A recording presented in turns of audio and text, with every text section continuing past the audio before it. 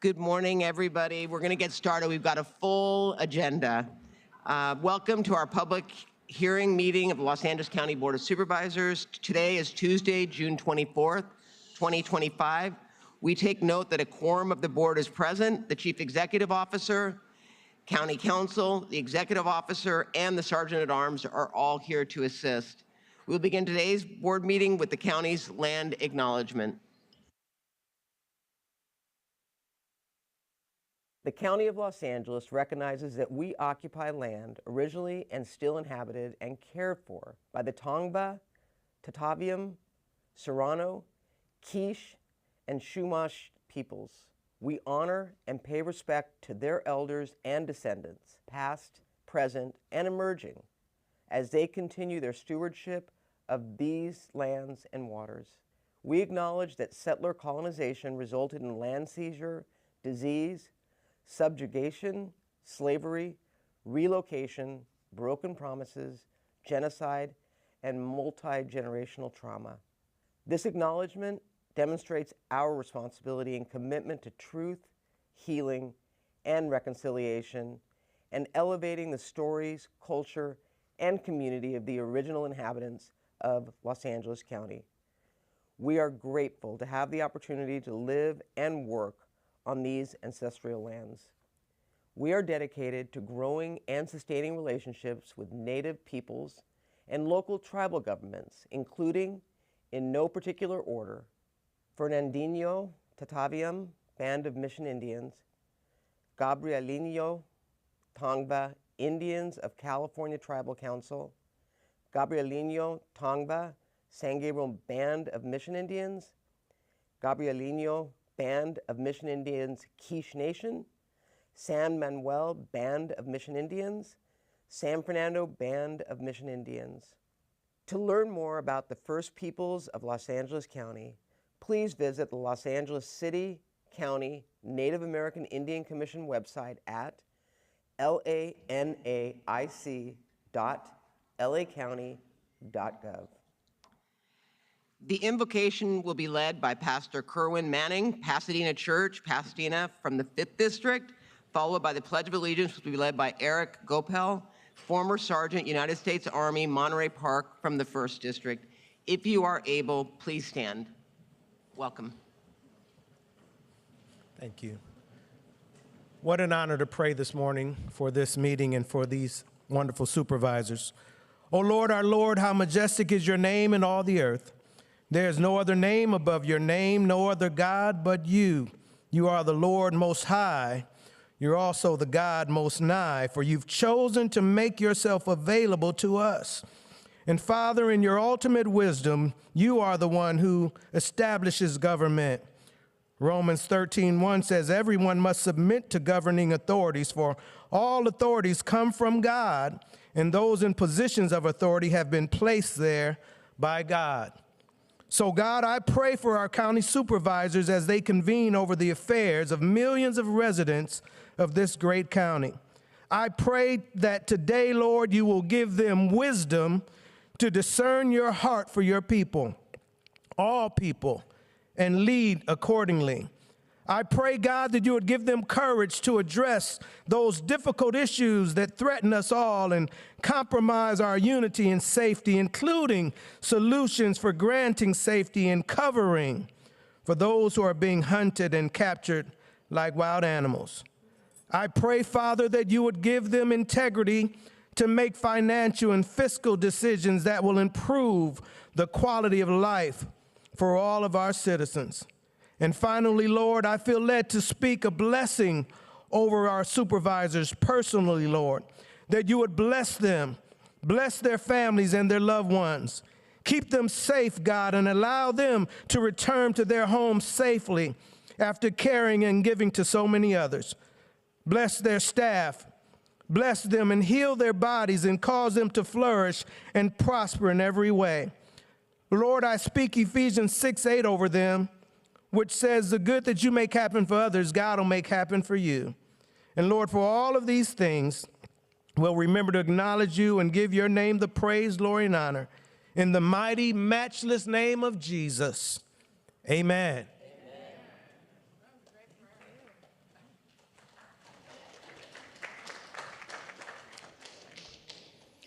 Good morning. Please face the flag. Place your right hand over your heart. If you're a veteran, you may render a hand salute. And join me in the Pledge of Allegiance. I pledge allegiance to the flag of the United States of America, to the republic for which it stands, one nation, under God, indivisible, with liberty and justice for all. Thank you. I heard that, Janice. I heard that. I heard you say it. No, I repeated it. What an incredible invocation. Please join me in thanking Pastor Kerwin Manning for leading us in this morning's invocation. He currently serves, He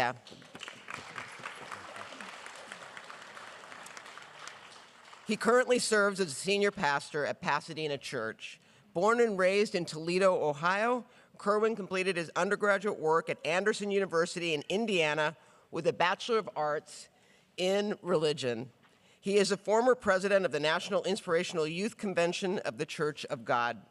Pastor Manning currently serves as a board member for Church of God Ministries and Pasadena Christian School.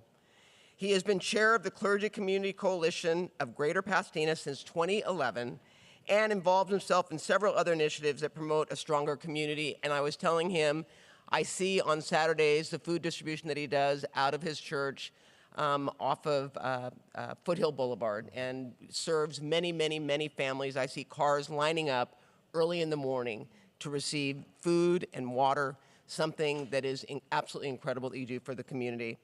Pastor Kerwin is joined, or he's not joined by his wife, but his wife has a little bit of a cold, but she is his partner in ministry, Madeline, and is also a gifted communicator and anointed psalmist. Together, they have two beautiful daughters, Madison Denise, a rising senior at Howard University, and Morgan Danielle, who is waiting for them in heaven.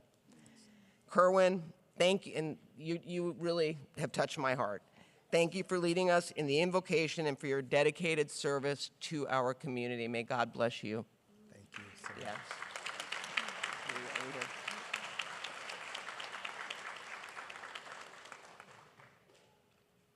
Thank you. Thank you so much. Yeah, thank you. Thank you. Supervisor Solis. Thank you. Good morning, everyone. Buenos dias. We need to celebrate, right? I want to thank Eric Gopel for leading us today in the Pledge of Allegiance. It's an honor to have you here with us today, Eric. You served previously the U.S. Army and a longtime community organizer and a national advocate for veterans and their families. Eric enlisted in the military at the young age of 18 after graduating from Glen A. Wilson High School in Hacienda Heights in the 1st District. He served for 7 years in the military from 2003 to 2011 on active duty in a special operations unit, providing communications and intelligence support. He was deployed multiple times in combat zones overseas, including in Iraq and the Philippines. During his service, he was awarded 2 Army Commendation Medals, a Joint Service Achievement Medal, and 2 Army Achievement Medals. And after returning to civilian life, Eric pursued a higher education through the GI Bill, attending Long Beach City College and then graduating from UC Berkeley with a bachelor's degree in political science. For nearly a decade, Eric has worked in a variety of policy and consulting roles in nonprofits, government, and private sector on issues ranging from the national defense budget to drug reform. Eric currently works at a grassroots progressive veteran nonprofit known as Common Defense as their Southern California organizer.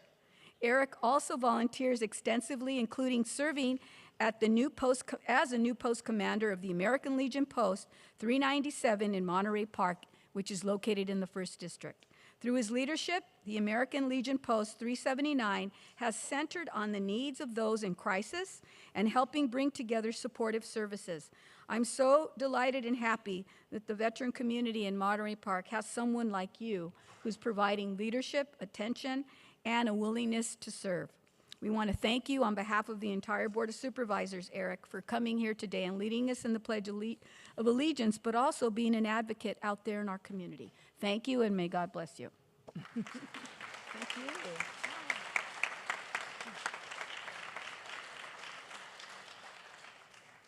Progressive. Congrats.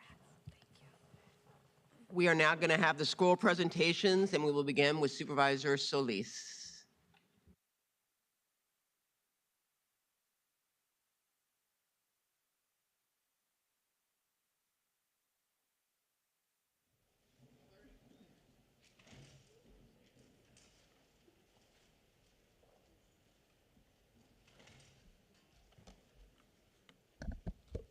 Good morning, everyone.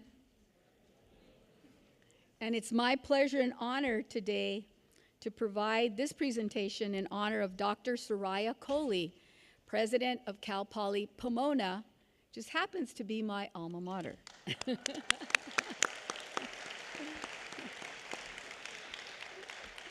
I am deeply honored to help celebrate this remarkable leader, a visionary educator, an unwavering advocate for student success, and also a personal friend of mine. Dr. Soraya Coley, the 6th president and the first woman and first African-American scholar to lead Cal Poly Pomona during this time. Today, as we celebrate Dr. Coley upon her well-earned retirement, we do so with gratitude and deep admiration for a career that has left an indelible mark, not just on Cal Poly Pomona, but on the broader region of Los Angeles County. Dr. Coley's tenure has been transformative. She brought to Cal Poly Pomona deep commitment to access, equity, and academic excellence. Under her guidance, the university has grown in both reputation and reach. But her impact cannot be measured solely in new programs or rising rankings. Rather, in the thousands of students, many of them first generation and from historically underserved communities, whose lives will forever be changed because she believed in their potential. One of the most powerful hallmarks of Dr. Coley's presidency has been her collaborative spirit. As a tireless champion for social justice and opportunity, I have found in Dr. Coley a partner equally passionate about uplifting underserved communities.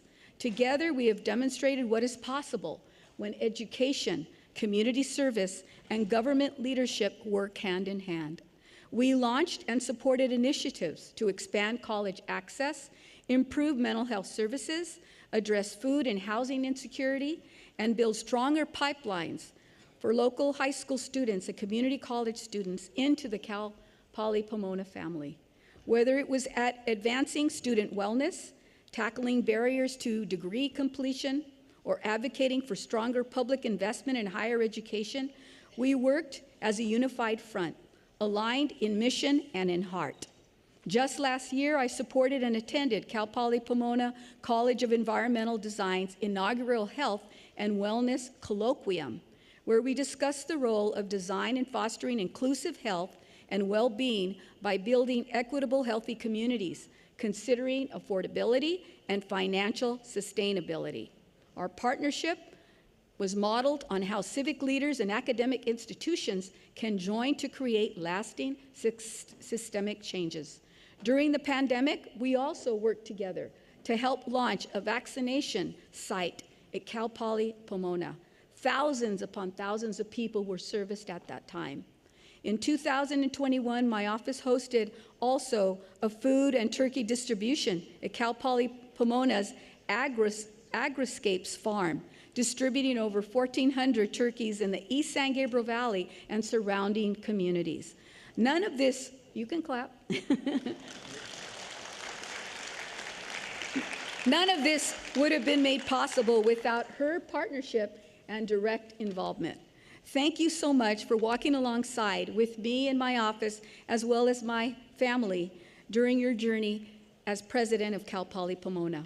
You've exemplified the power of shared vision and purpose, and Dr. Coley, your leadership has made Cal Poly Pomona more inclusive, more forward-thinking, and a compassionate institution. Your dedication and legacy will live on in every graduate, confident, capable, and ready to serve their communities. Know that your influence and your impact will be felt for generations to come. We thank you, we honor you, and we wish you joy, peace, and fulfillment in the years ahead. Congratulations on your retirement, and thank you for everything that you have provided. And now, I would like to ask Dr. Coley to please say a few words.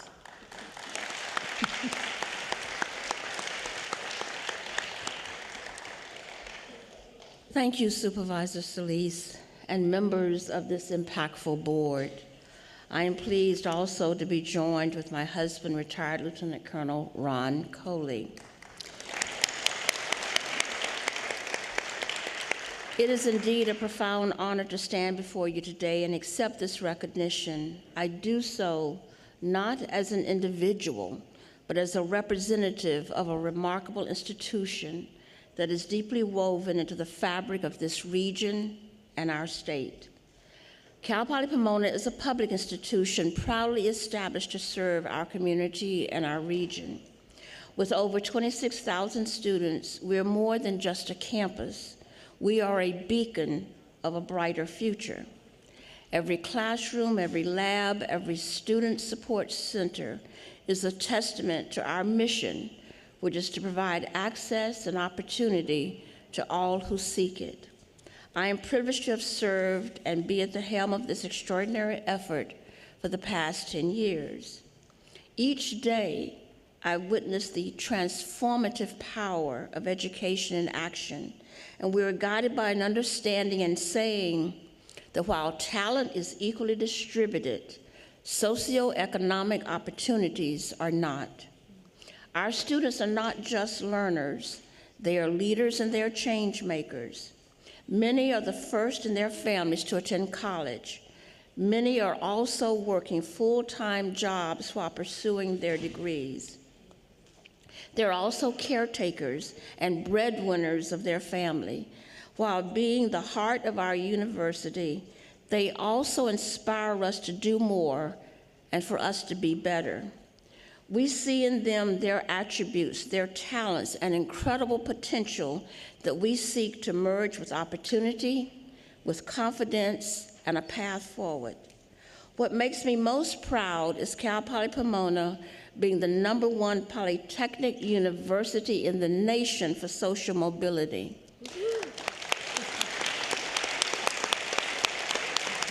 Our unwavering commitment to social mobility, social justice, includes providing access and opportunities to pursue disciplines of study that previously have not been undertaken by our demographic population, especially in the STEM fields of science, technology, engineering, and mathematics, as well as agriculture and hospitality management, while the liberal arts and social sciences remain foundational for learning. We're not just launching careers, we are launching the next generation. We're helping families rise, communities thrive, and futures take flight in new disciplines of study that contribute to societal advancement and individual, family, and community well-being. This recognition today is not just for me, it's for every faculty member, every staff member and administrator, every student and our alumni, as well as other stakeholders who believe in the power of public higher education. Thank you, Supervisor Solis.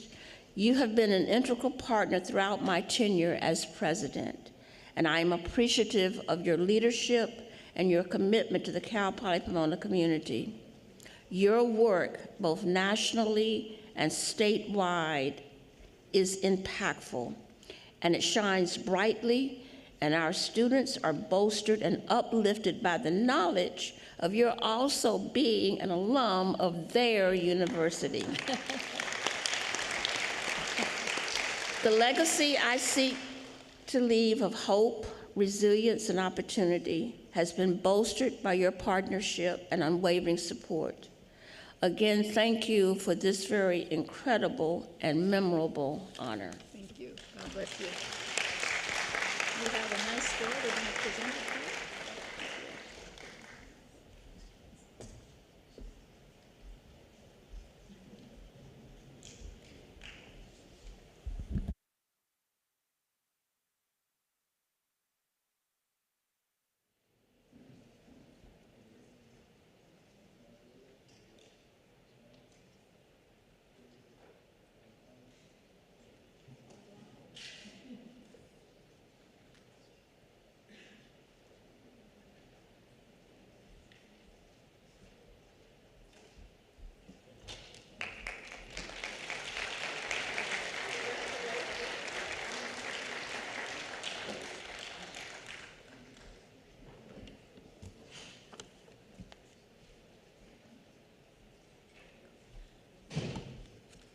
have one final presentation, Madam Chair, and I thank you and the audience for your patience. As many of you know, we're celebrating Pride Month, right?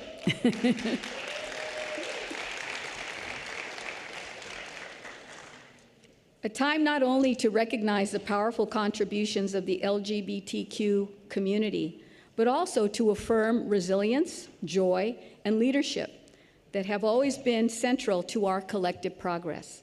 For far too long, the stories of the LGBTQ+ individuals, our leaders, our innovators, and our change makers have been erased, sidelined, or completely overlooked.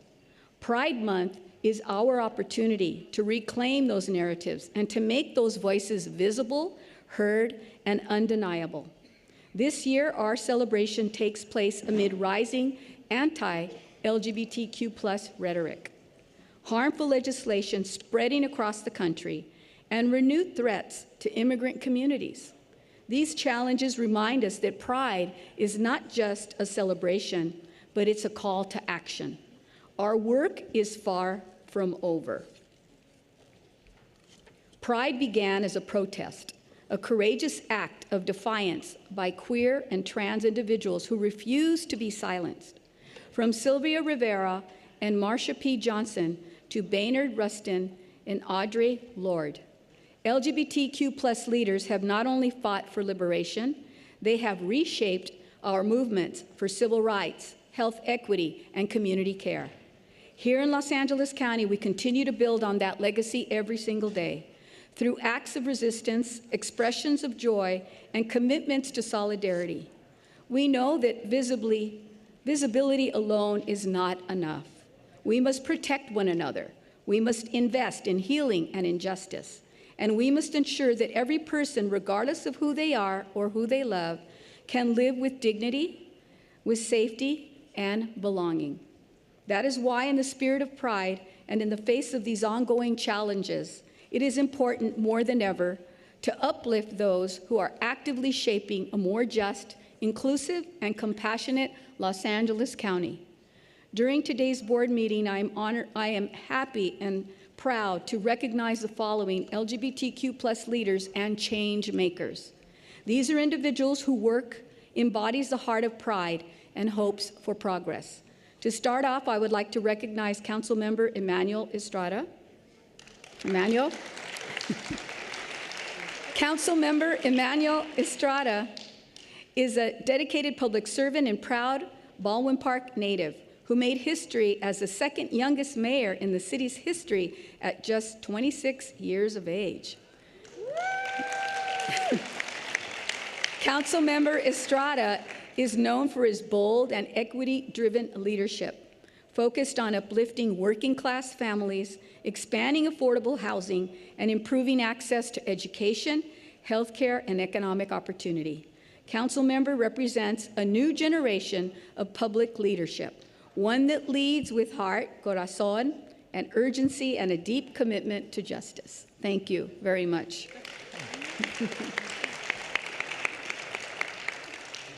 I also have the privilege and honor to recognize Camelia Cameleon. Camelia is a transformative leader and an advocate whose work as president of the San Gabriel Valley LGBTQ+ Center and director of policy at California Latinas for Reproductive Justice. She has helped to uplift countless lives across our region. She leads with radical imagination, blending healing, justice, community care, and cultural power to create spaces where queer, trans, and Latinx communities can thrive. Camila's vision, voice, and unwavering commitment to liberation continue to shape a more just, joyful, and inclusive future for all. Thank you very much, Camila. Next, I'd also like to recognize a very good longtime friend of mine, Hans Johnson. Hans is a nationally respected advocate for civil rights, government accountability, and inclusive public safety, with over 2 decades of experience supporting frontline organizations across all 50 states. As president of the Progressive Victory and a member of the LA County Civilian Oversight Commission, Hans has led critical work on issues ranging from hate crime prevention, LGBTQ+ cultural competency, to oversight of deputy misconduct and advancing language justice. While challenging discriminatory federal policies or expanding protections for immigrant communities and interpreters, Hans brings an unwavering integrity, strategic vision, and deep commitment to equity and human dignity. Thank you so much, Hans. Gracias. It's my pleasure to recognize Julia Diamond. Julia is a visionary arts leader with over a decade of experience shaping public space, cultural life in Los Angeles through her work at the Music Center and Grand Park. As Vice President of TMC Arts, Julia has championed inclusive, community-centered programming that brings people together across backgrounds to celebrate creativity, culture, and connection. From dance and opera to large-scale civic events, Julia's leadership reflects a deep growing commitment to access, to equity, and the power of the arts to inspire and unite our communities. Thank you, Julia. And finally, I would like to recognize El Sereno Greengrocer. El Sereno Greengrocer is a vibrant neighborhood market co-founded by Patricia Torres and Erica Crenshaw, who have turned a formerly beauty salon into a welcoming space for fresh, affordable, and culturally relevant food in a longtime food desert. Since opening in 2023, they created more than just a store. It's a modern tiendita built on relationships where neighbors can gather, feel seen, and access healthy food from women, BIPOC, and queer-owned vendors with EBT accepted from day one.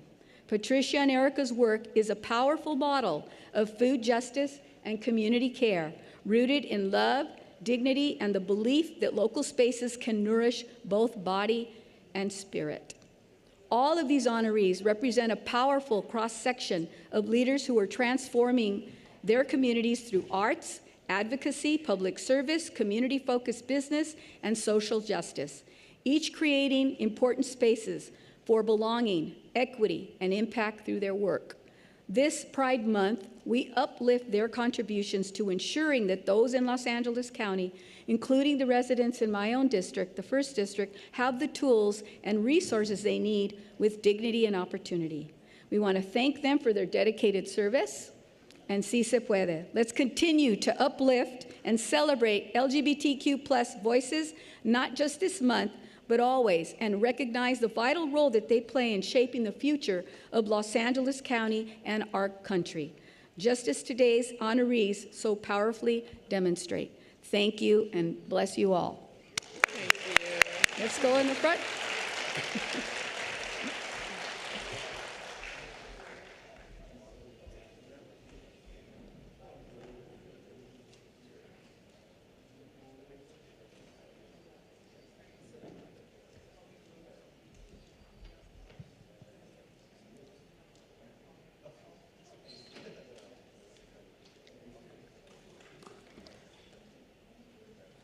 Supervisor Mitchell, you are up.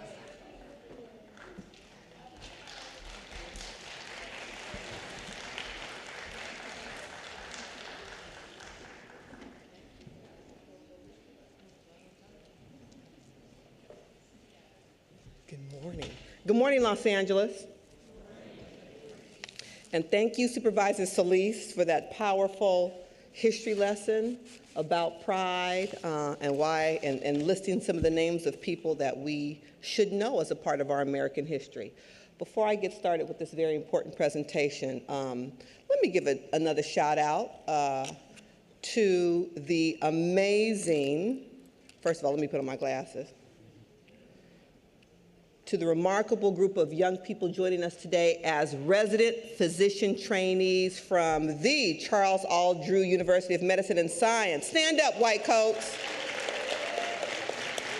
Charles R. Drew University of Medicine is one of our region's key institutions dedicated to advancing health equity and training the next generation of physicians.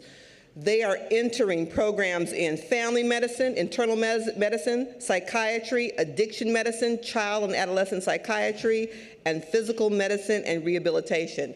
You know, I welcome the new group of white coats every year because from my perspective, given the district I represent, health access, healthcare delivery, and health policy are all interwoven as we are experiencing now, as we are fighting to protect Medicaid so you all can deliver services to the community that needs it the most. So I am very proud of you. You are our next health safety net practitioners, and we appreciate you deeply. Thank you very much for your commitment to our community.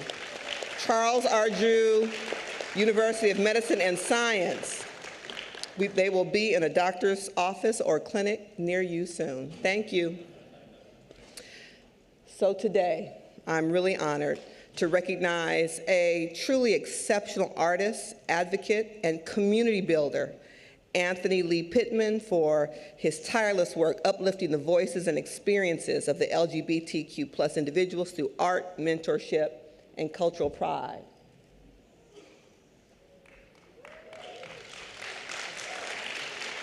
Extraordinary.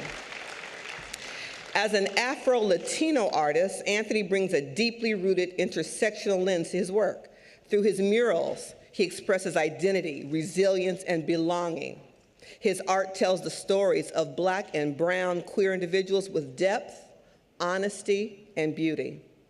Anthony's roots in C-O-M-P-T-O-N, hey, that's what we used to say when I was in high school, in Compton, and his lived experience as a queer Afro-Latino man are foundational to his artistic expression. They shape the themes he explores and guide the intentionality behind each partnership, collaboration, and piece of art he creates. His impact reaches far beyond gallery walls. Through his mentorship programs at Compton High, King Drew, Augustus Hawkins, and Jordan High Schools, Anthony is shaping the next generation of artists and leaders. From Watts to Compton, he is empowering young people to see their creativity as a tool for civic engagement, personal healing, and social change. Anthony's artistic voice has resonated far and wide. His work has been featured in national outlets like Vogue, Good Morning America, Essence, NPR, and Beyonce.com. See, the old people were like Vogue, ooh. The young people were like Beyonce.com, right. You're crossing generations. That's important. And most recently, his powerful exhibition, Sacred and Seen, at the Compton Museum, illuminated the vibrant, complex, and often unseen stories of Black and brown queer individuals navigating identity, culture, and faith in South Los Angeles. Anthony's body of work is a testament to his ability to hold space for both struggle and joy, and to affirm the dignity of every person exactly as they are. And so today, we honor more than an artist. We recognize a cultural steward, a mentor, and a powerful voice for truth and equity. Anthony Lee Pittman reminds us that public art is not just decoration, it's a declaration of who we are, what we value, and who belongs. And in LA County, especially in the 2nd District, everyone belongs. So on behalf of the 2nd District, I thank you, Anthony, for using your talent to create space for joy, justice, beauty, and liberation. We're proud to stand with you and honor your extraordinary contributions to all of LA County today. Thank you. Present this to you. Thank you so much. And it's signed by all 5 judges. That's fabulous. So take a quick picture. You gonna say a few words? Oh, do you want to? It's okay. Okay, beautiful. Let's step forward.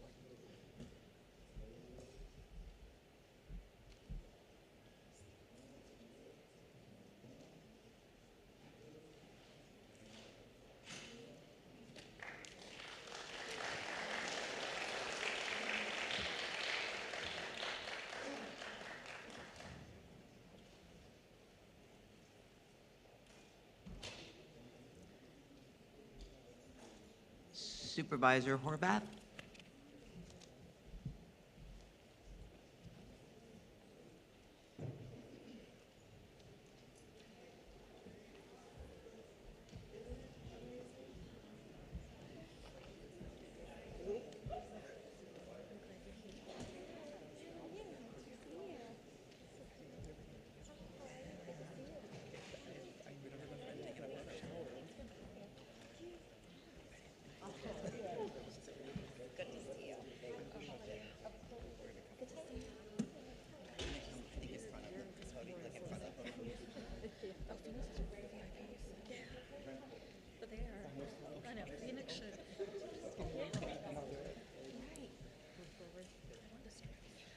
I love this morning. There's such great joy. Joy is our resistance in this moment. Good morning, everyone. It is such a privilege to be here with all of you during Pride Month to recognize an initiative that is not only life-affirming, but truly transformational for our young people. The Rainbow Resource Network came to life because young people and community partners told us what was missing: safe, welcoming spaces where LGBTQ plus foster youth could access gender-affirming resources, could be supported, and feel belonging. Working alongside our community partners and with the partnership of Supervisor Solis, we brought forward a motion to make that vision come to life. And today, that vision is thriving in communities across Los Angeles County. And what fills me with hope is that this effort has been led by the very people it was created for. Our youth ambassadors, young people with lived experience in foster care and our LGBTQ plus community, have shaped every part of this project with courage, with heart, and with purpose. They even chose the name Closets, with a Q, for the spaces they helped to build. Places where young people can access free, gender-affirming items and connect with community in a safe, affirming, and joyful space. Today, I'm honored to recognize one of our incredible youth ambassadors who's here with us, Phoenix Ayegbo with the Alexis Project.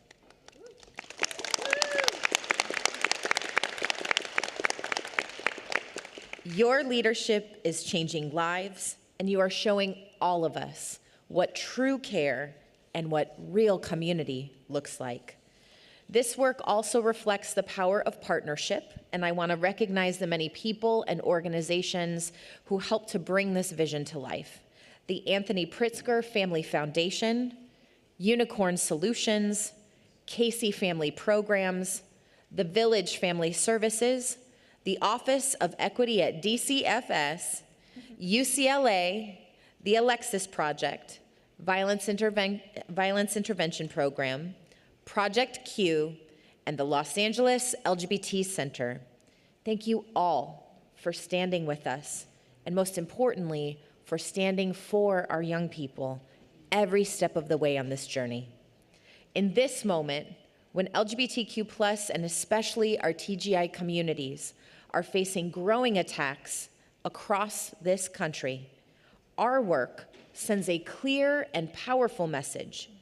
You are loved, you are supported, and you belong. On behalf of the Board of Supervisors and the entire County of Los Angeles, it is truly my privilege to present a scroll in recognition of the Rainbow Resource Network to all of those who made it possible.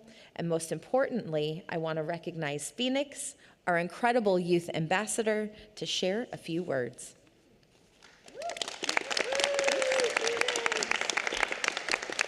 Good morning. I'm so honored to be here with you all. As you know, Alexis Project is just one part of the Rainbow Resource Network. We have worked so hard to create the Rainbow Dream Closet with a Q. And we always strive to serve the LGBTQ and foster care community, provide a safe space, and also provide basic human needs, because living without survival mode is a right. It's a need. It's not something that someone should have to go through. As a foster kid myself, it's honestly a true honor to be a part of this and see my community be helped, because I have seen so many injustices being in group homes and foster homes, and just jumping through courses that I shouldn't have because of injustices and gaps within the system. And it's just so encouraging to see that people actually care, because I wish that when I was in the system, that I knew that people care and I saw that people care, and it's truly just astounding to see that youth get to see that, and I really appreciate it just to see it.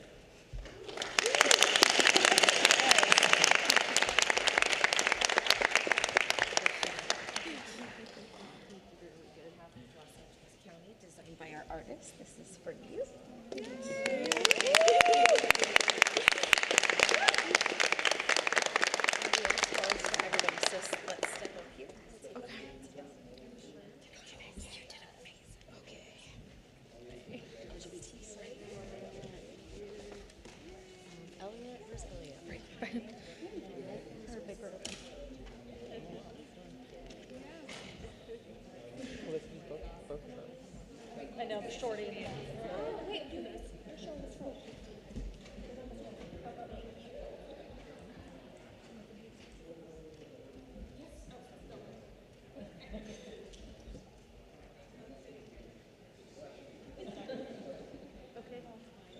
Okay, I'm on another.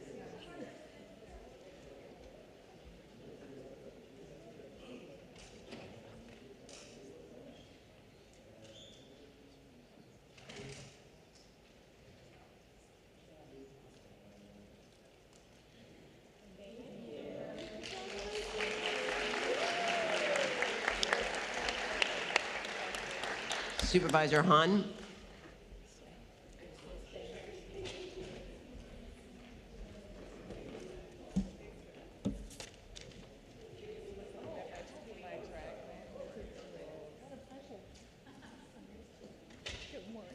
I know it took a lot to look like this at this time of the morning.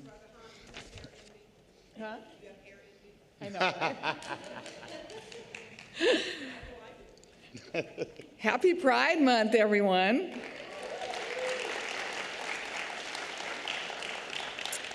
Good morning. It gives me great pride to welcome an entertainer, philanthropist, and my favorite drag queen, Jules Long Beach.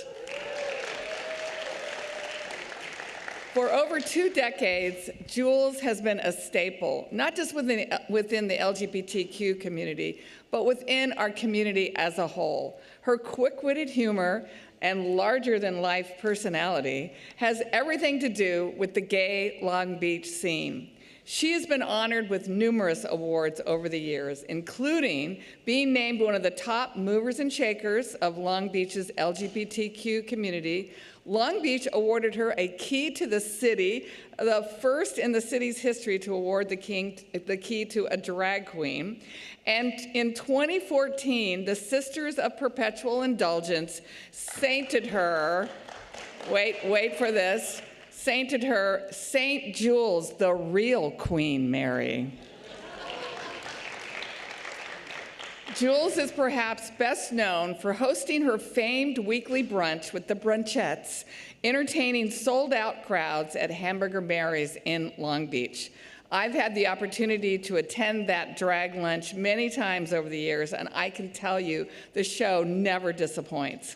And last year, when we raised the pride flag at the Los Angeles County Office of Education in Downey, thanks to an amendment by Supervisor Lindsay Horvath on our raising of the pride flag, when their city council voted against raising the flag at their city hall, I could think of no one better to MC that whole event than Jules. It was such a great day, and I'm so grateful that she was there to share in it. Beyond the stage, Jules has dedicated much of her career to giving back to the community. She is involved in numerous local charitable organizations, including the LGBTQ+ youth programs, HIV and AIDS awareness initiatives, and community outreach services for the underserved population in Long Beach. And every year on Easter Sunday, Jules leads a parade of drag queens down the Broadway corridor in Long Beach, making stops at every bar in the gayborhood to raise thousands of dollars for St. Mary's Care Center. As the federal government continues to cut funding for critical services to the LGBTQ community, like HIV treatment and prevention, it is critically important that programs like these continue to be a beacon of hope. And because of Jules, I continue to sponsor that Easter walk every single year. And as my colleague Supervisor Horvath says, life is always better with the drag queen. The work you do every day to ensure the LGBTQ community continues to have a voice is inspiring, and we're truly grateful for all you do. You are an icon, and you are a special friend to me, and now I'd like for you to say a few words. Thank you, Supervisor Hahn. Good morning, everyone. Good morning. It's such a treat on Pride Month as a drag queen that works late nights to be up so early here for this auspicious occasion. One of our huge supporters in our LGBTQ community in the County of Los Angeles, you were always showing up or writing a check. So showing up either way to help so many of our philanthropic efforts. Our passion really, for me, over the last 25 years is funding some of these amazing organizations. And it is so wonderful to have in Supervisor Hahn and honestly our entire board of supervisors in the County of Los Angeles, such amazing advocates. Now more than ever, I always operate with a feeling that drag is freedom. We're exercising our freedom to get up and get dressed and be who we want to be. And whatever your walk of life is, I see some fabulous folks in white coat drag today. Our amazing union members in purple drag today. Hey, drag is freedom. Whatever you get up and exercise your ability to be yourself. So the more we can do that, the better. And thanks to our amazing board of supervisors that makes it possible. Oh my goodness.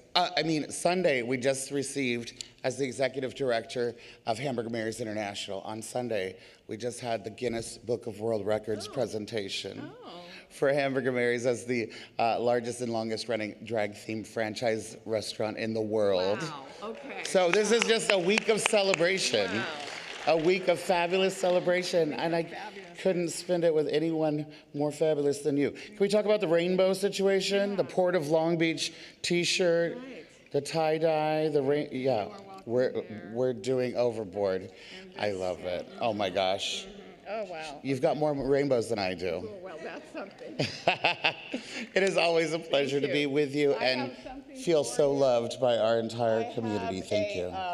Oh, wow. A proclamation. I know you've had a lot of honors, but you have not had this. It is a 5-signature, so all of them signed on to this beautiful proclamation saying wonderful things about Jewels of Long Beach, and a gold ribbon and rainbow, a gold seal and a rainbow ribbon. So congratulations, Jules. Thank you for taking the effort. I know it took a lot of effort to look like this early in the morning. But thank you so much.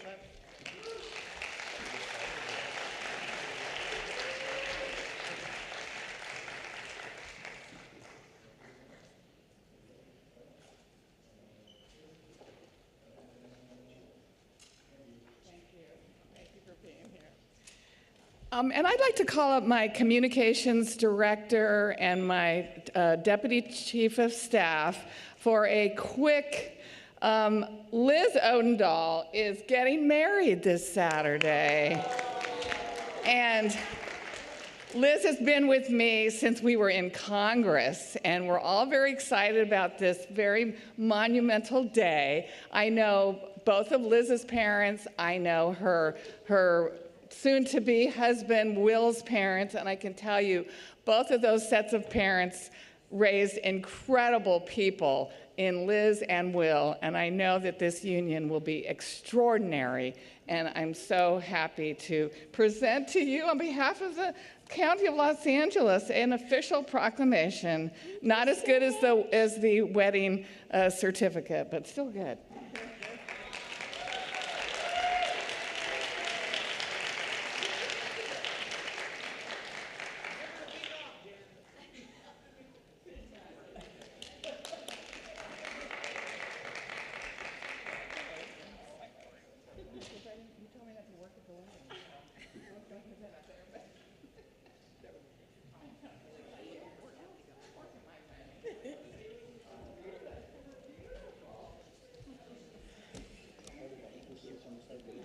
Welcome. Your office has been amazing working with us on this. Thank you. My pleasure.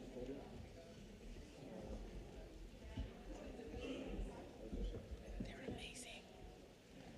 We brought you a great group this year. I thought I saw Kathy Gott. She's there. Yes. She's here. Oh, okay. Our commissioners Ah. There they are. Okay. Commissioners are coming. Here we go.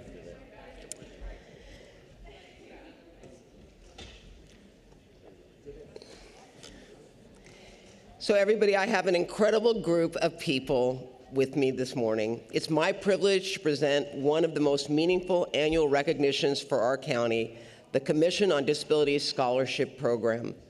The Commission's scholarship was created in 2003 to support both students and veterans with disabilities, ensuring they have access to the resources they need to reach their academic goals. In our county, we honor and celebrate individuals with disabilities, ensuring that they have every opportunity to succeed, belong, and use their incredible talents. Each of our scholarship winners shows us the impact of their capabilities in their classrooms and then throughout their communities. Their contributions strengthen our county and are truly worthy of our admiration, support, and today, our recognition. Los Angeles County is wholly committed to disability rights and equity. I appreciate the advocacy of those who have fought for these rights, affirming the county's responsibility to make Los Angeles County the most accessible county in the world. Yeah. Many, many thanks to the Los Angeles County Commission on Disabilities for its continued leadership and unwavering commitment to make Los Angeles County a more inclusive and equitable place for all. A special thanks to my commissioners, Kathy, Jack, and Andrea, for their ongoing work and dedication to this cause. It's been 35 years since the Americans with Disabilities Act passed, and a lot of work has been done since then across our nation. Our Board of Supervisors, in collaboration with the Department of Aging and Disabilities and the Commission on Disabilities, recognizes that our work is definitely not finished. It is our duty and privilege to empower and equip those with disabilities with every tool and opportunity to thrive. This morning, we have 14 incredible scholarship honorees whose determination and talent show us what's possible when we live up to those goals. It is truly my pleasure to introduce our amazing honorees. We have 11 recipients of the Bernard Sage and Bill Tainter Scholarship, which honors the legacy of two former commissioners who were fierce, and they were fierce advocates for empowering people with different abilities. Our honorees are Terry Cole. Can you raise your hand when I call you? Terry Cole, Paola Melana, Luis Ramirez, Halmar Chavez, Ignacio Rivera, Michael Diaz, Isaac Escabel, Luna Sarai Gonzalez, Charles Newman, Jose Lopez, and last but not least, Alexander Piedras. Let's give him a round of applause.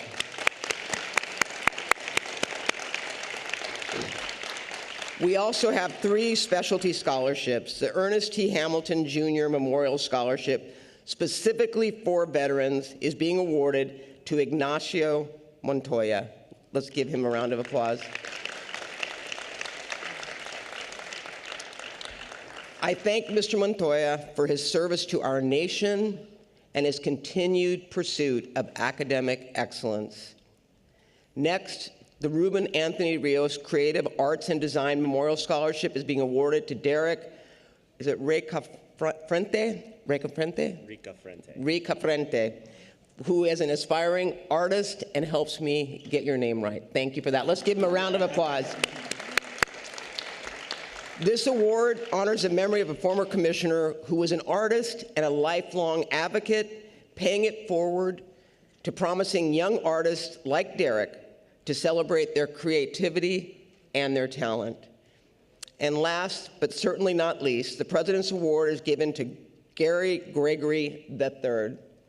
His determination and resilience exemplifies the power of pursuing education without limits. Let's give him a round of applause. Congratulations.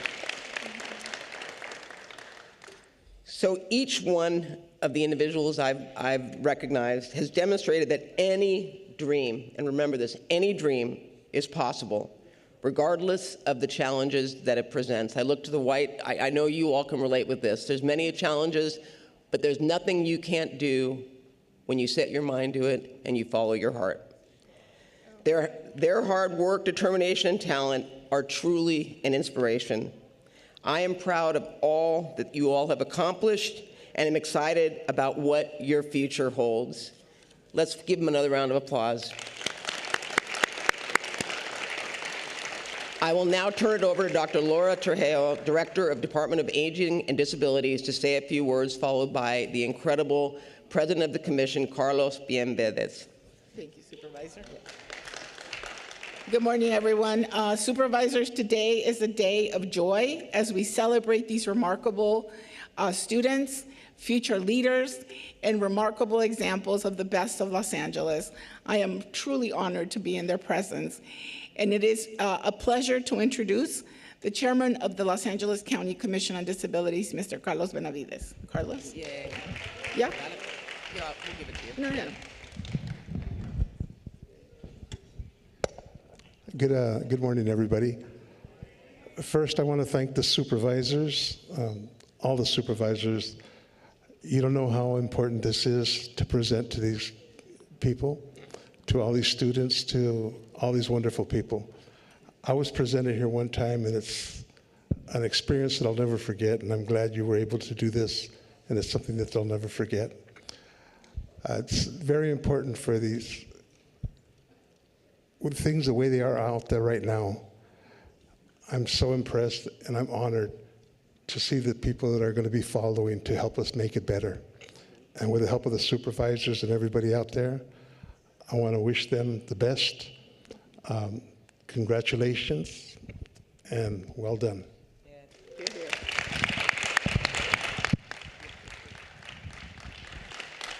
We'll do a picture, but why don't we just move this probably? Yeah. I can do it. I got it. I got it. Yep.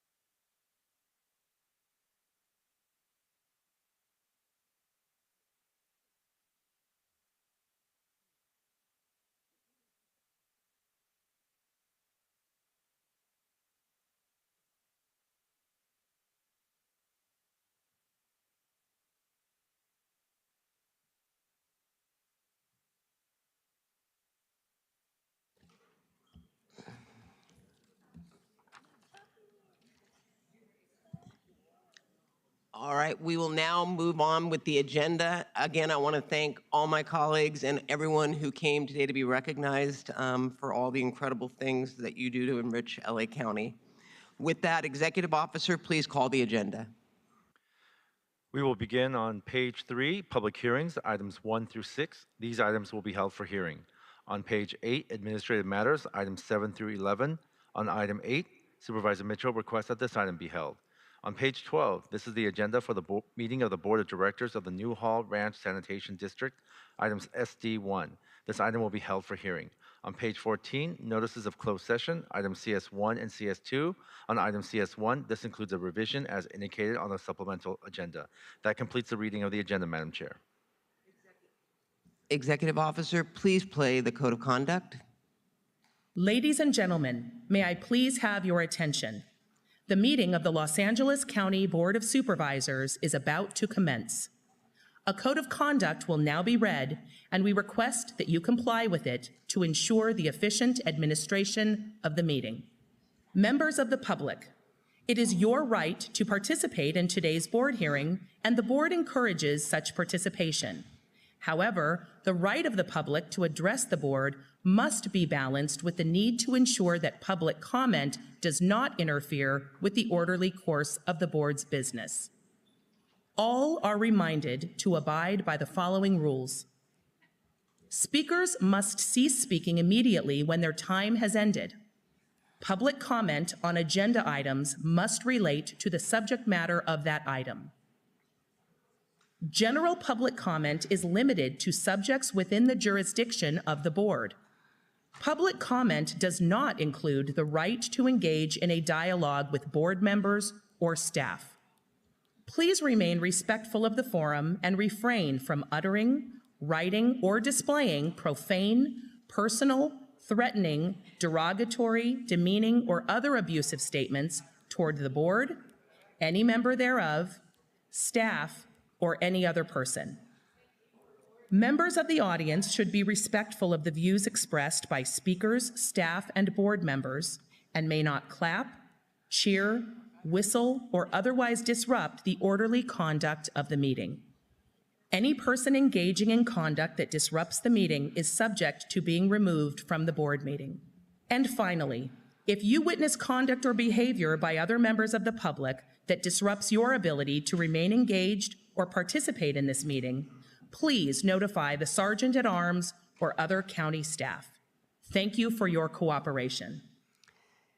Today's meeting order will be closed session matters followed by public comment on items not held for discussion by the board, public hearing items 1 through 6 and SD1, item 8, and close with general public comment.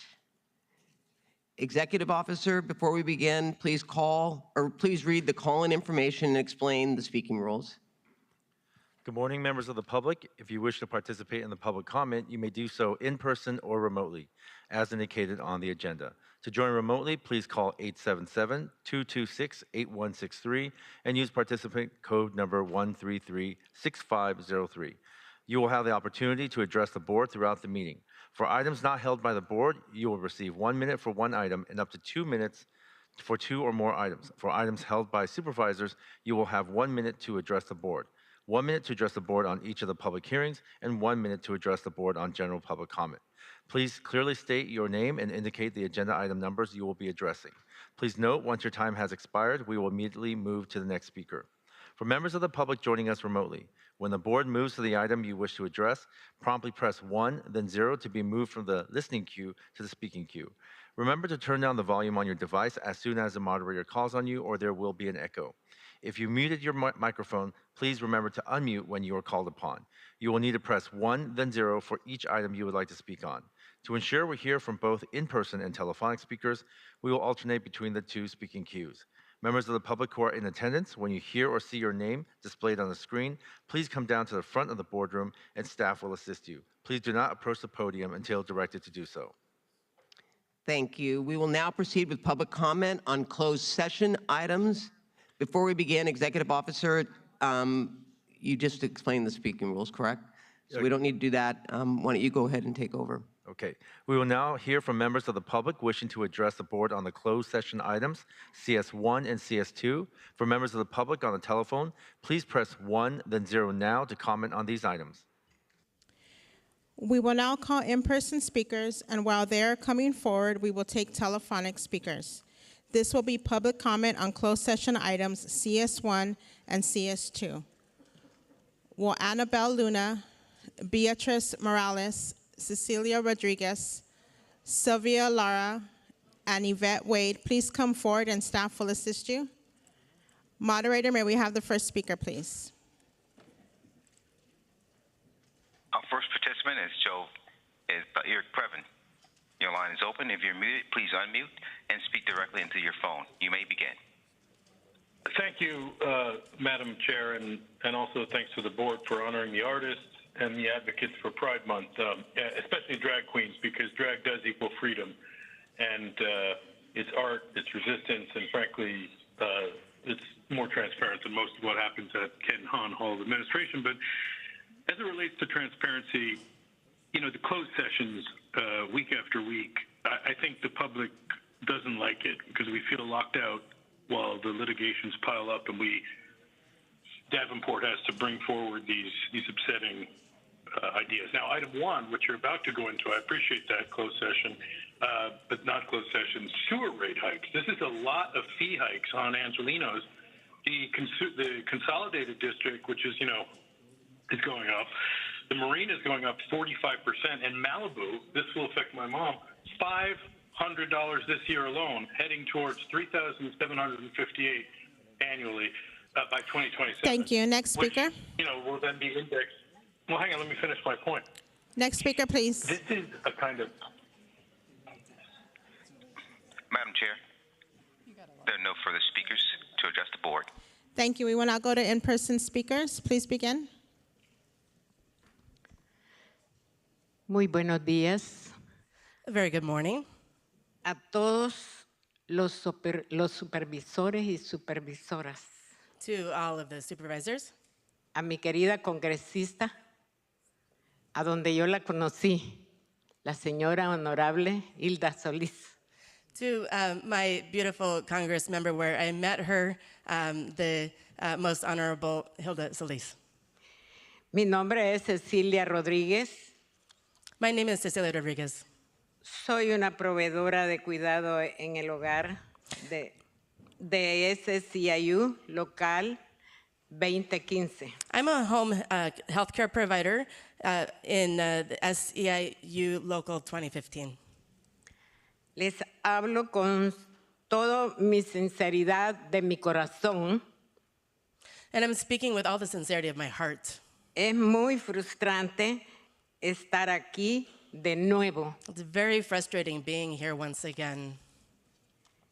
No hemos visto casi ningún movimiento sobre conseguirnos un nuevo contrato. We've almost seen no movement regarding trying to get us a new contract.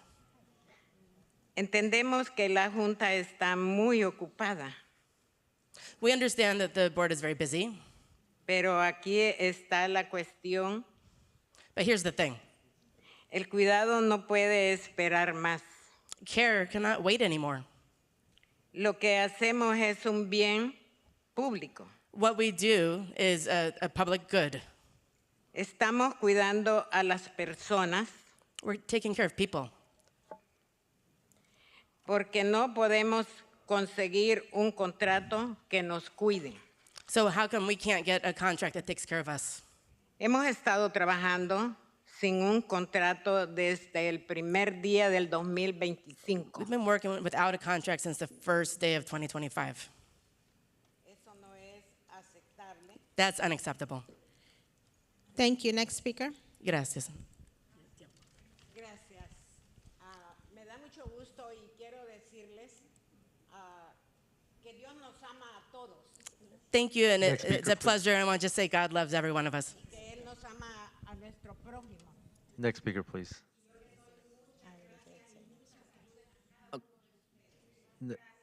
Thank you.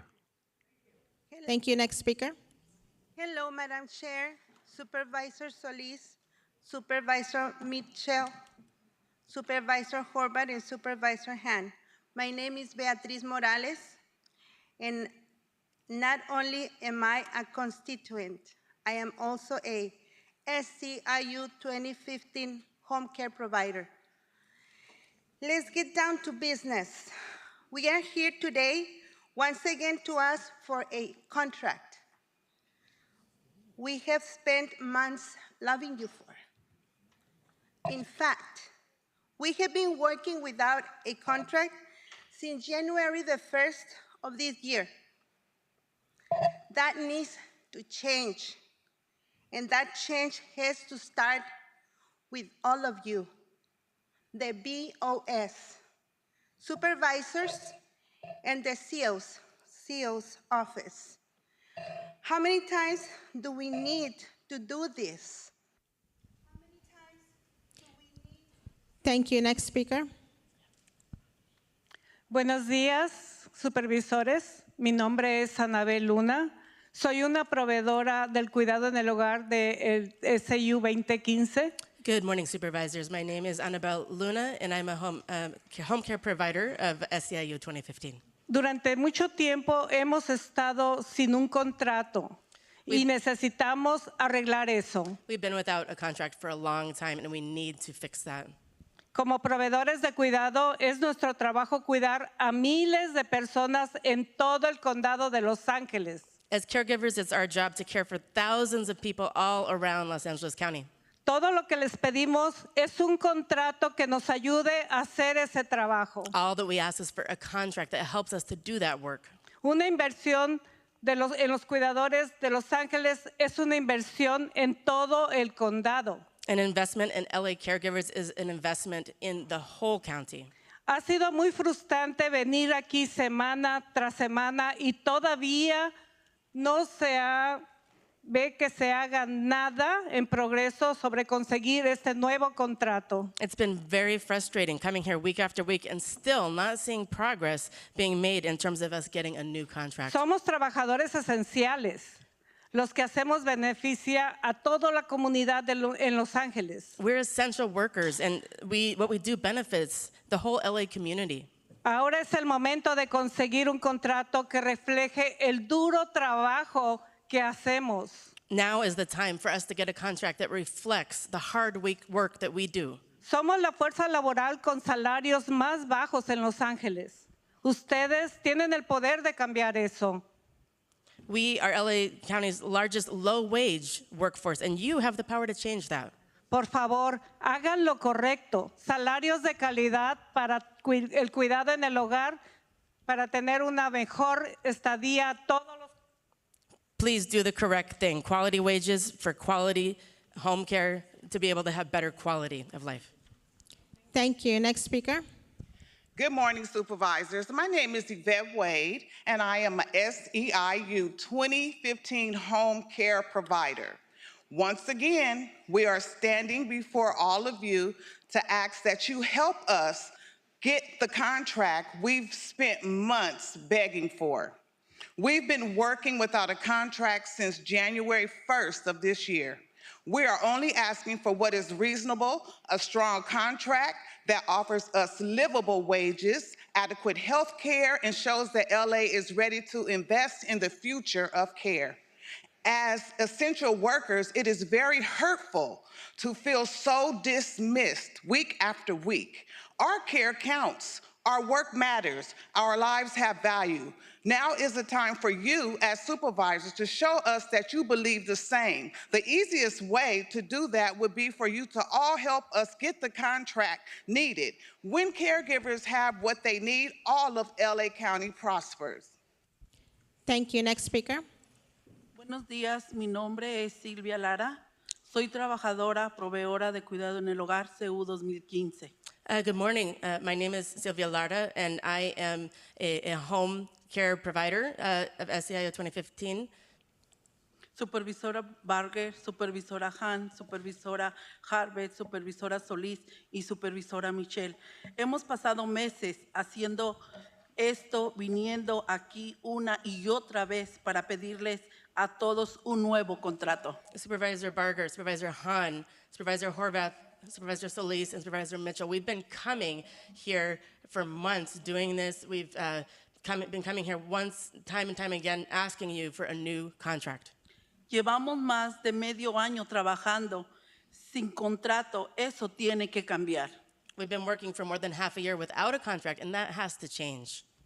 Este constante ir y venir en el que seguimos regresando para un nuevo contrato solo para ignorarnos y ser insostenible. This coming and going one time and time again, just to be ignored, is something that's unsustainable. Queremos todo lo que ustedes quieren, un contrato de Los Ángeles más fuerte, más saludable y más próspero. We want what all of you want. We want to have a LA County that's stronger, more healthy, and prosperous. La forma en que nosotros como ciudadanos podemos ayudar con esto es proveyendo el futuro del cuidado en el condado de Los Ángeles. Necesitamos desesperadamente. The way that we can do this as caregivers, we're able to help promote the future of caregiving in the county of LA, and we need that desperately. Eso comienza con darnos un contrato sólido que valore nuestro trabajo. That starts with giving us a solid contract that truly values our work. Somos la fuerza laboral con salarios más bajos del condado de Los Ángeles. We're the workforce with the lowest wages in LA County. Ustedes tienen el poder. And you have the power. Thank you. Madam Chair and members of the board, that concludes our time for public comment on these items. And thank you all for being here. Executive Officer, please read us into closed session. Members of the public, the board will now be going into closed session. While the board is in closed session, we will be showing video presentations. Supervisor Solis has a video presentation recognizing immigrant businesses and workers in the new Aquatic Center in the San Gabriel Valley. Supervisor Horvath has a video presentation recognizing the Los Angeles County Fire Girls Camp and Heal the Bay. In accordance with the Brown Act requirements, notice is hereby given that the Board of Supervisors will convene in closed session to discuss item number CS1, conference with legal counsel regarding anticipated litigation, and item number CS2, conference with labor negotiators, Visa Davenport, and designated staff, as indicated on the posted and supplemental agenda.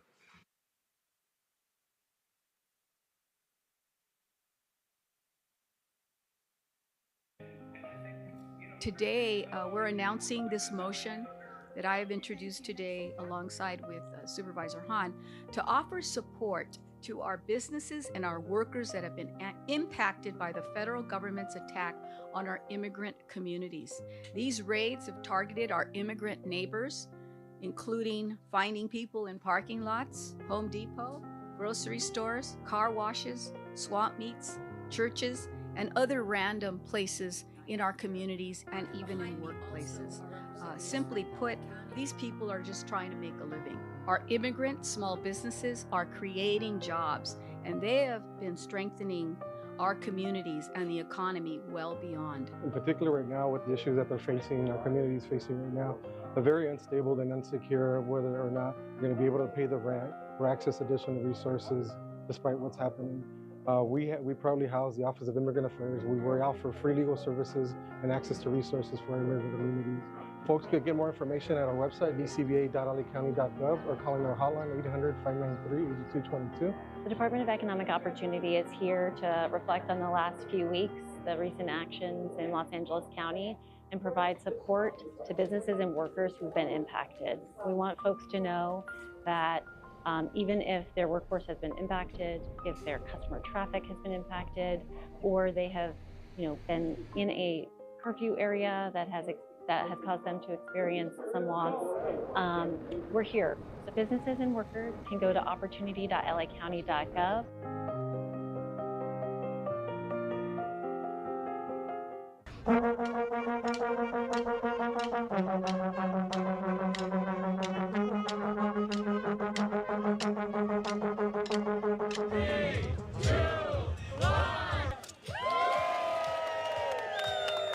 We are celebrating our community. Welcome to the greatest opening ceremony of all time. This is a regional project with an Olympic-sized pool and then another pool that's 3 feet for young people and people who are just wanting to learn how to swim. It's going to be a phenomenal opportunity for our community. Today it's been 7 years, a long road, and I want to thank all the folks that helped to make this happen. But it also includes a classroom that can be utilized for teaching, for learning. In addition, there is a walkway that surrounds a perimeter of this aquatic center, so parents and seniors can walk while their children or grandchildren are in the pool learning how to swim. We know already in the San Gabriel Valley, especially in this part of the unincorporated area, there are not a lot of opportunities for people to go swimming or open plunges, as we used to call them. And that was something that I knew while I was growing up. There were no other pools anywhere around. You have to ask yourself why. Some people in the neighborhood say, well, that's just the way it is. Supervisor Solis said, no, not just that's the way it is. You deserve this facility. And she came and asked us to build it. It has been a very big pleasure. It's pretty amazing. There was an elementary school here before, so it's completely transformed. I wasn't expecting all the greenery and this super nice building and even the playground back there. We're super excited. My family loves the water, so having this closer to us is really awesome. I just love it for the new generation right now, for the kids, and even for us seniors to enjoy it. This is our gift back to the community, and I'm so proud and honored to be able to have steered the project with all our partners involved. So thank you again, and it's a great day to celebrate.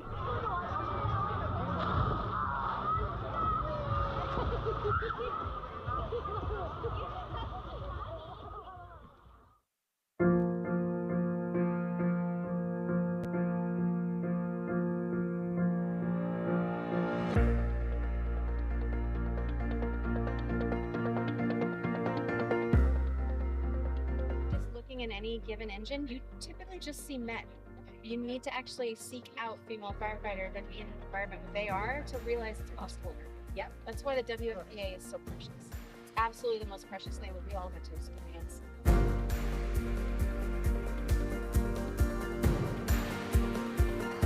My name is Lindsay Horvath. I am the supervisor for the 3rd District of Los Angeles County.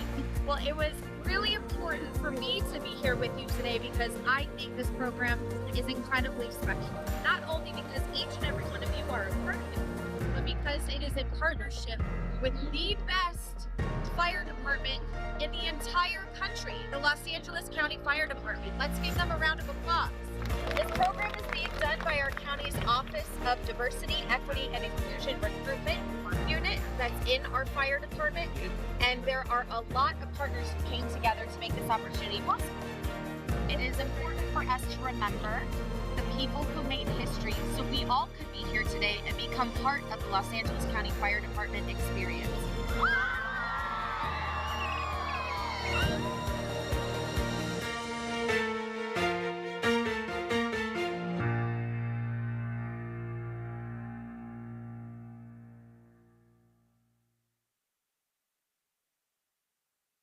Hi everyone, Supervisor Lindsay Horvath here. Today I want to give a special shout out to someone who has been an incredible partner in protecting our coast and our communities. Heal the Bay and Meredith McCarthy, who is celebrating 20 years of leadership with the organization. Thank you, Meredith. In the aftermath of this year's wildfires, the entire Heal the Bay team showed us what real leadership looks like. When our coastline was vulnerable to debris and runoff, they didn't hesitate. They rolled up their sleeves and got to work. Their efforts help make sure our beaches stay safe, our oceans stay clean, and our communities can begin to heal. This work is personal. It's about protecting the places we love, from the shores of Malibu to the neighborhoods that call this coastline home. Meredith, thank you for always being a champion for our environment and our people. We are proud to stand with you, and we can't wait to keep partnering in the work ahead. Let's keep taking care of each other and this beautiful place we call home together. Thank you. Thank you. Thank you. We're so grateful for your leadership. Couldn't do it without you. I really, really appreciate you. Congratulations, so many years, and it shows on this beach how much you've made a difference. Thank you. Thank you.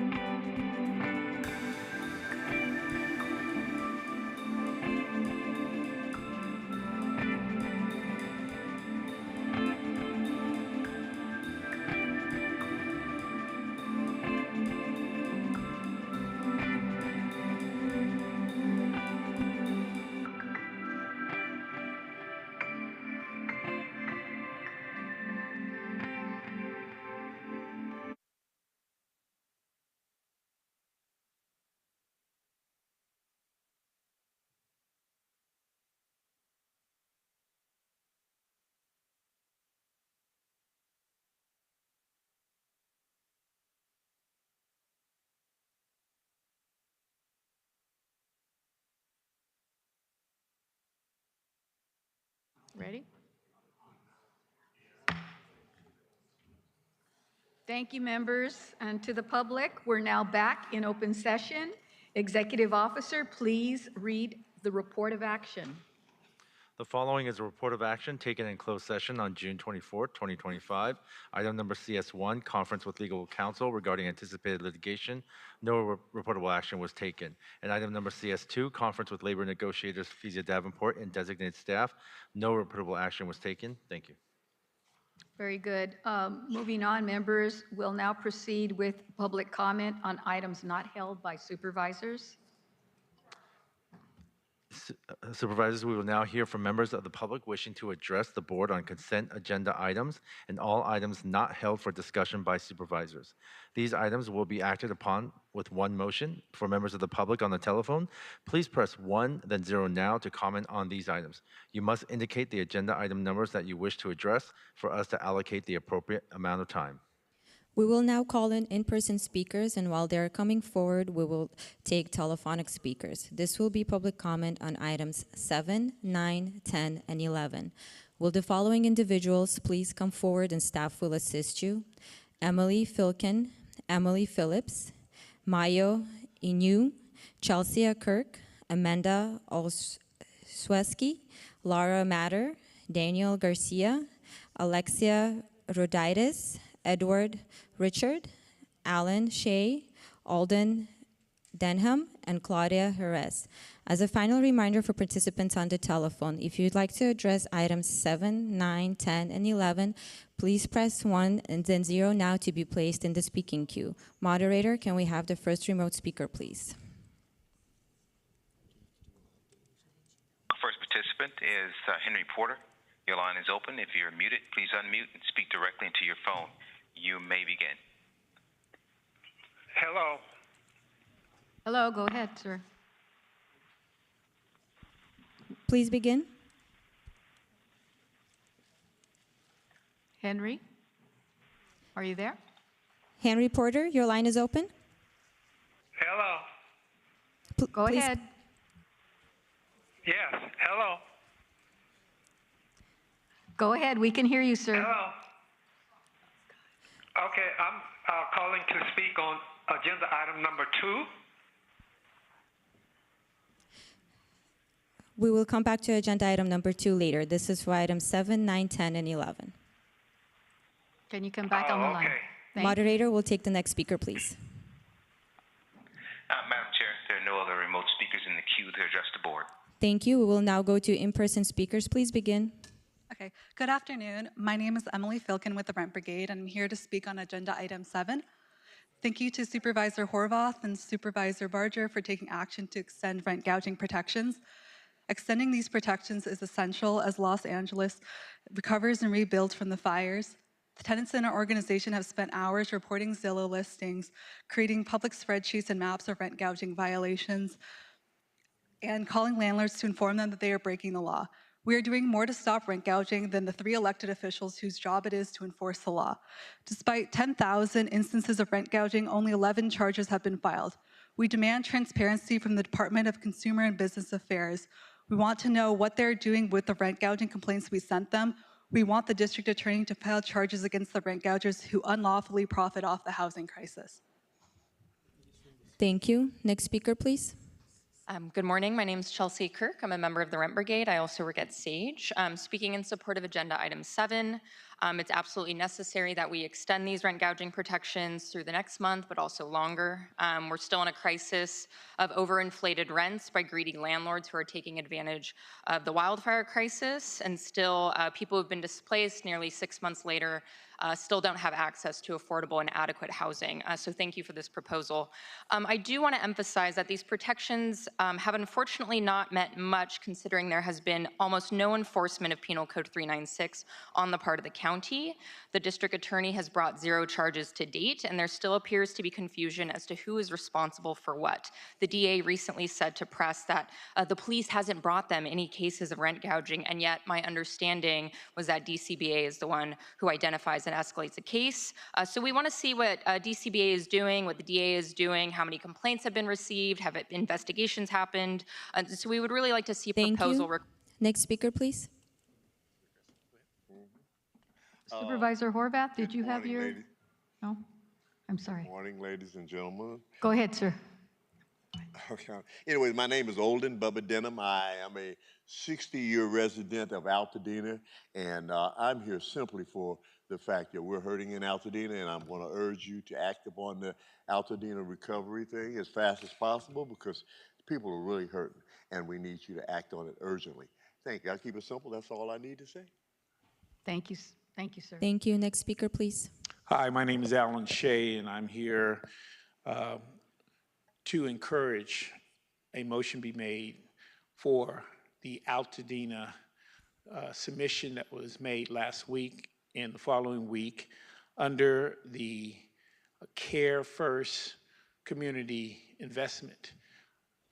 Based on the enactment of it, there certainly is sufficient funding that could be used in Altadena, and we would ask that this board work in unison to make that happen, because it is imperative that the community start being uplifted by this board in Altadena to show that they're going to make the investments that were developed and approved in 2020 for the county. And Altadena certainly apply for that need according to the intent of Measure Thank J. you. Thank you. Madam Chair and members of the board, that concludes our time for public comment on these items.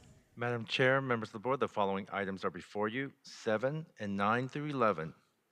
Madam Chair, if I may, I just wanted to address one aspect of what was mentioned. Sure.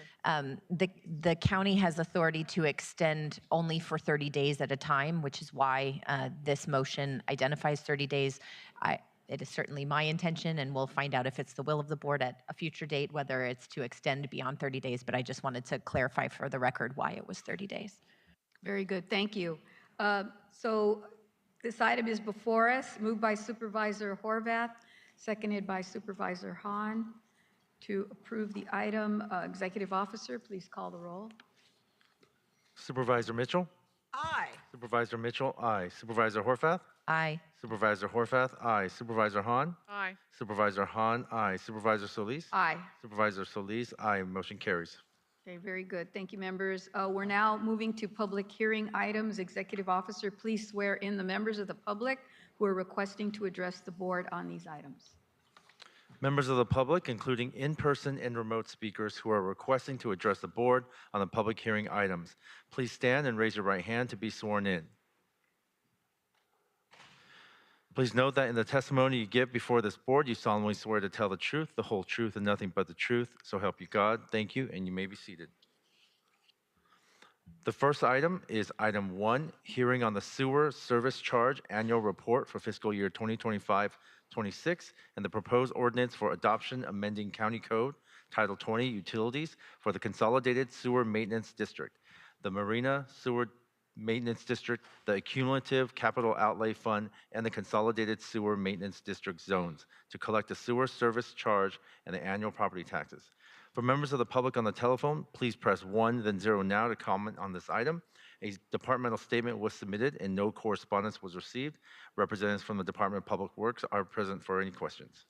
Thank you to Public Works and Supervisor Hahn. I'll recognize you. Yeah, thank you. Thank you, Madam Chair, and thank you, Director Pastrella and others for being here today. So I understand that the work of the Consolidated Sewer Maintenance District is very important to safeguard public health, keep our communities safe.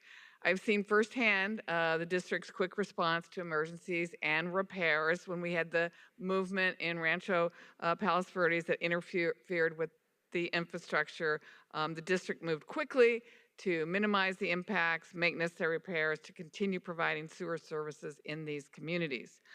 However, I have some concerns about how these fee increases are being implemented.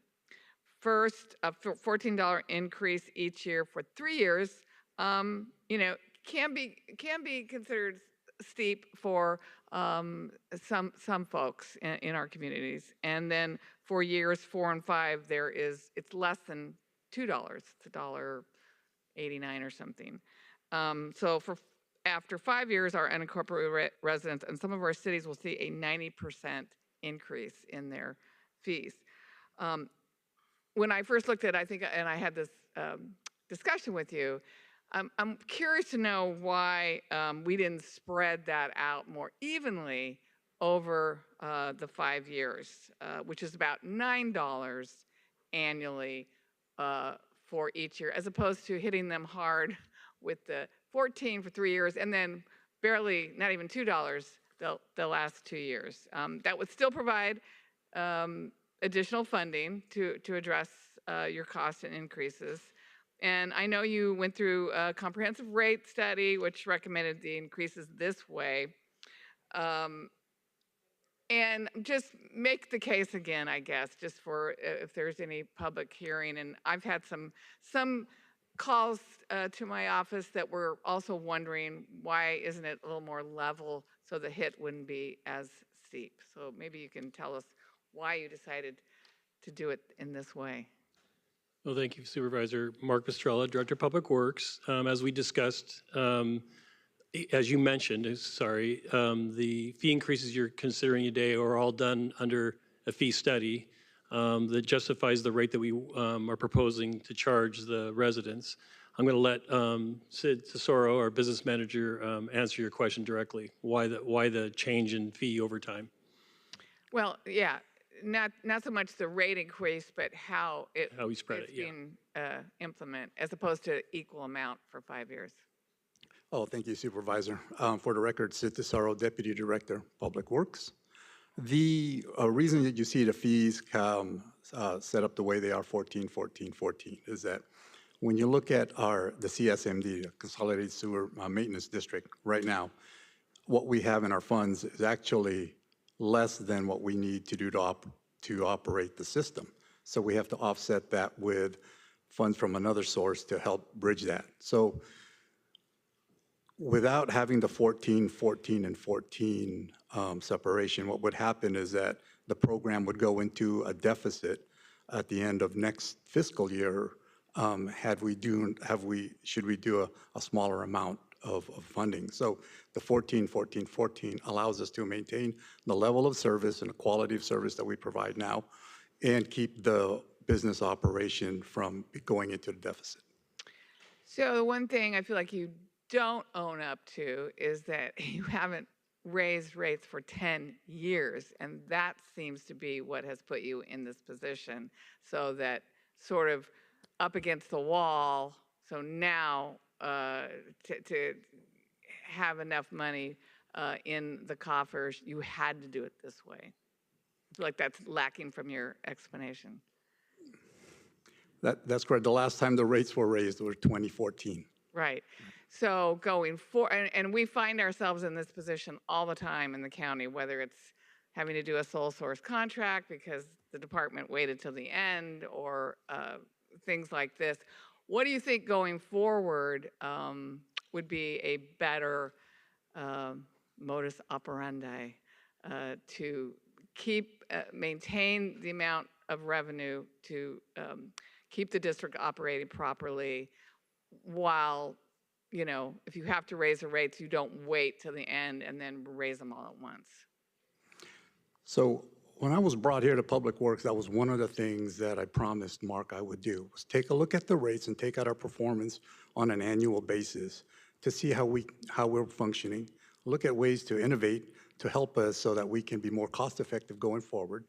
Yes, there is a potential for future rate increases, but by doing this way, looking at it annually, we can help reduce those and maintain it as such that we're not looking for big increases during future years. In other words, we'll look at more like a 5-year increment and see what the spend will be. I understand that 14, 14, 14 is a lot, but if you look at it, the remaining 2 years below that are significantly lower. I know, that's why I was saying it'd be great just to level out. So future rates would be more in that lower range, if needed at all, as we go forward.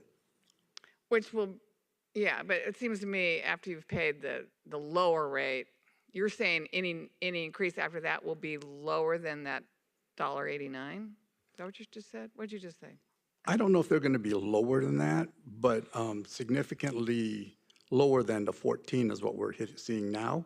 is if we're smarter about how we manage our program and our systems going into the future. Right. But that also feels a little bit like you hit them high for 3 years and then, oh, anything later will definitely be lower than that. Where again, I think a better way to have done it would have been to be equal 999. I understand that because of poor planning, you have to do it this way to have enough money in your coffers, which we want. We want this district to be able to be maintained and operated for the good of our communities. You can see what I'm saying, right? Yes. So maybe in the future, if there is, nobody likes to raise rates. We don't like to raise rates. Nobody likes to pull the plug on raising rates, but I think you have to show leadership. And if in fact you have to do it, I think it should be done in a way that is not as hard of a hit for the amount that you need to raise. That's all I'm saying. And the other thing, one of my cities, Mark, expressed concern about, it was Lakewood, expressed a concern about getting a fee increase, but not receiving additional maintenance in their city. And there's probably misunderstanding about what the fee increase actually does. So can you tell us if there's, with this rate increase, is there additional cleaning or monitoring with all this money that the district is getting? So Supervisor, I had a good conversation with Lakewood, actually, and called them and asked their concerns, and as you reported, these are their concerns. What I spoke to them about and what I would tell all the constituents within the CSD, and I want to remind the board that this is 67 cities and the unincorporated area. It's a huge district. So it's the largest sanitary sewer district system in the county and probably in the state. And so what we're doing with this effort right now is moving, what we're guaranteeing, what people get from this is continued level of service, which the district has an outstanding record of service. Our liability for backups is very low comparative to the rest of the United States. The cost of the service is some 3 times less than what, say, the city of Lakewood attempt to do their own service. And then what we're also saying is that the resilience, this is an investment in resiliency of that existing system by maintaining the level of service. We're not going to drop down. So they're going to see, with sewers, you don't see them. But what you do is you count on them. And this provides a level of certainty that we're going to flush, if you will, without a backup in our system, that we're going to not have that kind of liability in the homes. And the biggest disaster in a sewer system is when some residential property owner experiences a backup into their system. And can't count on that system for ongoing. So what they're paying for, what they're getting is a continued outstanding level of service and some certainty about the system. Yeah, I agree. And do you feel, are you satisfied with that explanation or no, not with that explanation. Are you satisfied that that was part of the community outreach? And do you feel like you got to the right people giving that explanation? Because I understood you went to city council meetings, but it seems to me if you gave that kind of an explanation at a city council meeting, I wouldn't have gotten a call that misunderstood. Well, it's interesting because when I talked to Lakewood, they were very complimentary of the outreach that we did. Oh. And our manager was there as well as Yona. Yona, maybe if you give an opportunity to let him tell you what he learned in our outreach that we did. Because we did do an outstanding level and an advanced level of outreach that we haven't done in the past with all of the fees you're hearing about today. And that's a demand of mine that our organization go beyond the minimum and reach out with equity so that we get, as you said, we reach the right people, as many as we can. Yona? Right, and sometimes just a postcard, No, we're not doing that these days. The fee increase isn't in my mind outreach. I agree, Yona. Yeah, hi Supervisor Hahn. My name is Yona Halpern. I'm a principal engineer in Public Works. And exactly as you mentioned and as we expected, nobody's happy about fee increases. But when we took the time to explain to residents about the service that we provide, about the importance that it plays in their quality of life, we found a general understanding and support and the understanding of the reason why the fees need to be increased. Right. Okay, I think, again, moving forward, I hope that you have a future forward-looking idea of what the district will need in the future, and you have, if it's leadership or courage, to raise it more incrementally than waiting 10 years and then going, oh my God, now they're going to get a 90% increase. I just think that would be better for our residents. Very good. We agree. Thank you. Great. Okay, Supervisor Mitchell. I just wanted to follow up on the comments made about outreach. We have this conversation, not just you, many county departments, and I'm hoping that everyone is being forward-thinking. You know, the way we did outreach in the past is just not really relevant. You know, in some communities, I see a postcard's probably more realistic than an online town hall or expecting people to show up someplace. So I'm really hoping that you and other relevant county departments are really, you know, engaging those who are in the driving seat of social media and cutting edge outreach to really figure out the best and most effective way to communicate with our constituents, because you hear from this dais, what's your outreach all the time. And I just think we need to really be at the cutting edge of figuring out what that looks like. You want to respond? Thank you so much, Supervisor Mitchell. That's so aligned with what we did on this project. We were highly focused on utilizing multiple different methods of communication. We set up a dedicated email address for each of the districts. We set up a phone hotline. We attended community events to flyer and inform residents about the service we provide. We also hosted specific open house events and community meetings. And one of the strategies that we have found to be most effective through all this is leveraging existing community groups. Yeah. Coming and talking places where citizens are highly engaged, they're already participating in government, and using that opportunity to talk to them about the sewer service and how it benefits their lives. And so we found that to be the most effective strategy throughout this outreach. I appreciate you all walking through that, because I am always deeply saddened when I am clear how disconnected so many Angelenos are. We certainly experienced it during COVID. My team and I still do good old-fashioned door-to-door canvassing, depending upon the situation. We did door-to-door canvassing around our Juneteenth event. And the conversations I had at the doors with people about what they didn't know, the county's doing, the work of the county, it shocks me when I think of all the effort we spend on outreach, trying to get information out to people. And so many are deeply disconnected. For a variety of reasons. They're just disconnected. So thank you for that. Thank you, Madam Chair.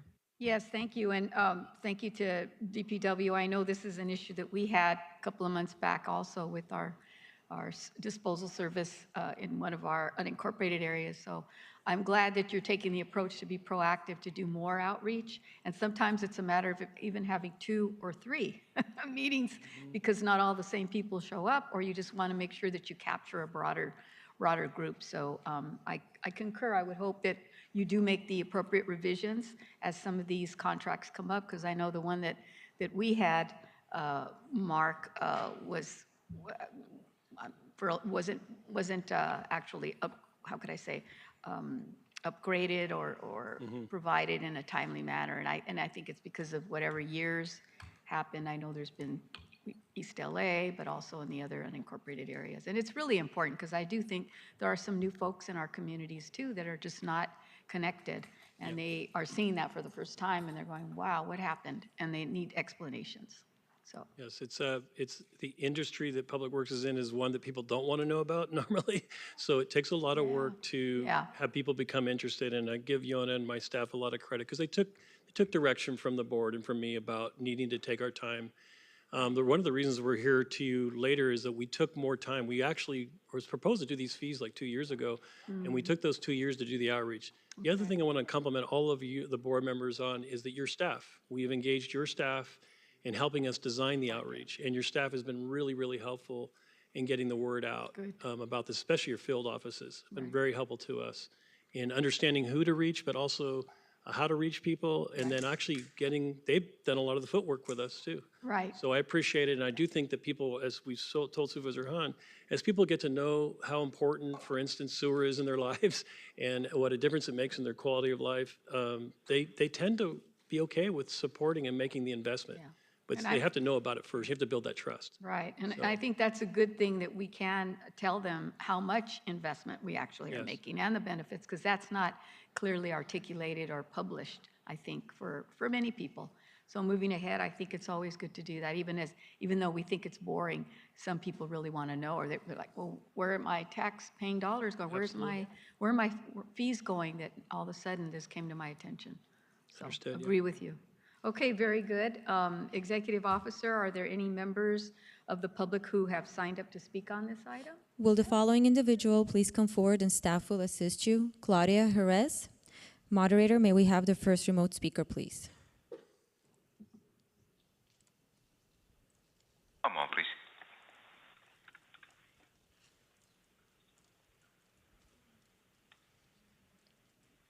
Moderator? One moment, please.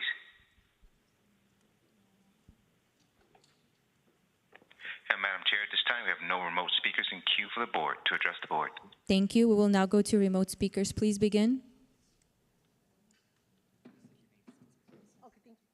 In-person speakers. Good afternoon. I don't know what time it is. Let me check. Oh, it's 1:35. I'm so sorry. I don't have a phone. I don't have a computer. I'm running my, I don't know what time it is. What I want to say about this, I got 47 seconds. What I want to say, my name is Clara Jerez. I'm from Downtown Women's Center, DPSS employee. I got to tell you, I have a lot to say about this sewer thing. We had an item at my house. We had a bill of $8,000 for sewer, for electricity, sewer, and all that. And my brother and I had to deal with that. We were paying about $4,000 a month for utilities, for gas, for water, and including sewer. So this is a big item for me. I'll tell you, I don't have a lot of time, but I do want to, let you know that my bill was about $4,000 a month. And Thank you. Madam Chair and members of the board, that concludes public comment on this item. Okay, thank you very much. This item is moved by Supervisor Hahn and seconded by Supervisor Mitchell. And Madam Chair, if we may, it would be appropriate to also close the public hearing. Oh, on I'm this item. sorry. Thank you. Well, then we will move to close the public We're hearing. going to close the public hearing, and item 1 is before you. Okay, so moved by Supervisor Hahn, seconded by Supervisor Mitchell to approve the item. Executive Officer, please call the roll. On item 1, Supervisor Solis? Aye. Supervisor Solis, aye. Supervisor Mitchell? Aye. Supervisor Mitchell, aye. Supervisor Horvath? Aye. Supervisor Horvath, aye. Supervisor Hahn? Aye. Supervisor Hahn, aye. Motion passes 4-0. Very good. Okay, moving on, members, to the next item, number 2. Let's see. Hearing on the annual garbage collection and disposal service fee report for Athens and Woodcrest and Olvita Garbage Disposal District for fiscal year 25-26. Thank you, Madam Chair. And this is on, for adoption, amending County Code Title 20, Utilities, Part 1 of Chapter 20.90, to authorize a series of incremental increases to the annual garbage collection and disposal service fee. And for members on the phone, please press 1, then 0 now to comment on this item. A departmental statement was submitted and correspondence was received, and representatives from the Department of Public Works are still with us and present for any questions. Are there any members on the dais that want to address this item? Seeing none, okay, then let's call members of the public. Executive Officer. Will the following individual please come forward and staff will assist you? Claudia Jerez. Moderator, can we have the first remote speaker, please? Yes, Henry Porter, your line is open. You may begin. Thank you. While there is no dispute that inflation warrants an increase in the garbage disposal fees that have been stagnant for quite a while, however, no increase is warranted based on the deficient level of services that we receive from this current hauler. They've had this contract now for going on 20 years. It has spanned from Supervisors Burke, Ridley Thomas, and now under Mitchell.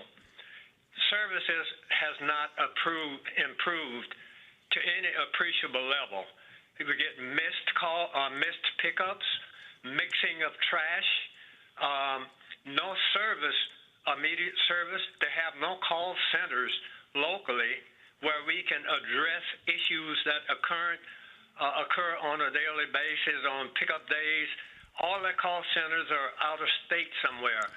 Thank you. Next speaker, please. This deficiency, no fee increase should be Moderator, warranted can we have the until next speaker, we can please? get a decent level of service in this community. Thank you. Thank you.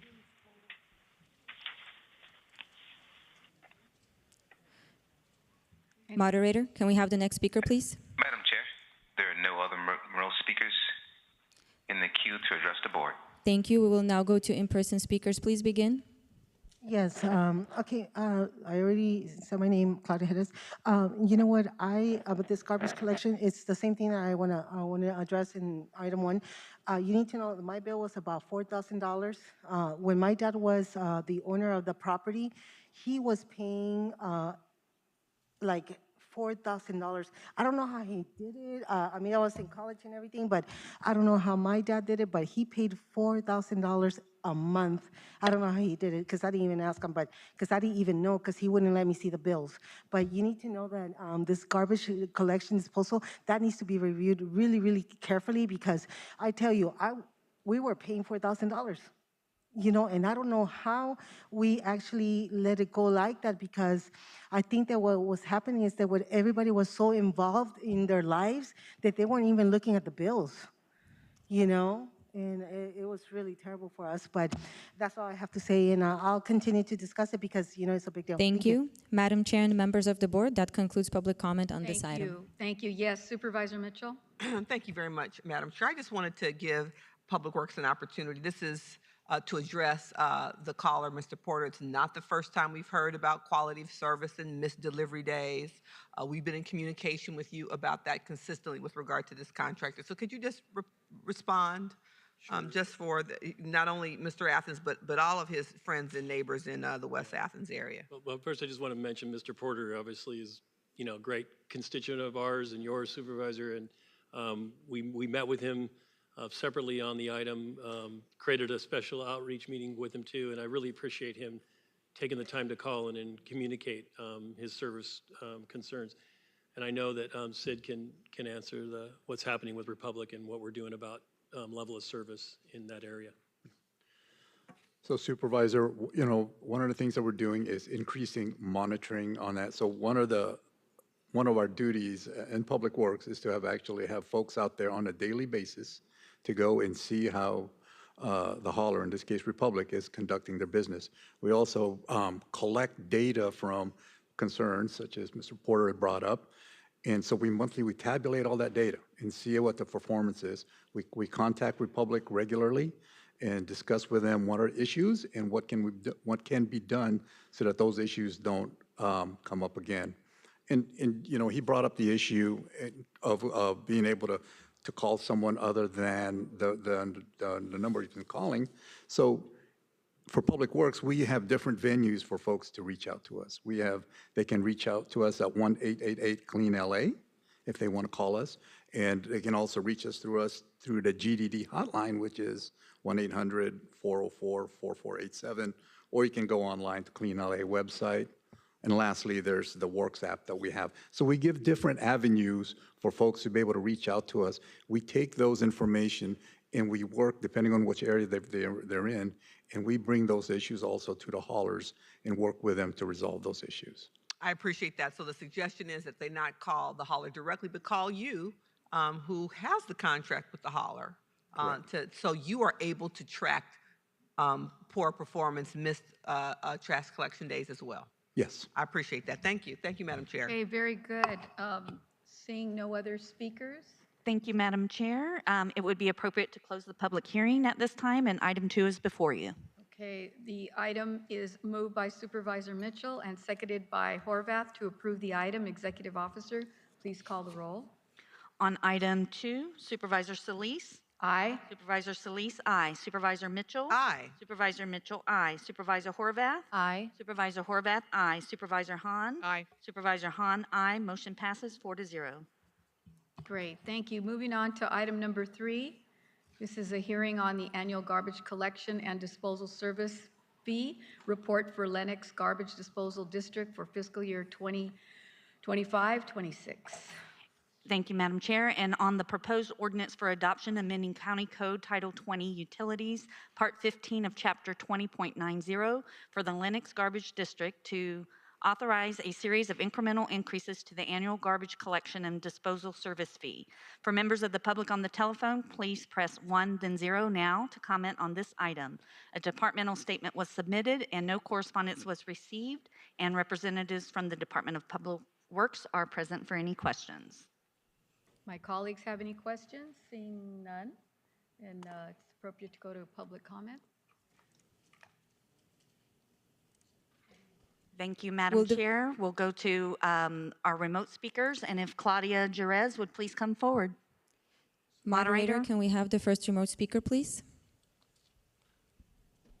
Madam Chair, there are no remote speakers in queue to address the board. Thank you. We will now go to in-person speakers. Please begin. Yes, hi. Okay, well, I was a school teacher for Compton Unified, and I got to tell you, we dealt with Lennox. We did have some type of partnership with them. And what I can say is that I do know that community. I know that it is Hispanic, Mexican, Black, predominantly, and maybe some white individuals there. But I tell you, I know that that community is Hispanic, Black, and we used to work with it when we were in Compton. But I got to tell you, what the same thing will go for what I'm saying about these fees. They need to be carefully monitored. I know, sir, I don't know your name, but I know that Ms. Mitchell said that to call you because you are able to track. So if you're able to track, I mean, that is something that, if you're able to track, then we're going to find out. We need to find out. Thank you. Madam Chair and members of the board, that concludes public comment on this item. So, Madam Chair, it would be appropriate to close the public hearing for this item, and this item number 3 is before you. Thank you. Moved by Supervisor Mitchell, seconded by Supervisor Horvath to approve the item. Executive Officer, please call the roll. Thank you. On item 4, Supervisor Solis? Aye. Supervisor Solis? Aye. Supervisor Mitchell? Aye. Supervisor Mitchell? Aye. Supervisor Horvath? Aye. Supervisor Horvath? Aye. Supervisor Hahn? Aye. Supervisor Hahn? Aye. Motion passes 4-0. Thank you. Next item is number 4, hearing on annual garbage collection and disposal service fee report on Belvadier, Firestone, Malibu, Mesa Heights, and Walnut Park for fiscal year 2025-26. Are there any members that wish to address this item? Seeing none, Executive Officer, please call those members of the public who've signed up to speak on the item. Thank you, Madam Chair. And this is also to provide for the continued garbage collection and disposal services fees in the districts. For members of the public on the phone, please press 1 then 0 now to comment on this item. Will the following individuals please come forward and staff will assist you? Claudia Jerez. Moderator, can we have the first remote speaker, please? Madam Chair, there are no remote speakers in the queue to address the board. Thank you. We will now go to in-person speakers. Please begin. Okay, I don't know, Belvadier, Firestone, Malibu, Hamilton. I understand those are areas like over there by Santa Monica. But same thing, board, I think that it's very necessary. What I wanted to say about the sir here is that, if it's like an individual that's going to be tracking it, I think that it's very important that we as a community know the name of the person, the affiliation to the organization that he's associated with, just identifiers as to what type of protocol we can have in terms of, if we have any and not necessarily grievances, but yeah, grievances about the bill and, about how to go about, arranging it so that we can kind of come together and kind of work together so that it could work for the community and it could work for the organization that he is representing. Thank you. Madam Chair and members of the board, that concludes public comment on this item.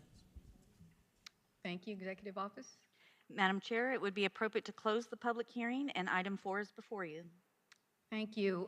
This is moved by, I will move it, and seconded by Supervisor Horvath to to approve the item, please call the roll, Madam Chair. Supervisor Solis? Supervisor Solis? Aye. Supervisor Mitchell? Aye. Supervisor Mitchell? Aye. Supervisor Horvath? Aye. Supervisor Horvath, aye. Supervisor Hahn? Aye. Supervisor Hahn, aye. Motion passes 4-0. Thank you.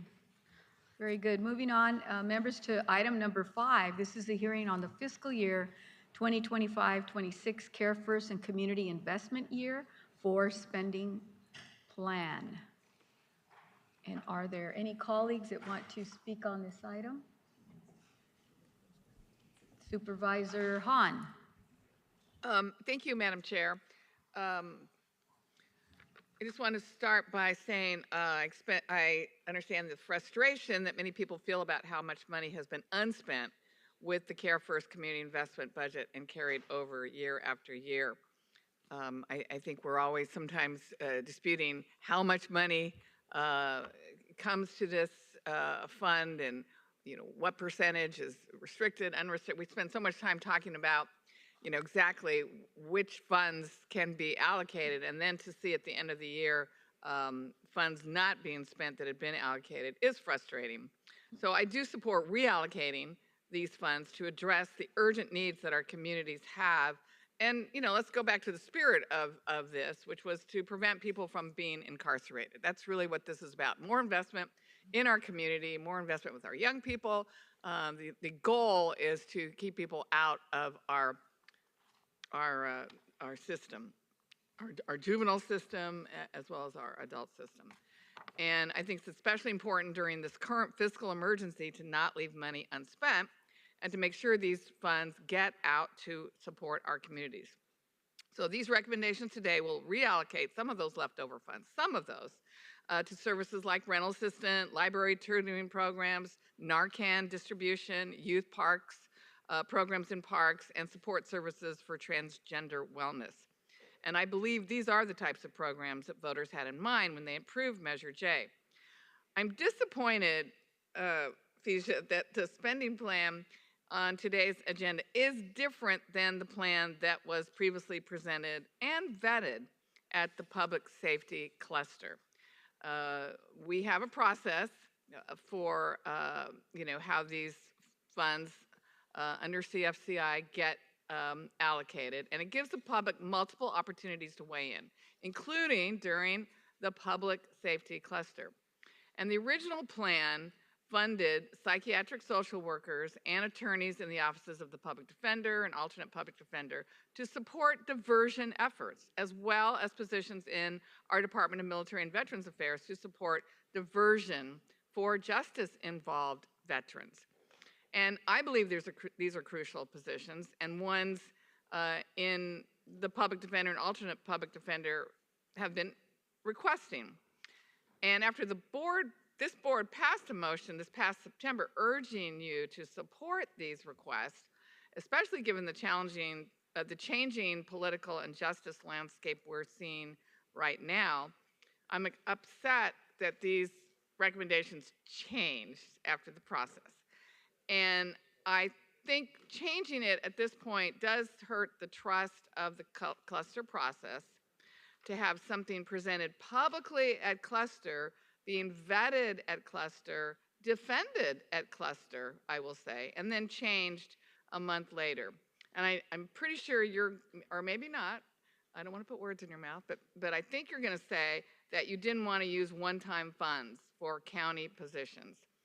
But when these recommendations originally came to cluster, that issue was addressed, and your representatives in the cluster explained that these one-time funds would be spread out to allow for 5 years of funding for these positions. And in 5 years, we likely would be in a better financial position. So if you can explain what changed between cluster and now.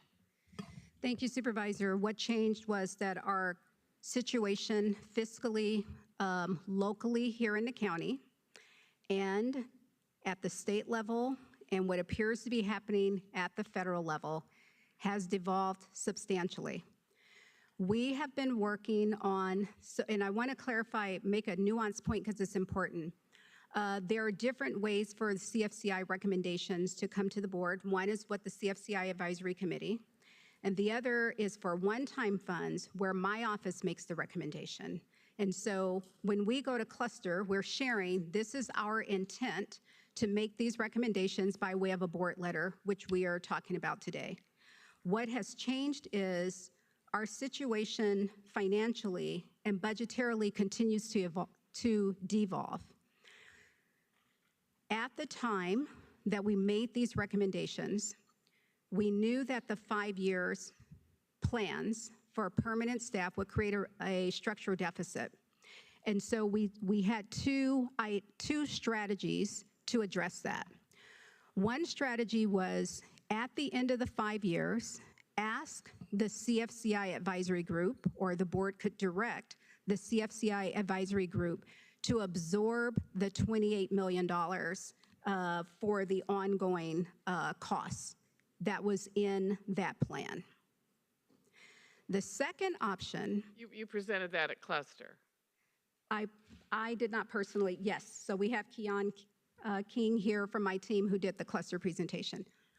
The second option. Because it was my understanding that the cluster that your representative actually defended this. Yeah, so when you say defend, we were explaining here is a structural deficit, but here's also a way to get out of it. What we didn't want to do is establish a structural deficit with no off-ramp. And so when you say defense, what we were giving were two strategies to get out of it after 5 years. There were two paths. One was to ask the CFCI Advisory Committee in year 5 or going into year 6, absorb these costs.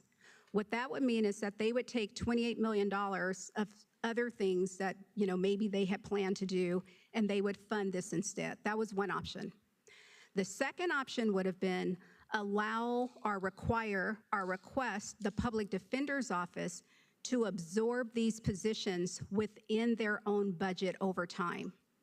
Either way, that would mean that at the end of year 5, that there would not be a structural deficit. Or our financial picture could improve. That is, yes, that is possible. It's always that is possible. Absolutely.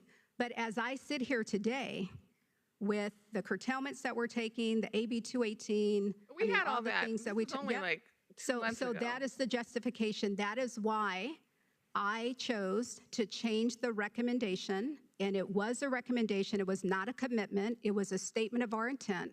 This is what we intend to do. That is why I chose to change that recommendation, because then and now a lot has happened. That's in a nutshell. Okay, I still think, again, it was less than 2 months ago that I think cluster happened. And again, when you say this is our intent, everybody leaves thinking that's the recommendation. So then to have this show up to be completely different, I do think it erodes the process, because that's kind of how we have decided this process is going to work. I think particularly, and by the way, this money is only going to increase the pot of still unspent. It just made it 78 million. Is that correct? In the still unspent pot, right? Correct. It was 55 million, I think, and then you just added it to the pot. So it's not like this money is even going back to help our budget or pay for something. It just goes to the pot of unspent CFCI dollars, which kind of goes back to my first paragraph, which is that's frustrating for people. When these are positions that could actually go to the intent of CFCI, which is diversion, keeping people out of the justice system. I mean, all really good stuff, which is why I think the cluster was very satisfied that this was a recommendation. Understood. And what I would say is, you are correct that in adopting this board letter, that these funds would go back into the unspent pot. Right. But what I would say is, as we prepare for, we don't know what's around the corner in terms of like federal, and I won't repeat all that. Of course we don't. I'm sorry? I mean, of course we don't. Yeah. And so the point is that the board may need to look to different pots of money to help preserve other services or similar services or existing services. Can these CFCI dollars be rated for other services? Did you say rated? I did. I would say I got reallocate, raids and if on my mind. Well, we don't rate here in the county, but what I would say is if the board declared a fiscal emergency, they could be reallocated for other purposes.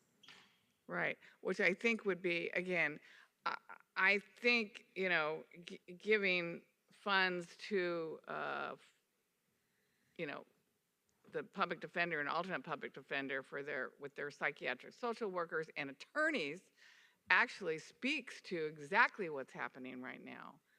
Again, in this moment, feels like this is all things align with the voters who had this idea, with this committee that makes the recommendations, and our desire to get these unspent funds back into the community. It all aligns, in my opinion. I understand, and I do not disagree that the purposes for which we originally intended, I do not disagree that they're in alignment with CFCI. If I could just say one thing in terms of the money sort of, you know, sitting fallow, for lack of a better word, either the board may find itself in a position to have need of these funds to do something else, or the CFCI Advisory Committee, pursuant to the motion that the board adopted, I believe in May, will be coming to the board to reallocate the rest of the unspent allocation. Is that right? The 78 million? Yes. For what purpose? They have to go through their whole, you know, I'll let Kiwan explain the purpose. I mean, the process and the purpose. Good afternoon, board members. Kiwan King with the CEO's office. As Ficia mentioned, the board adopted a motion authored by Supervisor Mitchell on the 6th of May that sets forth a new process for the advisory committee to gather input to devise and prepare one-time recommendations.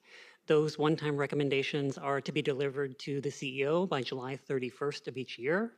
And then the motion further directs CEO to prioritize those recommendations for funding in the supplemental changes budget phase each year. With these funds?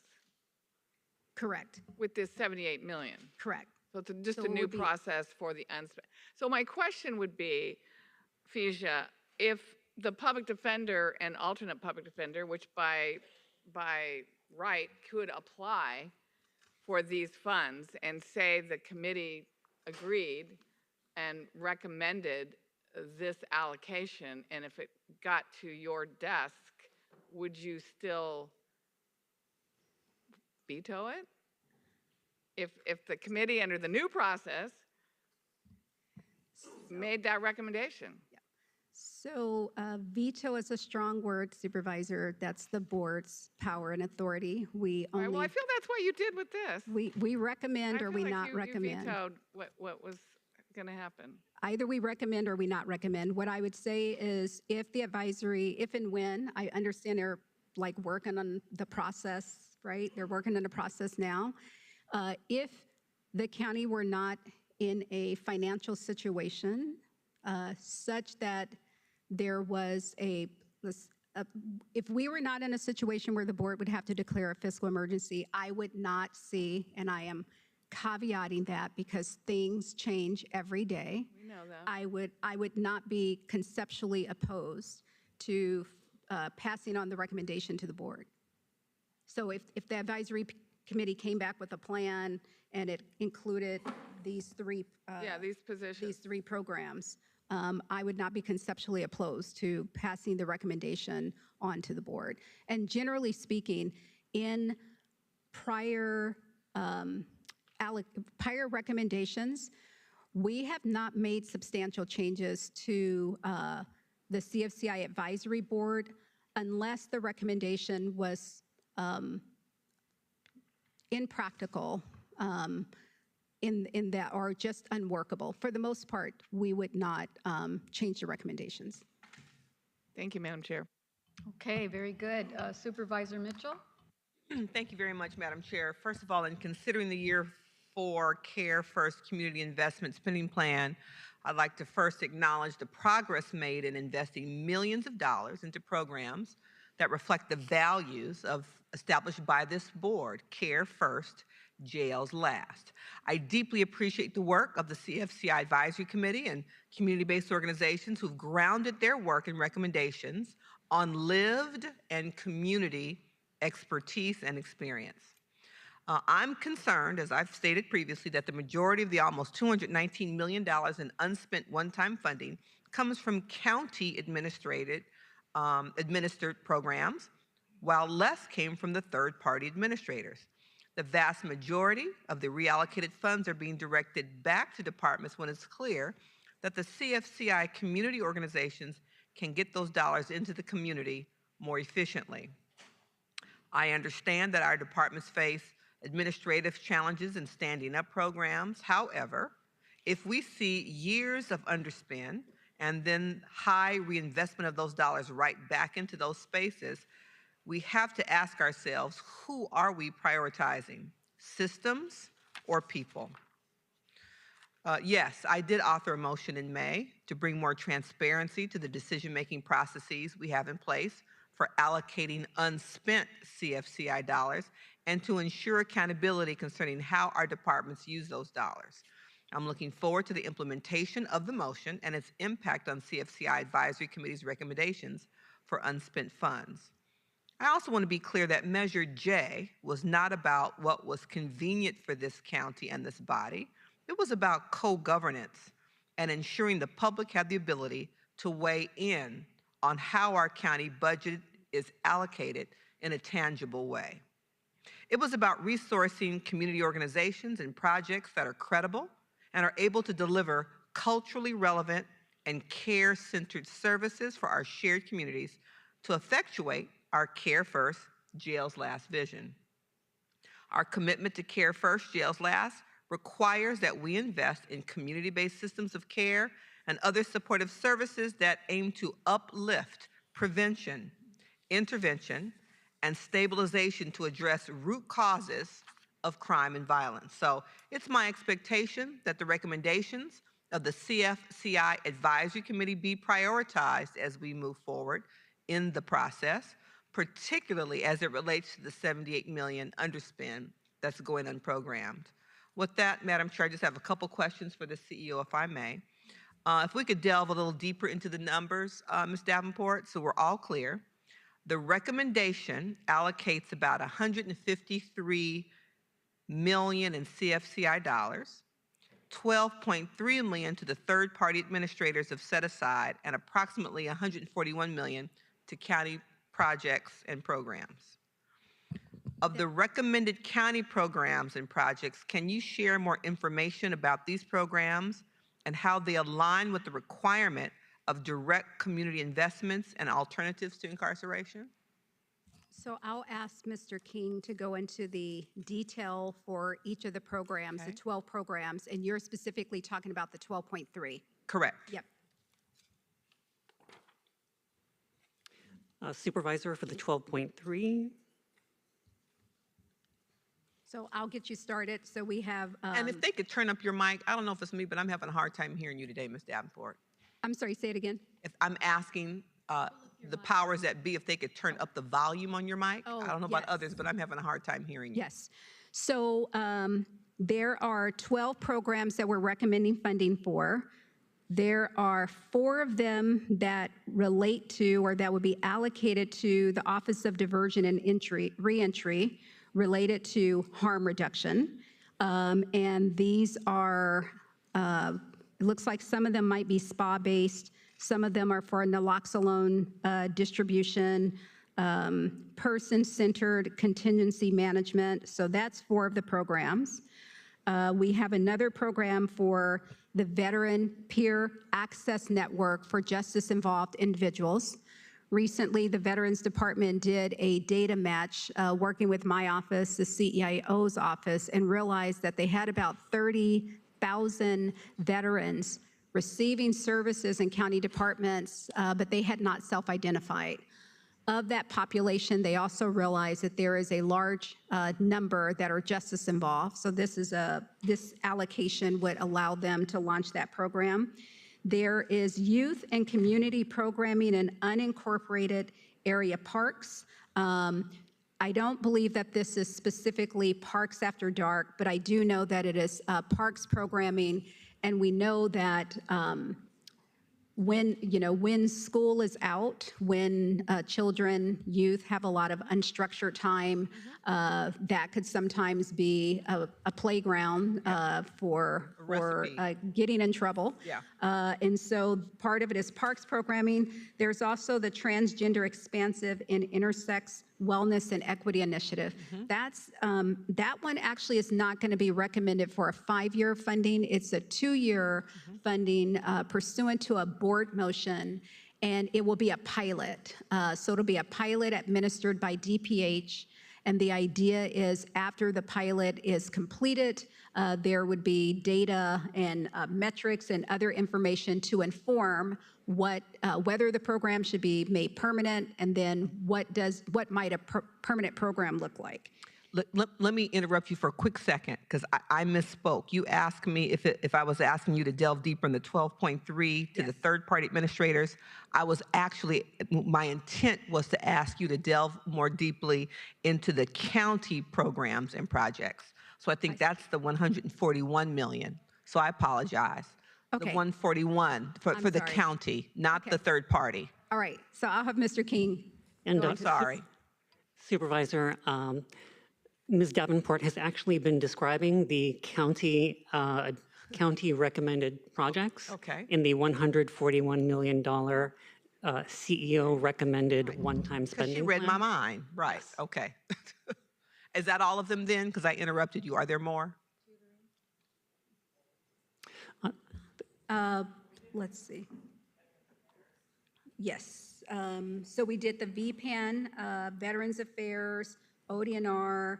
We have Stay Housed LA, eviction defense, legal services, right to counsel, and I think that's all of them. Tutoring, libraries? We do have one additional project at the public library for the student and tutors reading program.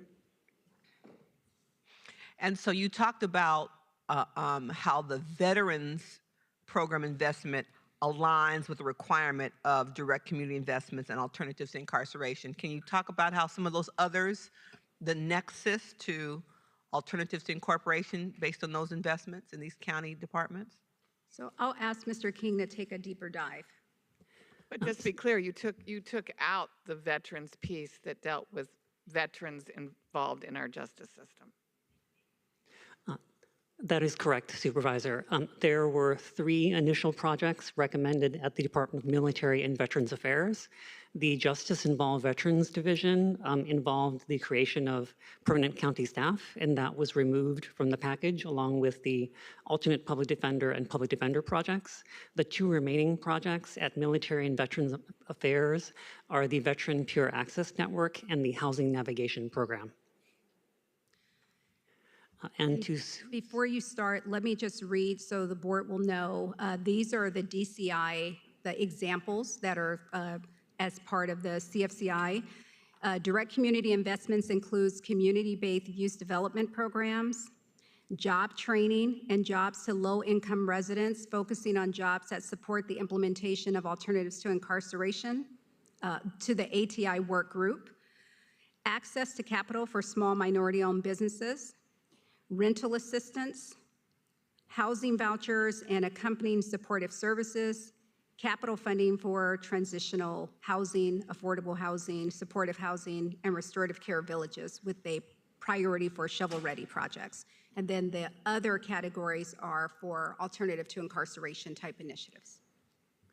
And supervisors, in developing the CEO's one-time recommendations, we looked at the focus areas and service categories of the prior 3 spending plans that were submitted by the advisory committee to the CEO and then submitted from the CEO and ultimately adopted by the board.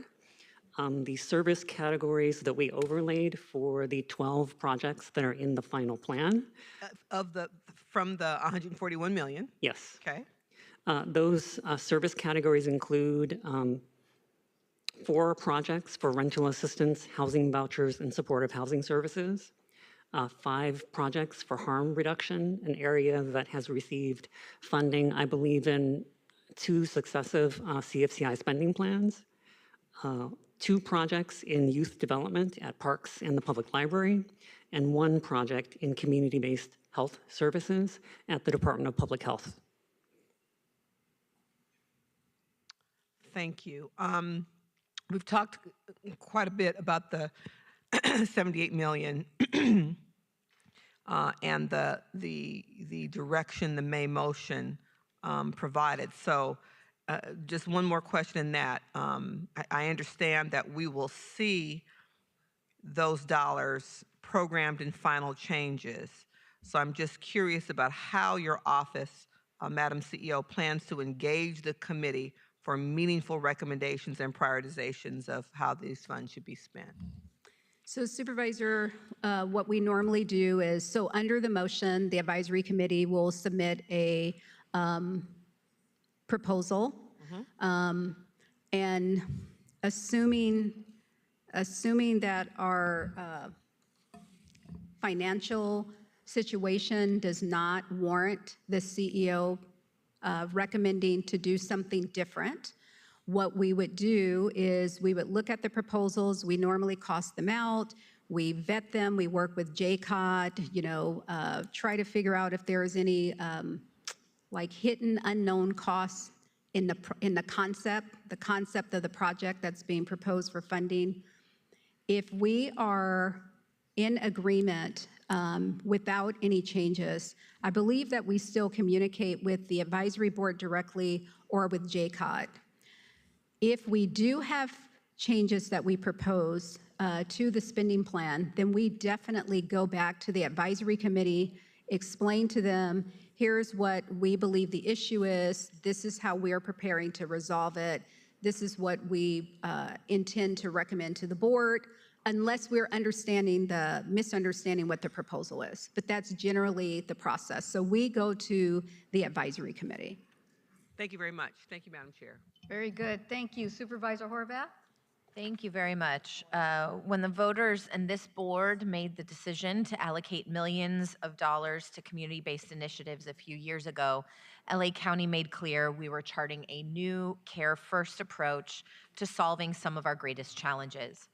Many community members have already made their voices heard, and I encourage everyone to continue elevating important community priorities and urgent needs. And I want to thank especially the CFCI Advisory Committee for the critical role that they play in this process, as well as our 3rd District Commissioner, Michelle Fuentes Miranda, for her tremendous work and the entire committee's tremendous work to guide the county's Care First investments and to elevate challenges and potential improvements.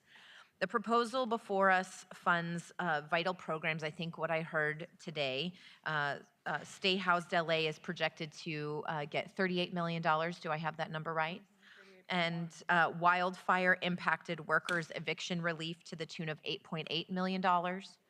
Veteran Peer Access Network to the tune of $24 million. And our TGI Wellness Initiative to the tune of $7 million. Over 2 years, yes. All of those numbers are correct? Correct. What was the veteran one? 24. So I only have, oh, I see, right. Okay.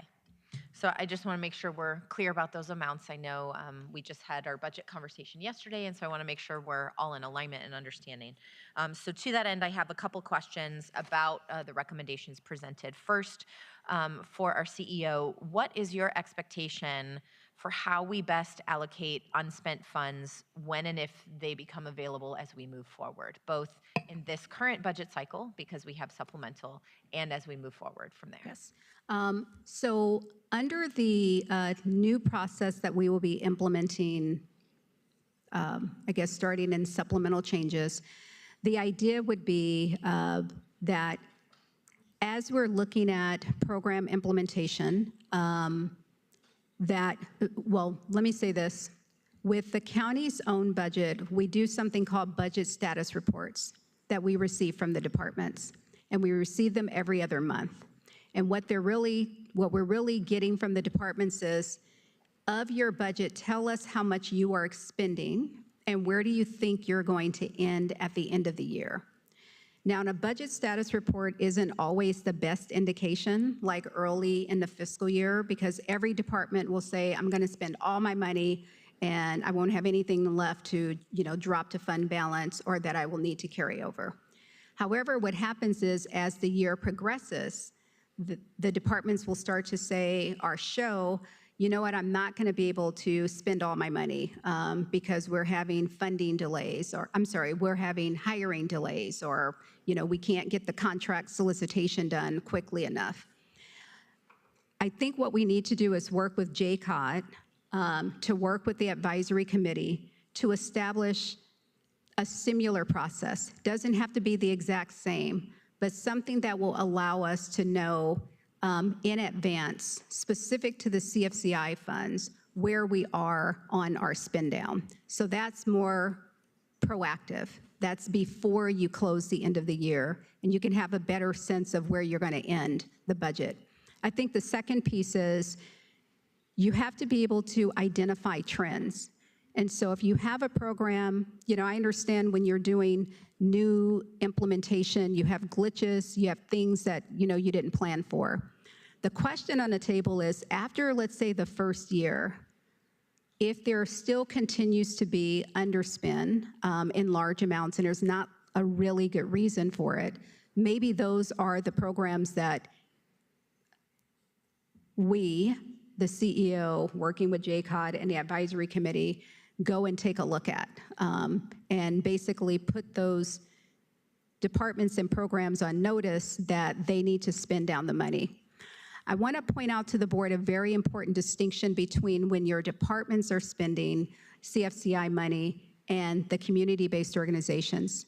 The community-based organizations are advanced their funding.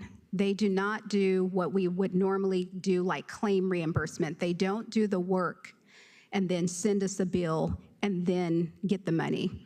What happens is they receive grants and they get the grants in advance of the payment. And so they're not having to do a solicitation process or hire folks like on day one, et cetera. They have a more streamlined process. The reason why that process is streamlined is because we know that many of the CBOs are very small. They don't have large reserves. They maybe don't have a line of credit. And so we're trying to facilitate cash flow. Your departments are different in that they are required to, the preference is that they contract out most of their CFCI dollars to community-based organizations. And so then there's like a longer implementation process for them because they are going through that contracting process. So that's just an aside. But I do think what would be helpful is to establish some kind of budget, a BSR report for the spend down so we can know in advance like where folks are going to land. And then I think on the other side of that, we should identify frequent underutilizers to see if those programs, if those funds should be repurposed or reallocated. Well, I think the role that the CFCI advisory body plays is critical. And that's not just because it's nice to have. I think that was the directive that was given about the role that they need to play. And so I want to highlight and make sure that they are being able to, they are in a position to be able to lead. I know that they are conducting a process right now. And so that's important and I think meaningful to how we want to spend those dollars. I would also say some of the feedback that we've gotten around ability to spend the dollars is also some of the internal hurdles that people face. And if there are significant projects that are underway, holding on to some of that funding so you're able to build up to what you're trying to do with it is important. So making sure that that isn't sort of, used against a project that requires a little more capital isn't quite there, but we don't want to lose those funds and have them redirected. Yeah, that would be that's a carryover request, and we receive those from time to time as well. Okay. So now that we've had a couple of years of investments, what would you say are your office's key lessons learned to help how we evaluate how the county departments receive and use CFCI funds beyond what you've described? What I would say is, and I would invite JCOT to participate in this conversation, our interaction with the departments using CFCI is through JCOT. So the structure as it is set up is JCOT manages this process, works with the advisory board. The CEO does the, let's say, budgeting and then the recommendations to the board. But in answering the question, I think the CFCI process on the county side suffers from something that we talked about often here is our contracting process. And so the question is, what is the right balance? We have this extensive process. We want to ensure fairness. People are aware of the opportunities. We want them to be able to compete. So we do these solicitations and then we throw them out because it was not sufficiently, our level of outreach was insufficient to get like a large number of applicants. The question is, what is the right balance to get to speed, efficiency, but still position ourselves to discharge our duties to be good fiscal stewards of the dollars and making sure that we have an appropriate process. And so that's a long way of saying we should streamline the process. Okay. Do you want to add to that from a JCOD perspective? Thank you, Supervisor. I think I would agree. I would say that it depends on the project. So there's some projects where the department was existing, they already had a contract in place and they were just supplementing. So if they're expanding contracts, those are much quicker. I would say that many departments that were starting a new program or with a new department and they were also building, then it becomes much more complicated because there are so many different hurdles to be able to actually execute. And I think the point that the CEO made about the difference between a grant and then implementing within the county is quite challenging. I would say most of the departments, the funds are going back to community for things that the board has ordered the departments to do, but to be able to contract, set in all the encumbrances, get the appropriate staff, work with auditor controller, work with county council, it's a lot of steps to be able to get the money out quickly enough. So I would say the processes take a really long time. I understand they're important safeguards and that there is a reason why they're in place, but it takes a while to get there. I think once the program is launched, it's a lot easier to expand, but I think to get to the starting point, it takes a year and a half sometimes, plus depending on if the program pre-existed or not, because there's a lot of design that has to come, and then there's a statement of work, and then there's a solicitation, there's a master service. It just goes on and on and on and on and on. So I think I would agree with that answer.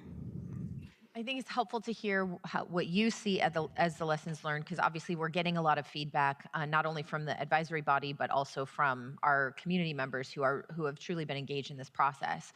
And we want to make sure that we're improving it so we're realizing what was intended, because this isn't, I think the directive of Measure J was that this work is essential, it's not optional. And so, we want to treat that dedicated funding in that same way. And so making sure that it's actually getting out and doing the work that it's intended to do is important. I understand that JCOD holds a part of that process in terms of facilitating, some of those recommendations. But as Supervisor Hahn noted, there are changes along the way when it's budget related that also require the CEO to sort of surface how that happens with you all. And I think that's why the motion that came forward was critical, so we can really understand how that funding is being allocated and how we're improving and making it move faster, because that's the whole point of the investment. Can I add one thing? So one of the things that we're putting in place is that we're building a dashboard so that we'll be able to see how the money's moving in real time. And we have implemented quarterly reports. So the report that you just got that shows the spend down, what's allocated, what's encumbered, you'll get that quarterly moving forward through all the departments, as well as we'll be able to see an overall usage of the funds to the TPA as well. And so from there, we'll be able to hopefully target where there are some challenges and sort of seeing how we can support each other to address them. I'd just like to add, and I think this is a question. At one point, I thought that there were like over 400 organizations being funded through the third-party administrator. And I think one of the other issues that we talk about what's happening on the county side, but on the administrator side, to have that number of contracts, you have to make sure that you have the capacity to get the contracts out and make the payments. And so we should also make sure that there's sufficient capacity, that we're not just allocating additional funds without the capacity to get it out the door. Yes, it's 432 grants that are going out. Some organizations receive more than one. Maybe they got the round one and they also have round three. There are organizations that have more than one, but there's 432 grants that are going out to community-based organizations through our third-party administrator. There is oversight. There have been organizations where we've pulled back the funds because they weren't fulfilling their obligation or there was some concern, and so that is taking place as well. And I think that's important to highlight too, because often when we start something new, we go to sort of a contracting process as we staff up and build a department and initiative, whatever it's called. But if we don't have that proper support, then the contracting model actually isn't as helpful as it might sound initially to get something off the ground. And so I just want to make sure that we're setting everybody up to succeed as we're using these as we're using these funds and what they were intended for. And so to that end, we've referenced the 78 million that are still unallocated and one-time funds. So is the expectation then that that funding will be prioritized by CFCI advisory committee through the process that's ongoing right now, and that will be, their directives will be how we spend that 78 million? That is correct. So they're supposed to submit a proposed plan that they're working on now. They would submit a plan by a date certain, and the idea is to appropriate and allocate that money in supplemental. Okay. I know that this is a relatively new initiative, but we still have enough information to improve, and I'm glad that we're using that information to innovate and, most importantly, to meet the urgent needs to which this was intended to be responsive. It's especially important given the disinvestment we're experiencing from the federal government. As we're thinking about our budgetary needs overall, we have to make sure that we have that we're investing in the places where people need our help. And these funds present our county and our communities with an immense opportunity to meet people with the care and resources they deserve. And it's one we should be getting right year after year. So I'm glad to engage in this part of the dialogue to make sure that we're putting that into practice. And if you are experiencing those challenges, surface them back to the board more than just once a year as we're thinking about budget allocation, because we have to make those improvements and be responsive. And I want to once again highlight my gratitude for the role that CFCI advisory body plays in the allocations and the role the public process plays in making sure everyone is engaged in this conversation. And I look forward to hearing the recommendations they'll be bringing forward. Thank you. Thank you, Supervisor Solis. Yes, thank you. A lot has already been said, and I do want to associate myself with the fact that some of the monies that we've already identified one time by the CEO, I concur with. I'm happy to see that there's tenant protections, there's overdose response and harm reduction drop-in centers, service for veterans, youth programs, and unincorporated parks, and transgender, expansive, and intersex wellness and equity initiative.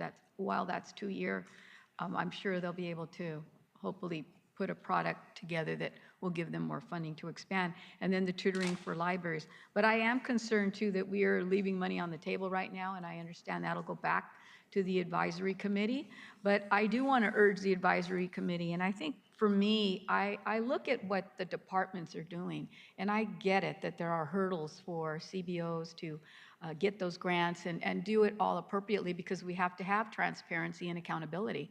We don't need to get caught up in any circumstances that might impact negatively on the funding as we move forward. So I would hope that there would be a recommendation that the advisory committee, look at providing legal support and diversion through the departments of public defender and the alternate public defender at $15 million and $6.9 million respectively, and $6.3 million for the Department of Military and Veterans Affairs, Justice Involved Veterans, because I do think it's a worthwhile program.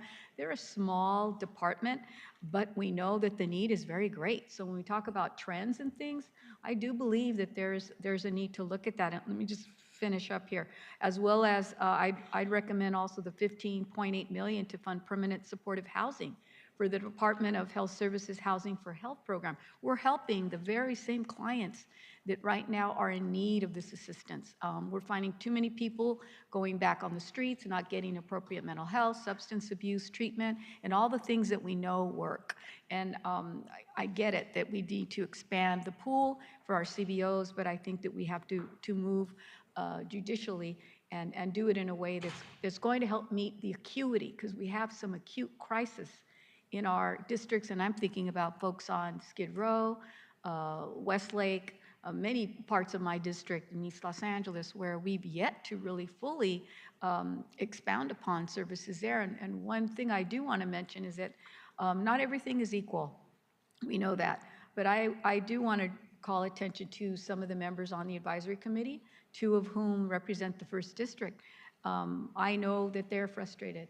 They don't often get attention paid to some of the things that they raise. So I would ask us to start looking at how equity is really being shared in terms of how we are sharing opportunities for grants to go out in geography. And as we look at it in the 5-year pattern, I get it, there's hiccups, but nonetheless, I still think that there is a gap there and would like to see that improvement made. So CEO, you wanted to chime in? I would just say understood. I think what has happened in the first couple of years with the CFCI implementation is the implementation was, delayed. The committee had to be established, et cetera. And so you have folks that have grants on pretty much a 3-year cycle. And once the 3-year cycle ends, under ideal circumstances, what would happen is some sort of data analysis and evaluation, like what's different and what's better, before a decision is made to either continue that service, and then it raises the question, do you continue with the same provider? Or do you go back out, does the third-party administrator go back out, do like a mini solicitation to allow other CBOs an opportunity to provide the service? So that's sort of a statement of the current state, and it's certainly a conversation that we could have with the advisory committee. Great, and I would love to see that data as it comes back to us. The evaluation will be ready by the end of the year for the first round. Okay, thank you. Supervisor Hahn? Yeah, thank you, Madam Chair. And again, I just wanted to just kind of listening to the discussions, it's clear that this board is super focused on the intent of Measure J, CFCI, and that was alternatives to incarceration. How do we really find people and making sure that they don't become incarcerated? And that's the intent, which is, I'm glad, Supervisor Sleece, you re-brought up the public defender and the alternate public defender, as well as the Department of Military and Veterans Affairs. And Judge, I was going to ask you, are you aware of the Military and Veterans Affairs diversion program for justice-involved veterans? I mean, I am as a prosecutor and a judge, and I've seen the program in custody before. Right. That was at Wayside. And it's effective. Yes. And also listening to how much trouble we have sometimes in getting the contracts out to nonprofits and other organizations. How are we when there is a recommendation to fund a county position in a department? Is that fraught with challenges, or is it easier to get that money out and working for the community? Are you asking if a department receives a CFCI allocation, and are they providing services through their own staff, or are you saying doing a contract? Is it easier to have this money spent sometimes? I mean, we don't want to totally spend it with the county. That was the whole point, was to get out to other organizations. But listening to all the problems, sometimes a year and a half, if one of our departments gets one of these allocations, how quickly do they get the position, get that money being spent? I'm hoping the answer is faster. I think it depends on a department. And so, some departments are faster at hiring than others. DMH, hired a bunch of folks really quickly. So I think it's department specific. I bet we have more control over getting that money spent quicker. I'm kind of still making the case that I would really like to see those reinstated. And maybe the other question was, did you ever consider lessening the positions? Like instead of giving, 9 positions to our military and veterans affairs, maybe 5 positions to that. And instead of, 15 positions to the APD and PD, maybe less. Was that ever a consideration when you were rethinking that original recommendation? So what I would say, and I'll let Kiwan answer, we went through a number of variations, like of different plans. I think at the end of the day, where we wanted to land was to not fund any county position. Permanent positions. I would concur. Yeah, go ahead. Yeah, and again, I'll just go back to, I think, I think the motion that Supervisor Mitchell authored going forward gets a little more input on reallocating the unspent funds, because I think what you're doing here today, Fesia, really just kind of undermines that trust of reallocating these unspent funds within your department, because again, it was vetted, it was presented, it was intended, programs that we know align 100% with the intentions of the alternatives to incarceration that the public wanted us to spend, and then to yank it through, I hear your reasoning, but even giving the off-ramps, should have been an option. Okay, we'll do this, but this is what you have to look at the end of 5 years. I still just really disagree, and I wish you would reinstate those. I think they go to the core of what this, and again, this board also passed a motion having you support the request. And so it's kind of all around. It's been recommended, it's been supported, it's been requested, it was vetted, and then to pull it out with this meeting, I think is unfortunate, and I think it erodes the trust that we're all trying to maintain with this kind of new vision that the public is supporting in terms of how we spend our money. So I would like for you to relook at it again, because that money is not going to fund anything. It's going to an unspent pot. We just increased the unspent pot, which is, in my opinion, counterintuitive to what this board would like to see those dollars spent on. Thank you, Madam Chair. Thank you. All right, we had public comment? All right, Executive Officer, you please give the instructions. All right. As a final reminder for participants on the telephone, if you would like to address item number 5, if you have not already done so, please press 1, then 0 now to be placed in the speaking queue. Will the following individuals please come forward and staff will assist you? Alan Shea, Claudia Jerez, Daniel Garcia, Olden Denham. Moderator, can we have the first remote speaker, please? Yes, Leah Perez, your line is open. You may begin. One moment, please. One moment. Leah Perez, you may begin. Thank you so much. My name is Leah Perez. I'm calling on behalf of the Reimagine LA Coalition and La Defensa. I have been observing the CFCI calls for the entirety of this year. I'm very disappointed to hear the CEO's recommendations to not fully fund CFCI. 10% is the minimum, as we've said many times before. It comes off the back of just tragedy all over this county. I know that this was planned. Minister J was put in place for alternatives to incarceration. It's been 5 years. MCJ is not closed. The sheriffs continue to have an increased budget.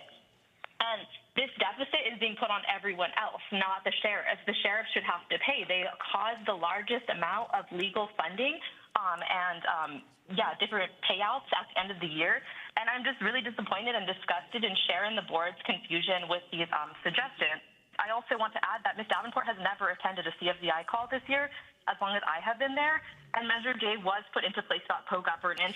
She might as well just ignore Next everything speaker, that the CFCI please. board says. Megan Castillo, your line is open. You may begin. Megan Castillo, your line is open. You may begin. Megan? Megan? All right, next caller, please. Moderator, next Roy speaker, Humphreys, please. your line. Roy Humphreys, your line is open. You may begin. Thank you. I have counseled with the Roland Heights Master Finance Management Guru. Findings: 1, the county is already in fiscal crisis. 2, all funds to be immediately sequestered. 3, CFIC to be terminated, dissolved immediately. 4, all personnel to be debriefed. 5, ask world-class economist Thomas Sowell, Hoover Institute, to intervene /Doge. 6, if you are still learning in 2025 social basics, therein the troubles lie. Talking it to death.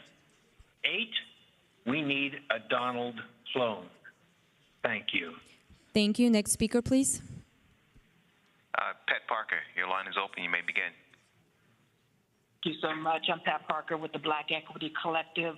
We are a 67-member Black-led and Black-empowered organizations throughout Los Angeles, Riverside, and San Bernardino counties.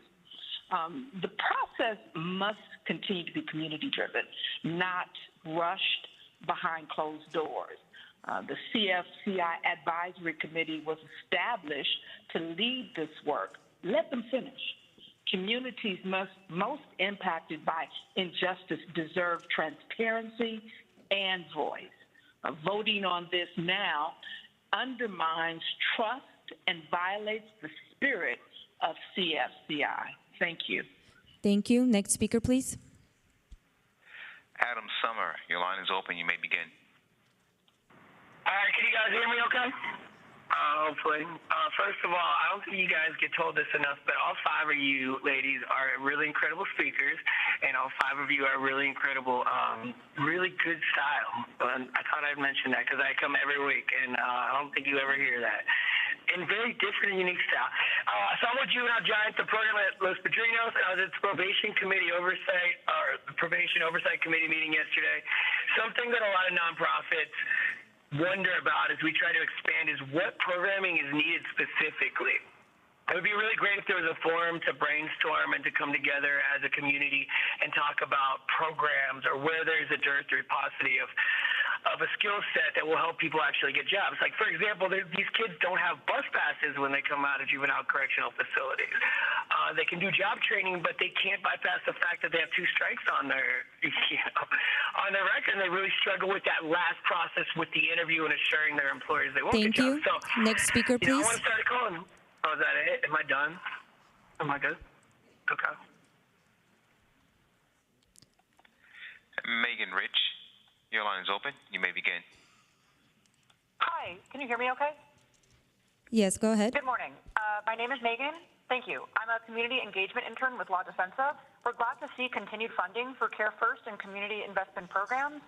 This is exactly the kind of investment our communities need. At the same time, we're worried about how much money from previous years still has not been spent.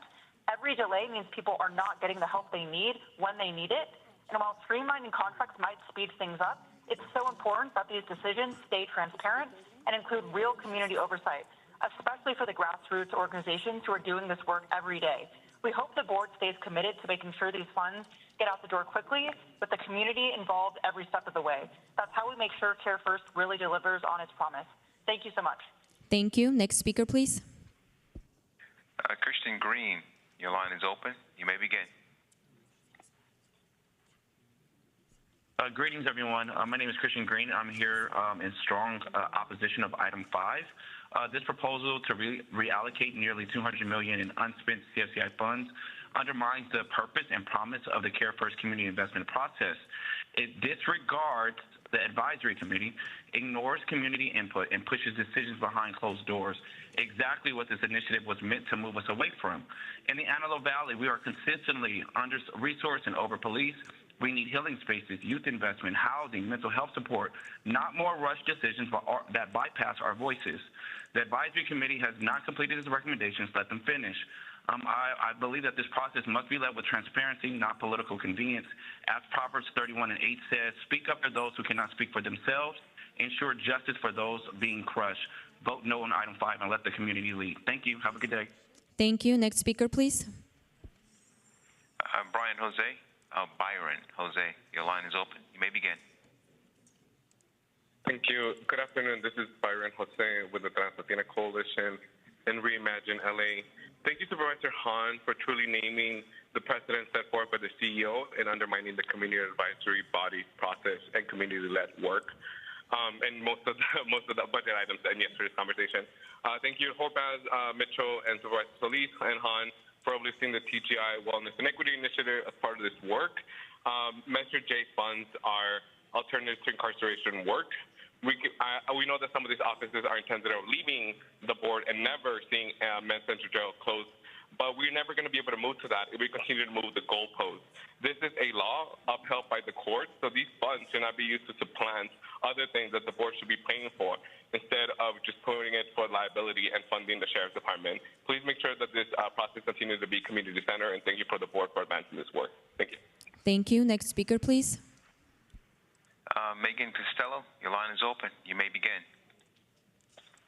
Hi, thank you. My name is Megan Castillo, and I'm a proud member of the Reimagine LA Coalition, as well as the Care First Community Investment Advisory Body. And I just want to say my sincere thanks to the members of the board who have asked critical questions and also have uplifted the importance of respecting and honoring the process of the CFCI advisory body and making sure that we are being inclusive of the community members' voices. For far too long, we have maintained the status quo, allowing a singular person in a singular department to make decisions about the county's budget. And I think it's really time for us to lean into our co-governance and lean into ways that we can really reimagine what Los Angeles looks like. And again, I urge you all to reject the CEO's recommendations and truly allow for the CFCI advisory body to make recommendations vetted by the community. Thank you. Thank you. Next speaker, please. Derek Steele, your line is open. You may begin. Hello, everyone. I hope everyone is doing well. Thank you very much for the robust discussion around this issue. And I just want to lift up that, you know, the community members and also the partnership that actually happens in the CFCI advisory body space, you know, gives us an opportunity to really dive into how resources can actually be appropriately allocated and utilized in an effective way. And when these types of things are happening behind closed doors, it eliminates our possibilities of actually doing that effectively. You know, so it's really important to us to make sure that we're able to finish our work. You know, just in the way that things have actually transpired, we're down to 2 weeks of engagement process, but I just got off the call for the listening session for it, already having about 50 people who are already interested in figuring out how they can participate in this process. And we got 2 more. Thank you. Next speaker, please. People want to be a part of the process. We can't leave them out. That's all I'm saying. Thank you very much. Madam Chair, there are no other remote speakers in the queue to address the board. Thank you. We will now go to in-person speakers. Please begin. Oh, yes. Hi, my name is Olden Denham. I am a resident of Altadena, but in Altadena, most of the people know me as Uncle Bubba. That's my middle name. I come here to represent them and see what's going on with the help of them. And I must say, I'm impressed and I'm pleased with the conversation that I hear. And I just want to say thank you to, especially to you, Ms. Davenport, and also Ms. Mitchell. I love the things that I hear. I'm hoping you're going to implement and carry these things out in a expedient type way and fast, and because the people that really need it. I appreciate what I've heard here. I would like to see some action come behind it, and I hope it's expedited. And I want to thank you. Altadena needs you. Thank you. Next speaker, please. Hi, my name is Alan Shea, and I hope that the board as a whole take into consideration, again, the proposal that was submitted last week and the week before as it relates to Altadena. I am thoroughly impressed with what I heard regarding the CFCI and what its purpose is. More importantly, the purpose really came into the essence of what Altadena in the Eden Fire has done for a community that we cannot just not include that, because there are people who are homeless, there are people who are in need of funding capital to get back on track with building, and most of all, with what is being discussed here today, would be remiss if you didn't include Altadena, because it is in need of just Measure J in its essence. Thank you. Thank you. Next speaker, please. Okay, good afternoon. I'm going to be fast. I know Measure J, I know that Ms. Han said that it was an alternative to incarceration. Now, Care First and Community Investment, I know that you discussed numbers, 78 million, 55 million, 141 million, 153 allocation, 12.3 million in projects. Okay, all that money, we don't have no idea what, where, how, as far as the community. That's something that I would like to know, where I can get the information as to where that money's going, what is it doing, and everything. I know that you also talked about a 28 million 5-year absorption program by Ms. Fascia, that she talked about the 28 million. I want to know more about that. And I also want to tell you that you discussed building a dashboard for the spending of this money. I would like to know how we can access it so we can know more information and find out more about. Madam Chair and members of the board, that concludes public comment on this item. Thank you. Supervisor Han, did you want to speak? Yes, thank you, Madam Chair. You know, just based on the whole conversation and my concern about unspent funds, I would like to actually ask in an amendment to this motion that we restore what was originally in the CEO's recommendations, which were 4 positions for APD, 11 positions for the public defender, and 9 positions for our wonderful Department of Military and Veterans Affairs. Again, this was in the original recommendation that came to cluster. I would like to see those restored. I'd like to second your motion, but I would like to make an addition. I know I spoke about funding for the Department of Health Services Housing for Health program for vouchers for people on Skid Row. So we're really talking about people that we know CFCI has been trying to really target, and they have, but I think the need is so great. I mean, we're behind, I think, the 8 ball in terms of trying to catch up with the number of unhoused people that continue to grow. I agree. Even on, I want to get this money Row. out now. Is this one-time funding, or is it ongoing? It's one time. One time? Okay. I just want to make sure for point of clarification. Any other comments? All right. Is that an amendment? And so I amendment. Clear what it is. Okay, go ahead. She is back. Yes. The recommendation was. Going back to the CEO's original recommendation to the cluster that had 6 million for 4 positions in APD, 15 million for 11 positions in public defender, and then 6.285 for positions in our military and veterans affairs. And I need clarification. So can you? And then Supervisor. Yeah, and then there was also 15.8 million to fund the permanent supportive housing for the Department of Health Services Housing for Health program, and it's 4 vouchers. And that was a part of what was presented in cluster also, or is that was different? Presented I think so. My staff tells me it wasn't presented at this time, but it was presented before. It was one of the original recommendations. Yes. And it is the housing. Yes. Is that? She's saying that there was an additional recommendation. I don't think that's right. Yeah. Are you?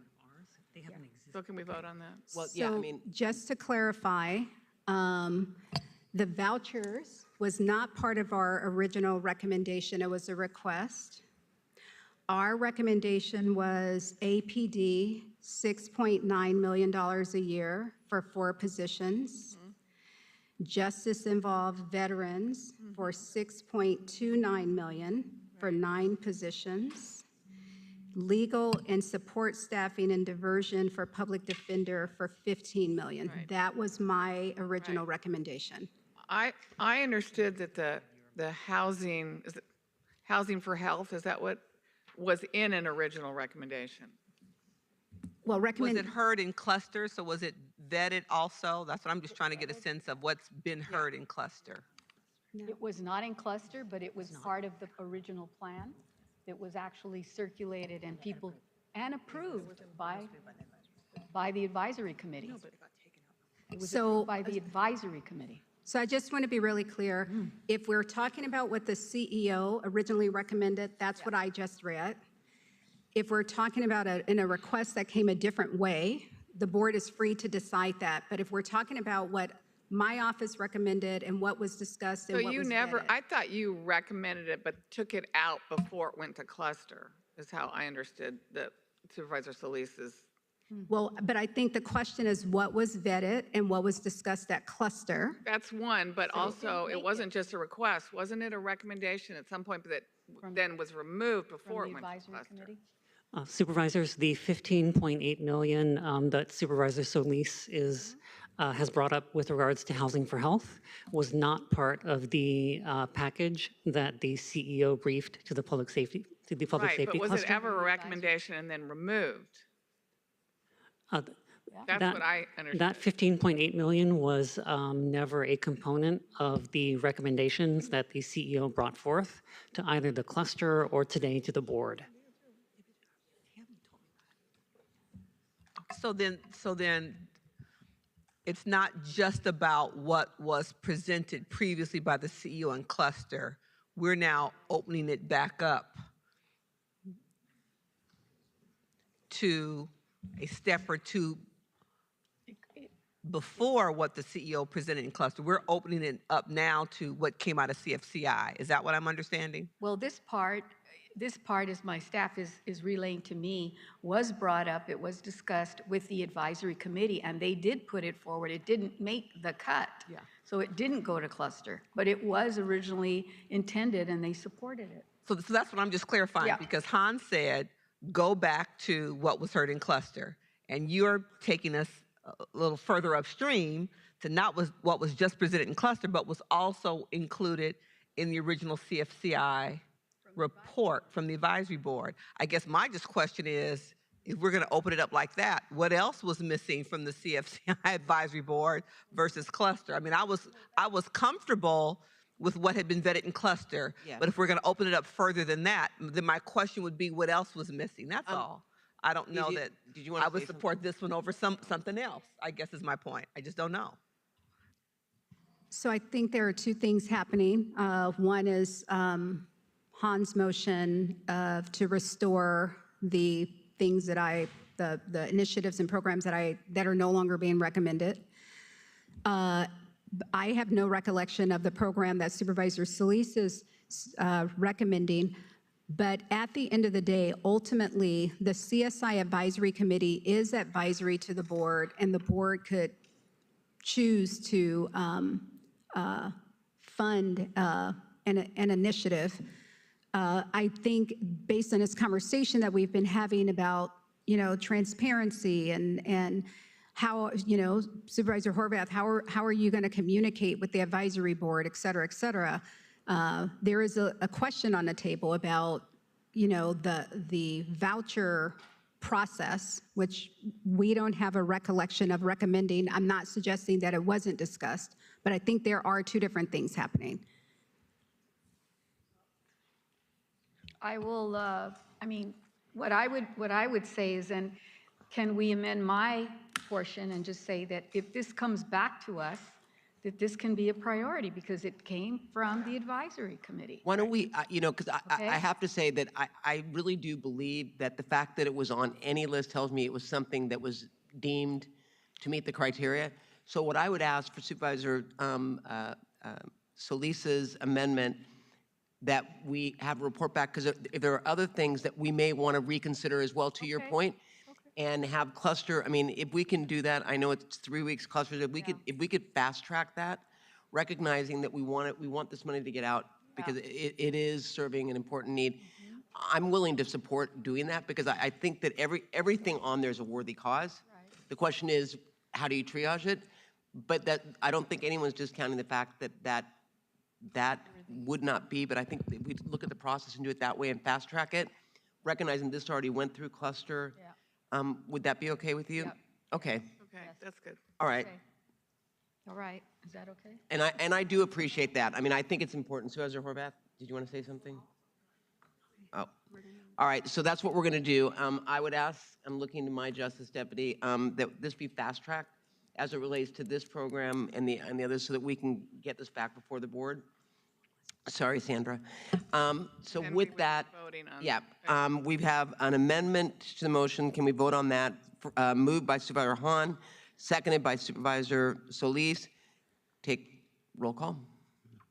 So on the amendment, Supervisor Solis? Aye. Supervisor Solis, aye. Supervisor Mitchell? Aye. Supervisor Mitchell, aye. Supervisor Horvath? Aye. Supervisor Horvath, aye. Supervisor Hahn? Aye. Supervisor Hahn, aye. Supervisor Barger? Aye. Aye. And now we have the motion as amended before us, moved by Supervisor Solis, seconded by Supervisor Horvath. Call the roll. Supervisor Solis? Aye. Supervisor Solis, aye. Supervisor Mitchell? Aye. Supervisor Mitchell, aye. Supervisor Horvath? Aye. Supervisor Horvath, aye. Supervisor Hahn? Aye. Supervisor Hahn, aye. Supervisor Barger? Aye. Supervisor Barger, aye. Motion passes 5-0. And we also are closing the public hearing. Very good. Thank you very much. We'll now move on to item number 6, which is the hearing on project number RJ 2025-000134 in the 3rd District, Santa Monica Mountains Coastal Zone Disaster Recovery Ordinance. Thank you, and this will be amending County Code Title 22, Planning and Zoning, the Santa Monica Mountains Local Implementation Program to facilitate disaster recovery in the Santa Monica Mountains Coastal Zone, and the filing fee amount of $1,629 for the de minimis waiver. For members of the public on the phone, please press 1 then 0 now to comment on this item. There is a departmental statement that was submitted and no correspondence was received. Representatives from the Department of Regional Planning are present for any questions. Supervisor Horvath? Thank you very much. I think there's a presentation or at least some initial information you wanted to share. Director Bodick? Yes, ma'am. Thank you. With me today is Connie Chung, our Deputy Director of Advanced Planning. The project before you today is an amendment to the Santa Monica Mountains Disaster Recovery Ordinance. It does support future and current rebuild efforts in the Santa Monica Mountains by adding ancillary rebuilding and temporary housing provisions. As you know, these amendments will have to go to the California Coastal Commission, but the project can be summarized by 3 main actions. One is it adds a definition of septic systems and water tanks that are damaged or destroyed by the disaster and that can be replaced on a like-for-like basis, and that they would be subject to a CDP exemption or a coastal development permit exemption. The second thing, which is the most important part, is that there are no provisions right now for temporary housing within the coastal zone, and that is an oversight that needs to be fixed within the Coastal Act and the coastal zone. The third one would be to provide additional flexibility for minor development by offering a new de minimis waiver, which would allow disaster rebuilds that can meet findings and are smaller in scope to be able to do this, provided that there are no impacts to coastal resources. And that would be a new process. With that new de minimis process, though, we still would have to make those findings, again, that no coastal resources would be impacted. As I said, if these amendments are approved, it would have to go to the Coastal Commission, which has already done a pre-review of the amendments and have provided their initial comments. So we do believe that there is a likely support by coastal staff for this. That concludes our statements, and then Connie is here to answer any questions you might have. Thank you, Director Thank you. Bodek, for your team and all of your work on this amendment to get it done quickly. It's an example of how we respond with speed and efficiency when called upon to do so at a time such as this. And I believe this amendment will help ensure that our communities can rebuild following disasters like the fires we're recovering from now, as well as potential future disasters, because unfortunately we know this will not be the last that we experience. And so I hope that all of those who are rebuilding are using the county's resources that have been compiled at recovery.lacounty.gov, including the Road to Rebuilding Overview, Rebuilding Together workshops, the Resilient Rebuilding Resource Guide, and many other resources that are available there. We know that more support and resources are on their way as we work to implement the recommendations of the Blue Ribbon Commission on Climate Action and Fire Safe Recovery, which came out last week as well. But specific to this ordinance, I wanted to just address a couple of points and questions to get at some of what I've heard from the community, because this is a unique opportunity, and I want to make sure that we are maximizing this opportunity to the extent possible, while also recognizing it is not just the county, but it's also the Coastal Commission that has a role to play in helping this to move quickly. So first, in cases where the fire department affirms that a rebuilding site doesn't have adequate fire flow, will the property be allowed to replace or rebuild new water tanks on site? And are there any location restrictions in the proposed ordinance for such water tanks? Yes, thank you for your question, Supervisor. So yes, the answer to your first question is yes. If a site has water tanks that no longer meet fire flow requirements, they are able to do one of or two of the procedures that Director Bodek mentioned. So one could be a CDP exemption if it's like for like, or it could be through the de minimis waiver, the other process that Director Bodek mentioned. And as far as the location restrictions that are in the ordinance for water tanks, yes, through the CDP exemption, they must be located on the building site, subject to the 10% allowance that we allow for like. And through the other process, the de minimis waiver, they can be located, which can be located beyond the 10%, but they must comply with findings. And regardless of the procedure, there would be strong considerations given to the impact of the rebuild and what it could have on mapped sensitive habitats. So that's always a consideration in our process. And given, the governor's directives and executive orders regarding, all of this recovery process, I know Coastal Commission has been very clear about the role that they will play and won't play as it, depending. But I want to make sure, do you see any room on this particular subject for us to push even more? Because I'm clear about the guidelines that you're highlighting as, the lanes we have to live within, but is there any more that we can push, recognizing that there is a desire for us to be able to do all that we can to help in this rebuilding process? So I think there is some gray area for a little bit of flexibility, provided that coastal resources are not additionally impacted. So similarly to how we have been allowing temporary housing outside of the ability to do it in the ordinance, we are also balancing the governor's executive orders.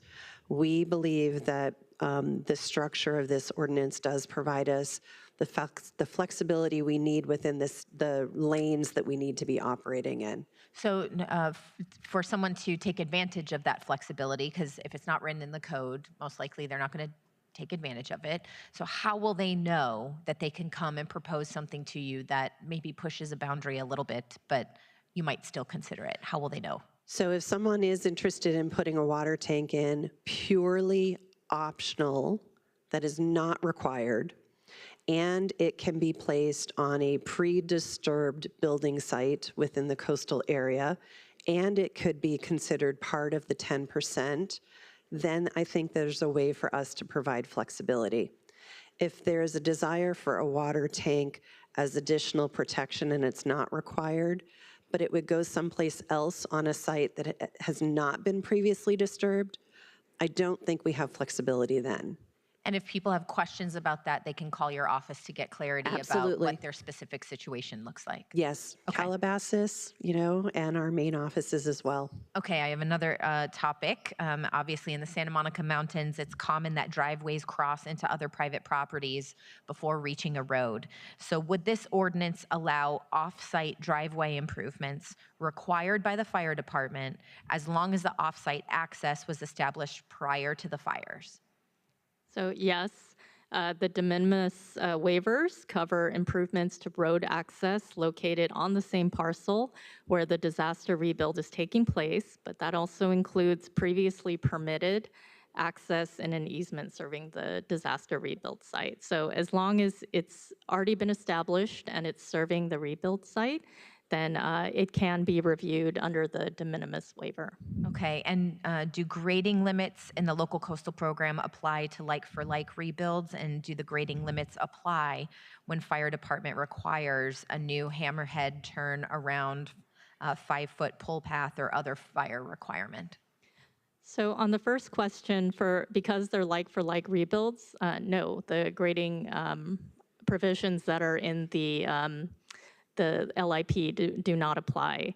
As far as any fire department requirements, any minor improvements to existing driveways or road access, specifically for disaster rebuilds, and that could include fire code related requirements, those may be eligible again for the de minimis waiver process, where if it's necessary to meet the fire code, provided that the activities meet the findings that we have in the de minimis waiver process, as long as it's within the general location as the existing access, and again, as long as there aren't impacts to coastal resources. And as Director Bodek mentioned, we do determine these things on a case-by-case basis, and it is with the discretion of the director, but that's where there's also flexibility.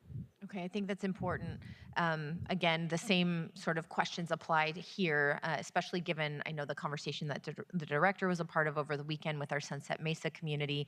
We get questions about, and you even highlighted, I think, in our conversation, there are properties that don't have some of the documentation we would like to be able to readily access in order to establish like for like and how we implement these changes.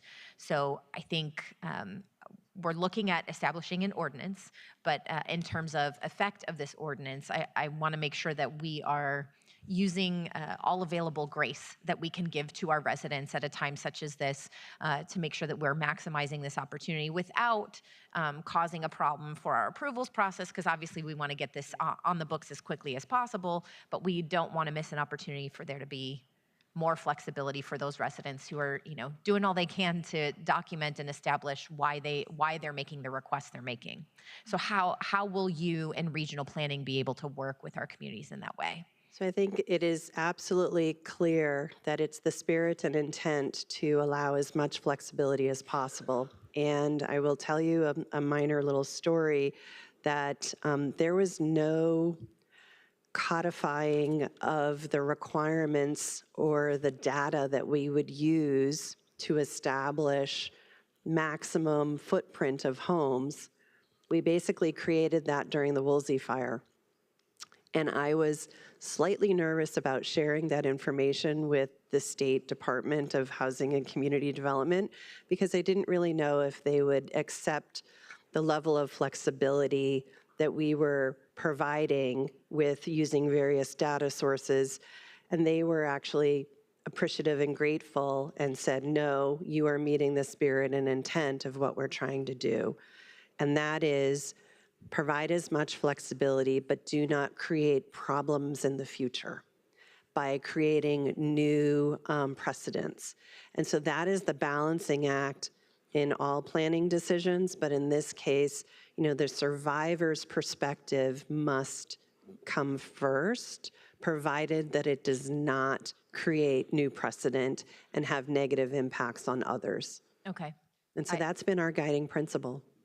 I appreciate that our department is going to do all we can to be as flexible as we can. I think we heard from the community why precision matters as well as we move forward quickly.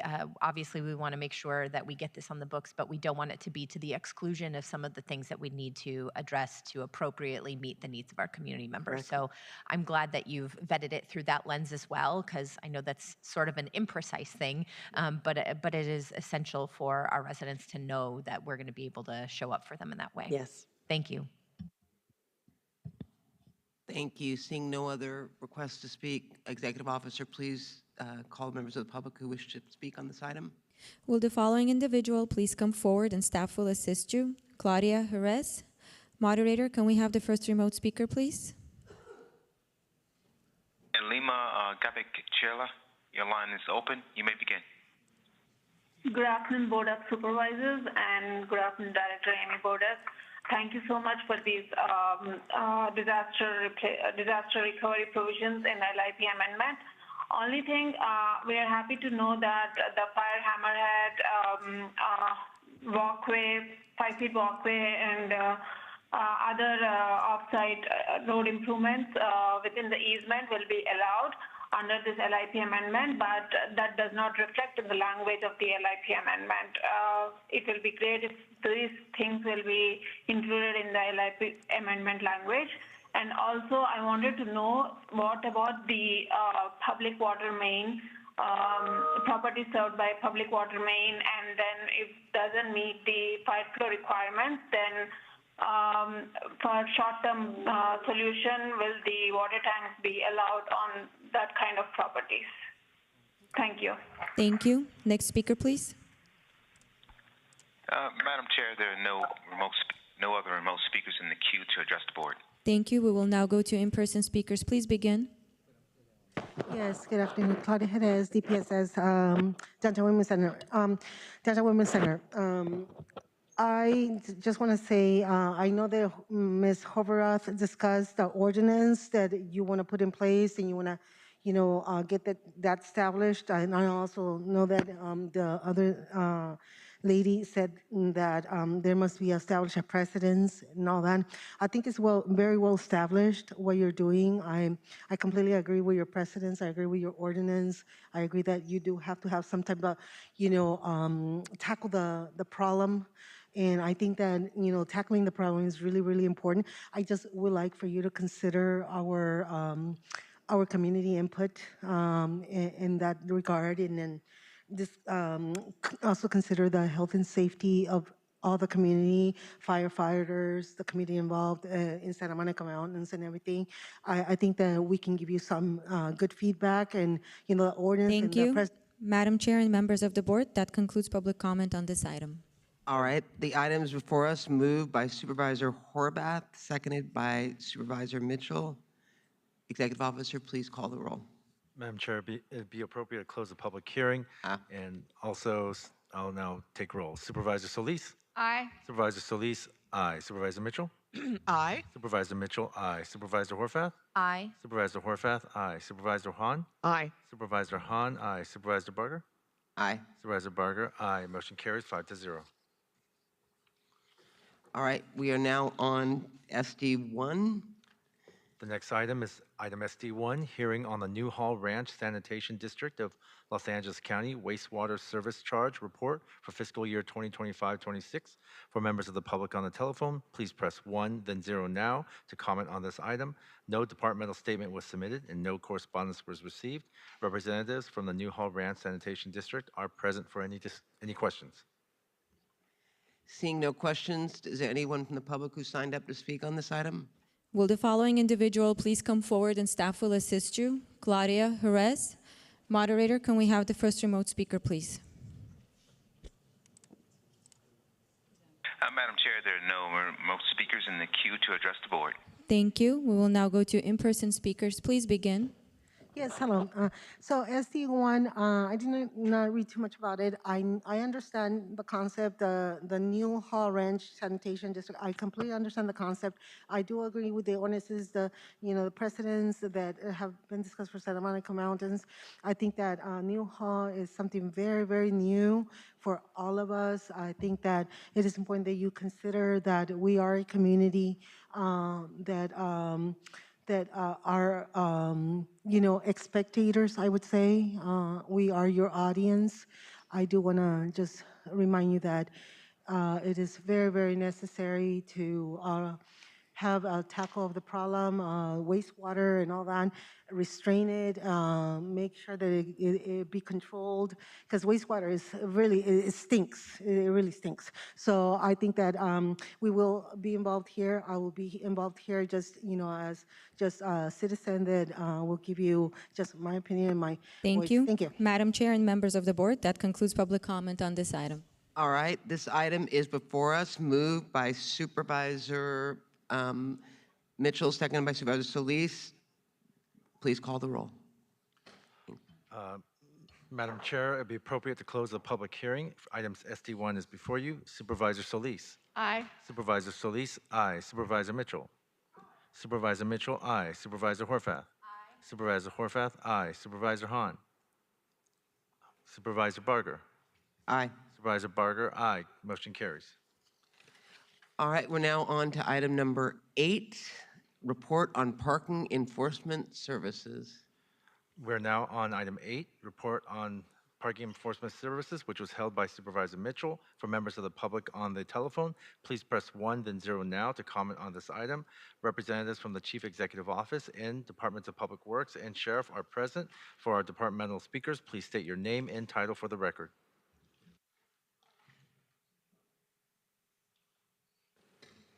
All right, do you, Supervisor Mitchell would like the presentation, so I'll let you all identify and introduce and provide a report.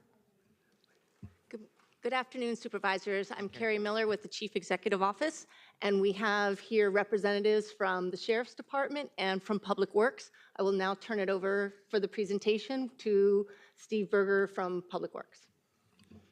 Good afternoon, Supervisors. Give you a brief update of status since last time we met. The last time we were here, and this is regarding the AB 413, the daylighting law that we're working to install red curbs, among other things, to allow us to keep those intersections clear. The last time we were in front of you, we had identified 585 priority intersections, which we determined utilizing our Vision Zero program and other safety reviews in consultation with the parking enforcement. And the last time we were in front of you, we had those 585 intersections, and we had told you we were going to have those done by June. I'm happy to report we have completed those intersections. In addition, utilizing the funding we identified, we do have additional monies available for 94 more intersections, and we've begun that. We've got 38 of those done, and we're going to have the rest of those completed this month. And we're working to identify additional red curbs as we move forward.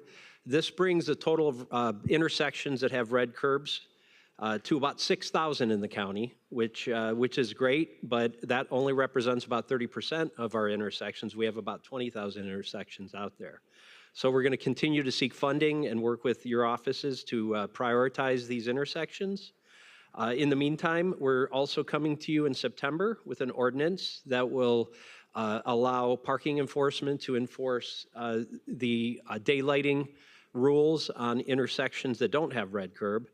This is going to be in conjunction with heavy outreach to the community. We want the community to be aware of and know about this law.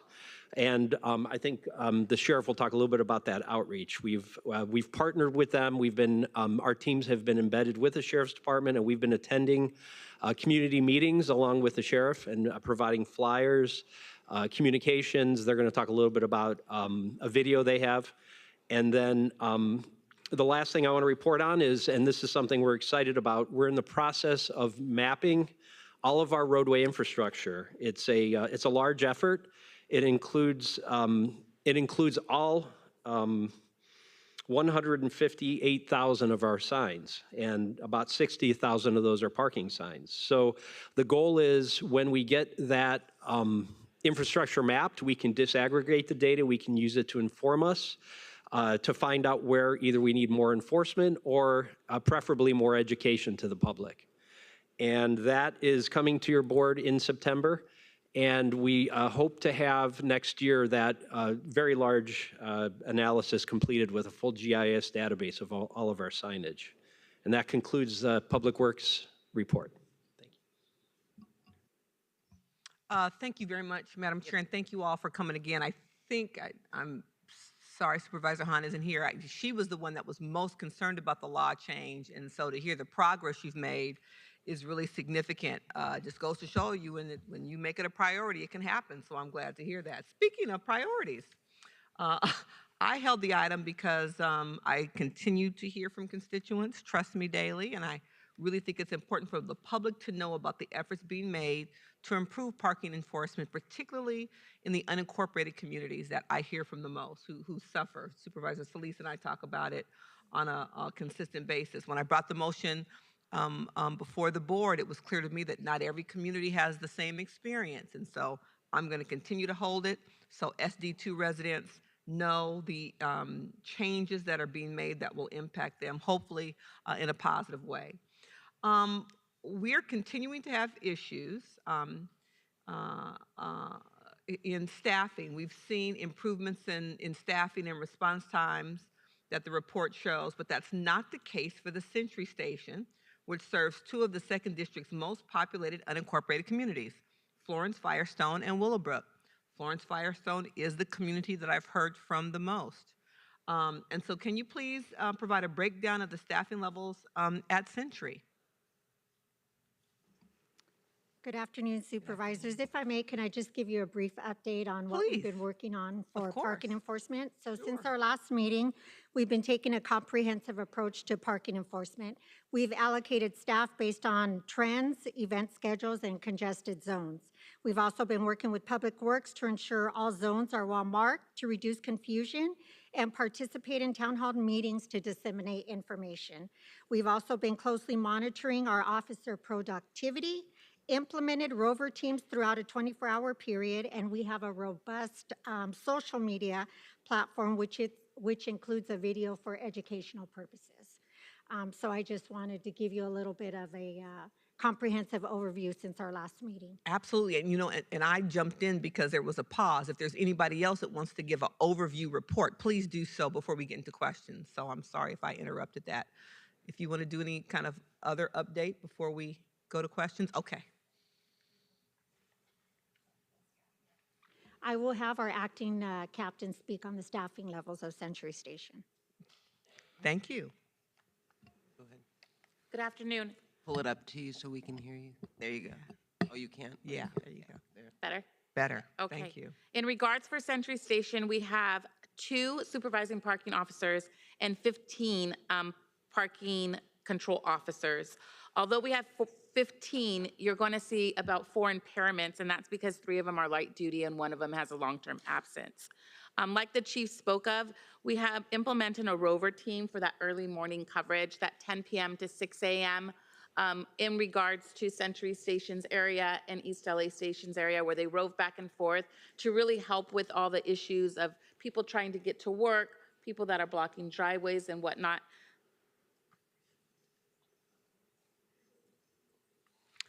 Okay, so give me because the numbers I have here are different from what I heard you say. So if you could just tell me the numbers, because I have here in my notes that it appears that there are currently 8 officers serving the coverage area with 3 more in training. 3 of them are in training, yes. Okay, 3 in training, but you're saying that there are more than 8 currently? For Century's area, we have 15. 15, yes. Okay. Not counting the 3. So once the 3 are in training, that'll take it up to 18? That's including our 3 on Okay, training. so it's 12 currently and 3 in training. Correct. Okay, so that's 4 more than I noted. I thought,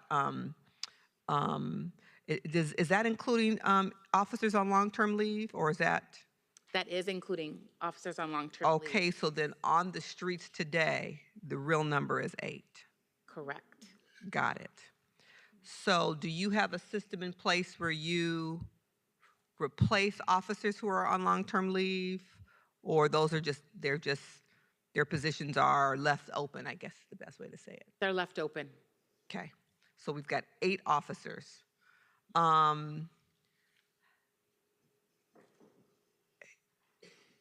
Again, the reason that we're hearing the update today is because so much of the parking enforcement problems existed mainly in unincorporated areas in the 2nd District, and we've heard from Supervisor Solis on the 1st District. And it's been 9 months since we all agreed that parking enforcement services should remain in the Sheriff's Department, with the understanding that time was needed to make changes. So far, from an equity perspective, it looks like we're having much of the same problem exists with 2nd District constituents receiving less service duty compared to other areas of the county. So what are we doing to address some of the overall staffing shortages?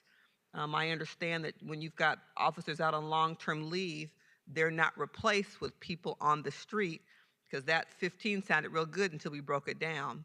So what can the constituents of Florence, Firestone, and Willowbrook expect? Because we're talking about over 100,000 people who comprise those unincorporated communities. It's a significant area. So part of the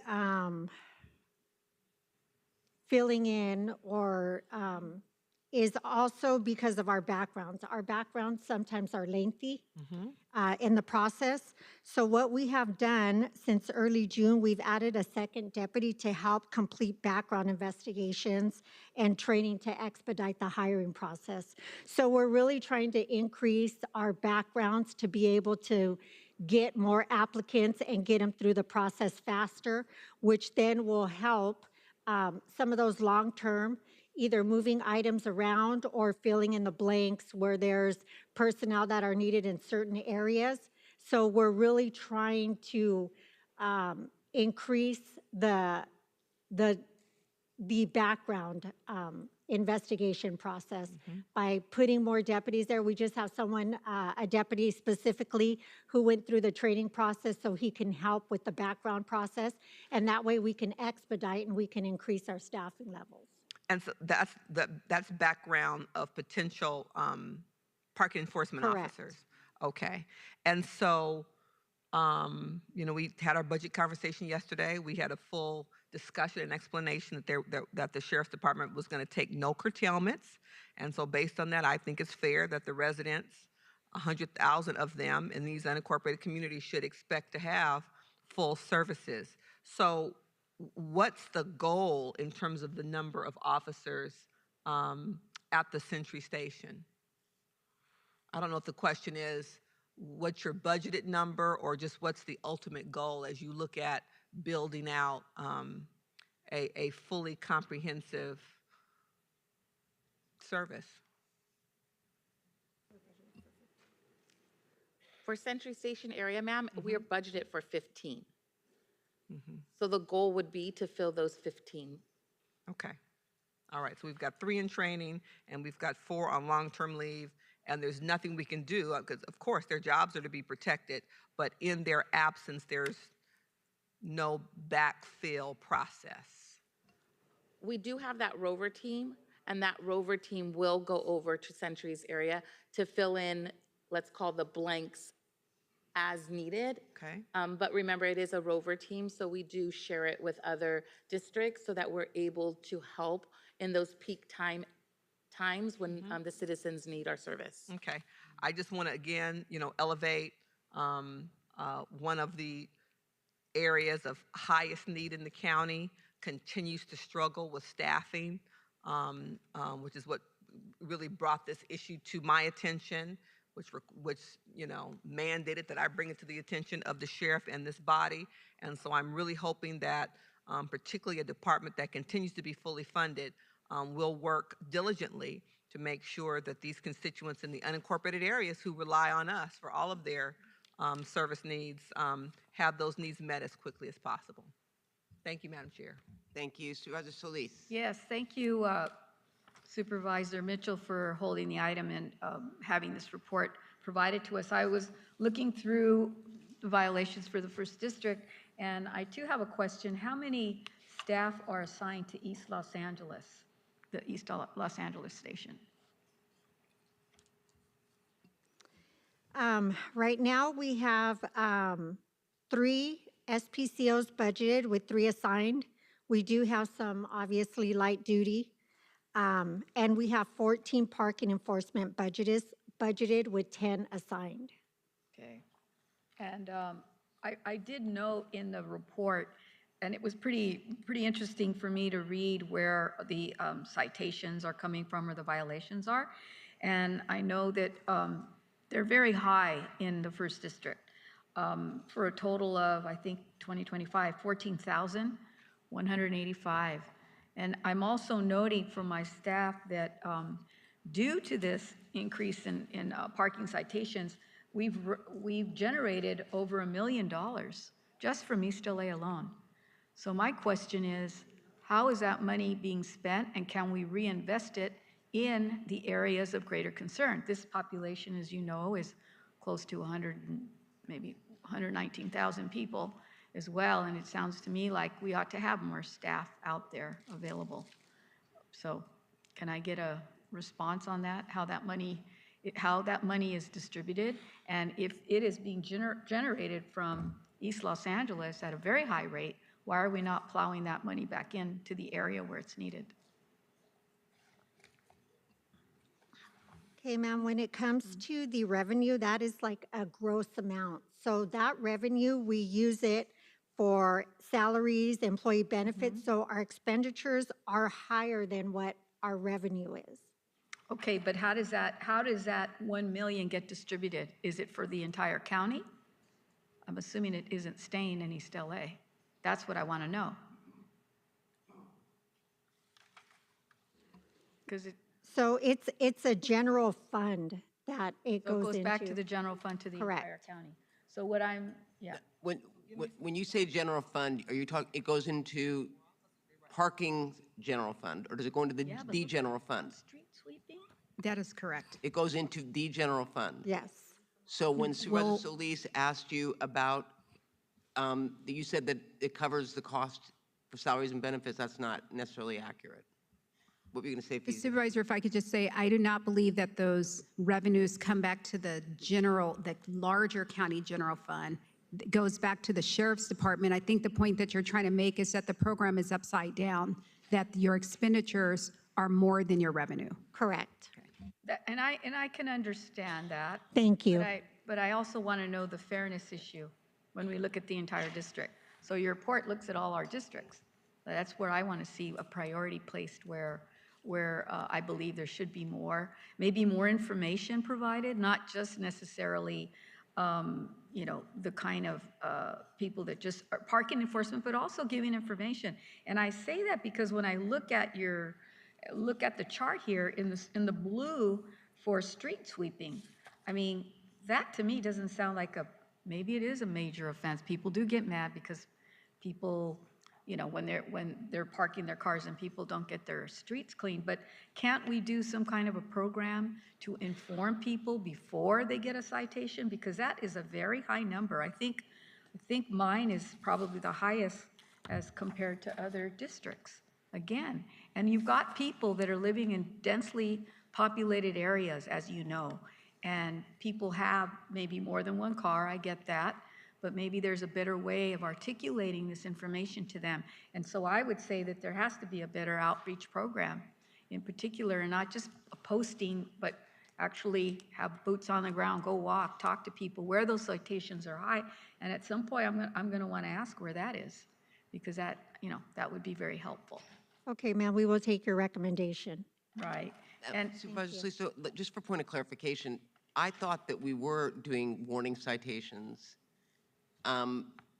because I agree with Supervisor Solis, but I thought that was something that was being done. Am I incorrect in that understanding? That is correct. We have been doing warning citations, and up to date, we are The last I looked at, 900. Out of, I mean, how do you determine who gets one and who gets a warning? How many times, yeah. Is it subjective, objective?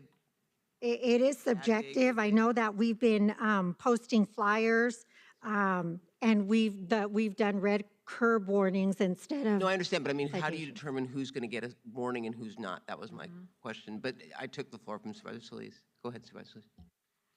No, so I mean, I guess my concern is, you know, there's a high rate for our area in East LA, and we're probably comparable to other unincorporated areas, but that number seems to be very high for street sweeping. To me, that isn't a criminal offense, I guess, in my mind, but maybe there's a penal code that says, yeah, you have to remove your car.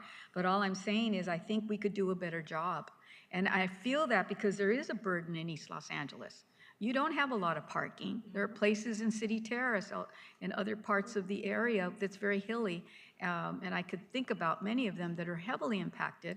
And oftentimes we even get calls for garbage cans that are in the way, blocking streets. So that also adds to some of this as well. So I think if we had a better approach, maybe more of a, you know, task force group that can go where these major hot spots are located and actually talk to the community residents or have meetings in the park with them to let them know and explain, you know, what is happening and why and what they can do to prevent this. Because I don't know that we're really engaging. I don't want to just go in there and say, hey, here's your ticket and buy, and then we don't resolve anything. Their behavior doesn't change. But I think we need to do more of that. I would be really wanting to see more of that happen. And then, you know, and just response time too, that's the other thing. Having response time, we don't always we get a lot of calls in our office too about other things, but I would say the response time, I would hope we could get a better response time in these impacted areas. So just getting more feedback from you on that, I think is helpful. And I know I've always raised this with Mark Pastrella at DPW. We have some meters that don't work in East Los Angeles. And I would ask that we should use some of this funding to get them out of operation or to free up the streets. And a lot of those boulevards are mostly businesses. And it is really unnerving for me to see that people can't park in front of their business or to pick up an item at a pharmacy or something because there is a meter there that's not operating. And it's a falsehood, right? So why are we doing that, DPW? What are we going to do to change that?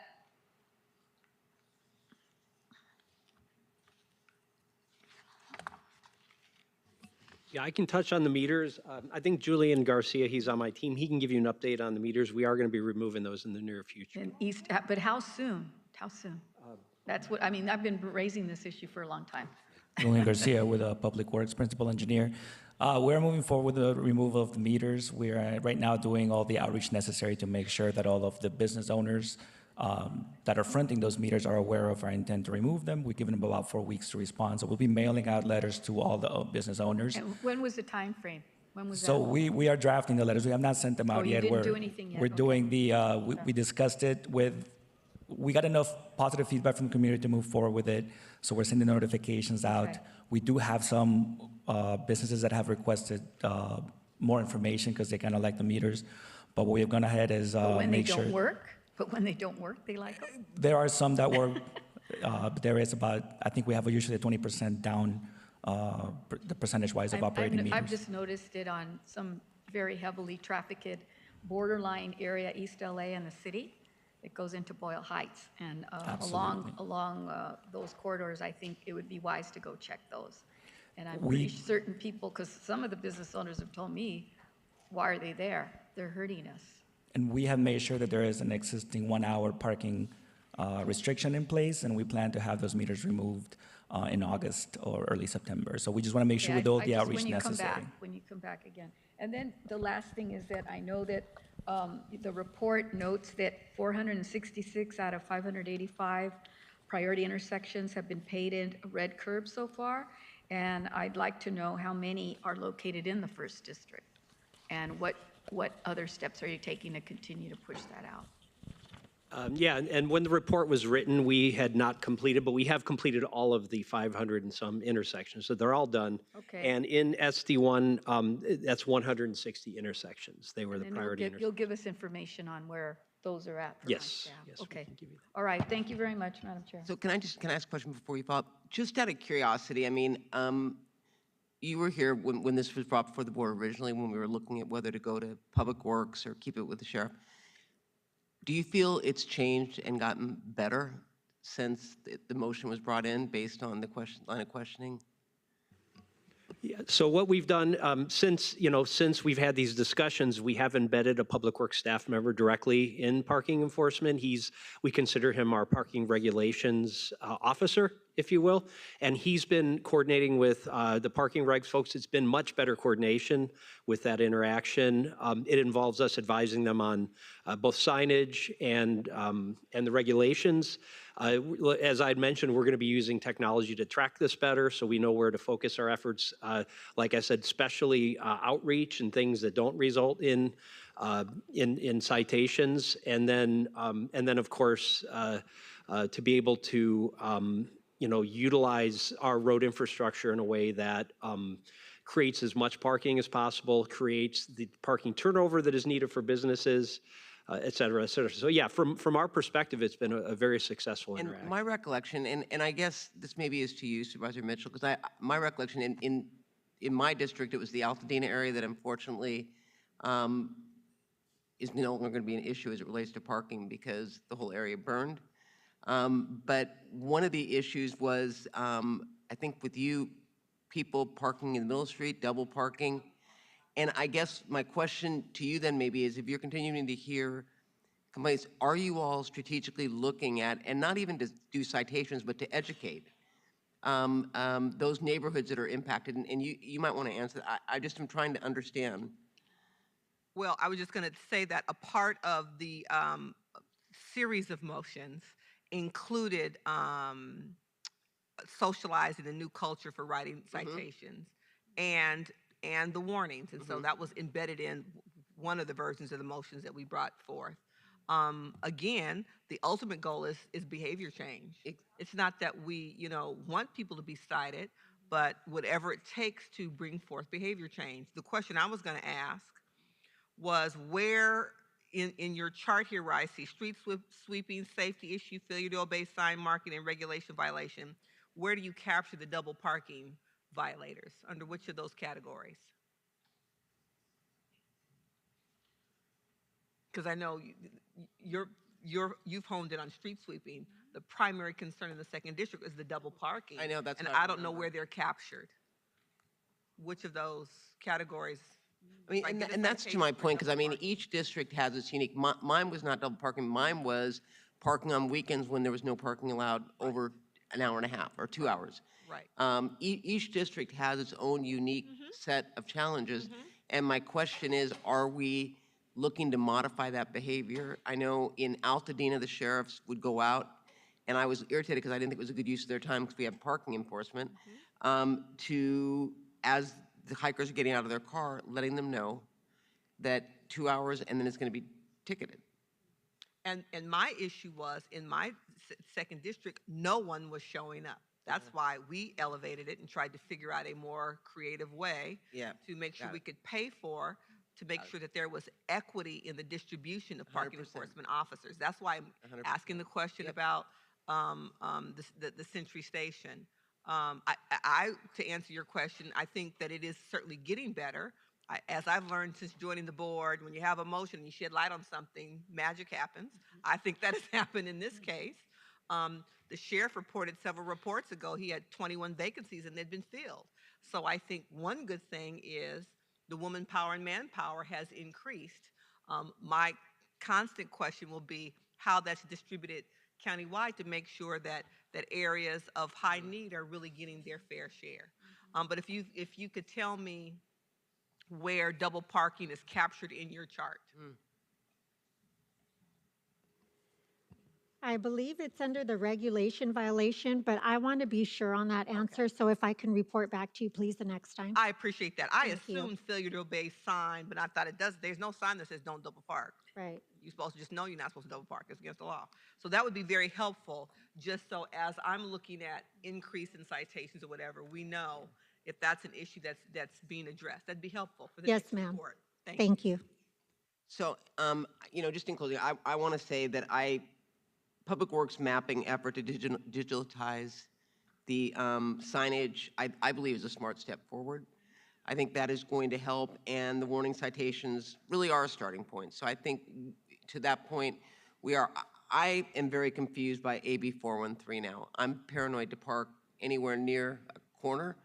And I mean, I know you're not supposed to, but there's no signage anywhere in the areas I live to kind of highlight that. And when I talk to friends, they don't even know about it. So we've inherited a problem that I think education, we keep saying it is going to be important. But with enforcement, it needs to be clear, consistent, and fair, and we have to get it right.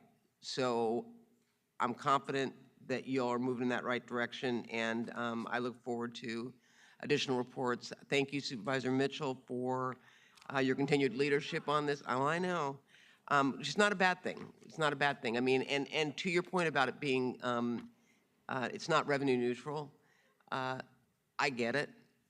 I think that these type of programs are a challenge, especially with the size of the unincorporated area, but it is a quality of life and actually a safety issue. I mean, AB 418, I think, was done for safety.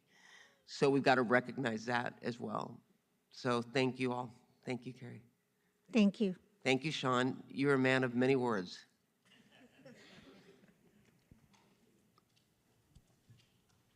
All right, do we have any public that's signed up to talk on this? Will the following individual please come forward and staff will assist you? Claudia Jerez. Moderator, can we have the first remote speaker, please? Angela Culpepper, your line is open. You may begin. Awesome. Hello, this is Angela Culpepper.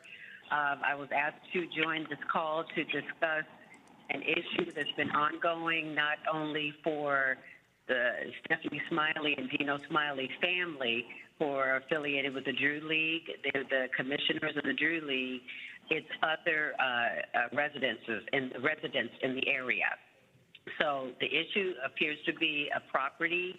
I think the address is 1452. Stephanie, is that the address? I believe so. Okay, so it's been ongoing. The person living there appears to be a squatter. They've dialed 911, I can't tell you how many times, and no one's come out to address the issue. They have 4 dogs. There are some dogs that are not on leashes, roaming the neighborhood. There's children that are walking to and from school that are in jeopardy, of being bit, perhaps. And then not only that, burning trash, making loud noise, music. Thank you. So, Next speaker, please. Roy Humphreys, your line is open. You may begin. Okay, thank you. Number one, as far as behavior goes, if you treat your constituents like adults, then that's what you get. If you treat them like children, that's what you get. And as far as corrective behavior, a citation for most people is a very effective behavioral modification tool. And to the persons concerned about the red curbs, I believe even the blind know what the effect of a red curb is. Thank you. Thank you. Next speaker, please. Adam Summer, your line is open. You may begin. Well, hi again. So I wanted to inquire. I know I won't get an answer here, but I would really encourage you, especially as the Olympics come up, to maybe expand the program where you can do community service in lieu of a citation, especially before they double and then triple. And then also, to dovetail that, I would hope that we could possibly even include attending neighborhood council meetings or local governance meetings if there's a way to verify and track that. I just think the more positive optics we can put on this department, but also on the county itself, you know, and really save a lot of people from financial uncertainty and room. So I just wanted to remind you guys, I know it's been spoken about in quite a while. I think the homeless are able to do it, but thank you. Appreciate it. Thank you. Next speaker, please. Okay, hello, yes. Madam Chair, there are no other remote speakers in the queue to address the board. Thank you. We will now go to in-person speakers. Please begin. Yes, so in terms of this red curb zone, I think that I have some ideas, you know, I think the outreach programs are really important. I think education of our youth is important for the red zone curves and for the fact that, you know, they're kind of like, you know, nonchalant. They're just walking around like boom, and they pump, you know, they pop themselves in the head, you know, like, oh shoot, I didn't know it was a red zone. Whoa, you know, something like that. You know, youth, I mean, I think that's a big deal. Self-monitoring, I think I can come up with an app, maybe, you know, to check out where the red zones are when they're not, you know, something like that. Double parking, I think, you know, getting neighbors involved. Behavior modification is great. I think behavior modification is great. I think all those things that I mentioned, like the apps, the self-monitoring, the red curb zones, you know, alerts, and that would be really, really helpful for this item 8. Thank you so much. Thank you. Madam Chair and members of the board, that concludes public comment on this item, and this report will be received and filed. All right, yeah, this is a receive and file hearing, no objections. That will be the order. Now we are going to move to general public comment on items not on the agenda, but within the subject matter jurisdiction of this board. Executive office, please call those members of the public that wish to talk on this item. We will hear from members of the public wishing to address the board on general public comment. This is an opportunity for the public to address the board. Please press 1, then 0 now. Members of the public, you will have 1 minute to address the board on general public comment. Please state your name for the record. You may only address the board on general public comment. Yep. Will the following individual please come forward and staff will assist you? Claudia Jerez. Moderator, can we have the first remote speaker, please? Claudia, you are first and last. Yes, well, thank you so much for having my input here. I know that I was one of the persons that was here today. I know that I did talk about the item 8, and I think that in conclusion, what I want to say is that I want to let you know that as Board of Supervisors, we are your spectators. You know, we are, you know, here in the sidelines watching you do this. I think, you know, it's really important, this dashboard that you discussed about how the spending is going to be done with this item 5. I think that it's good that you'll have a dashboard so we can look at, you know, what the actions are taken, where the money's going. I think it's important that, you know, we find out where the money is going, if we can have that available and everywhere so that we can go to the websites, look at it, be informed, so that way we can come back with you and give you some feedback and, you know, good comprehensive feedback. Thank you. We will now go to remote speakers. Moderator, can we have the first speaker, please? Roy Humphreys, your line is open. You may begin. Thank you. As to labor negotiations, in fact, the moral, ethical, responsible thing to do to tell all employees that wages, salaries, and benefits are frozen effective immediately. A total freeze on all new hires should be with critical exceptions. This should be done long since the dynamics of the fiscal crisis is totally predictable. And in California, the word tax is the new 4-letter word for businesses and the affluent to depart California. We need to implement 1994 Proposition 87 and immediately implement E-Verify to correct the ills of the past and present. Thank you. Thank you. Next speaker, please. One moment, please. Anna Lee, your line is open. You may begin. When neighborhoods are covered in spray-painted tags and murals, they send a message of lawlessness and disorder. Studies have shown that graffiti-laden areas tend to experience higher crime rates as vandals, loiterers, and criminals view them as places where rules are not enforced. Perhaps the most tragic consequences of urban decay fueled by graffiti is its impact on young people. When children grow up in areas dominated by graffiti, they come to see vandalism as normal, if not desirable. Instead of valuing cleanliness, order, and respect for property, they learn that defacing public spaces is an acceptable form of self-expression. Thank you. Thank you. Next speaker, please. That's it. Madam Chair, there are no further remote speakers in the queue to address the board.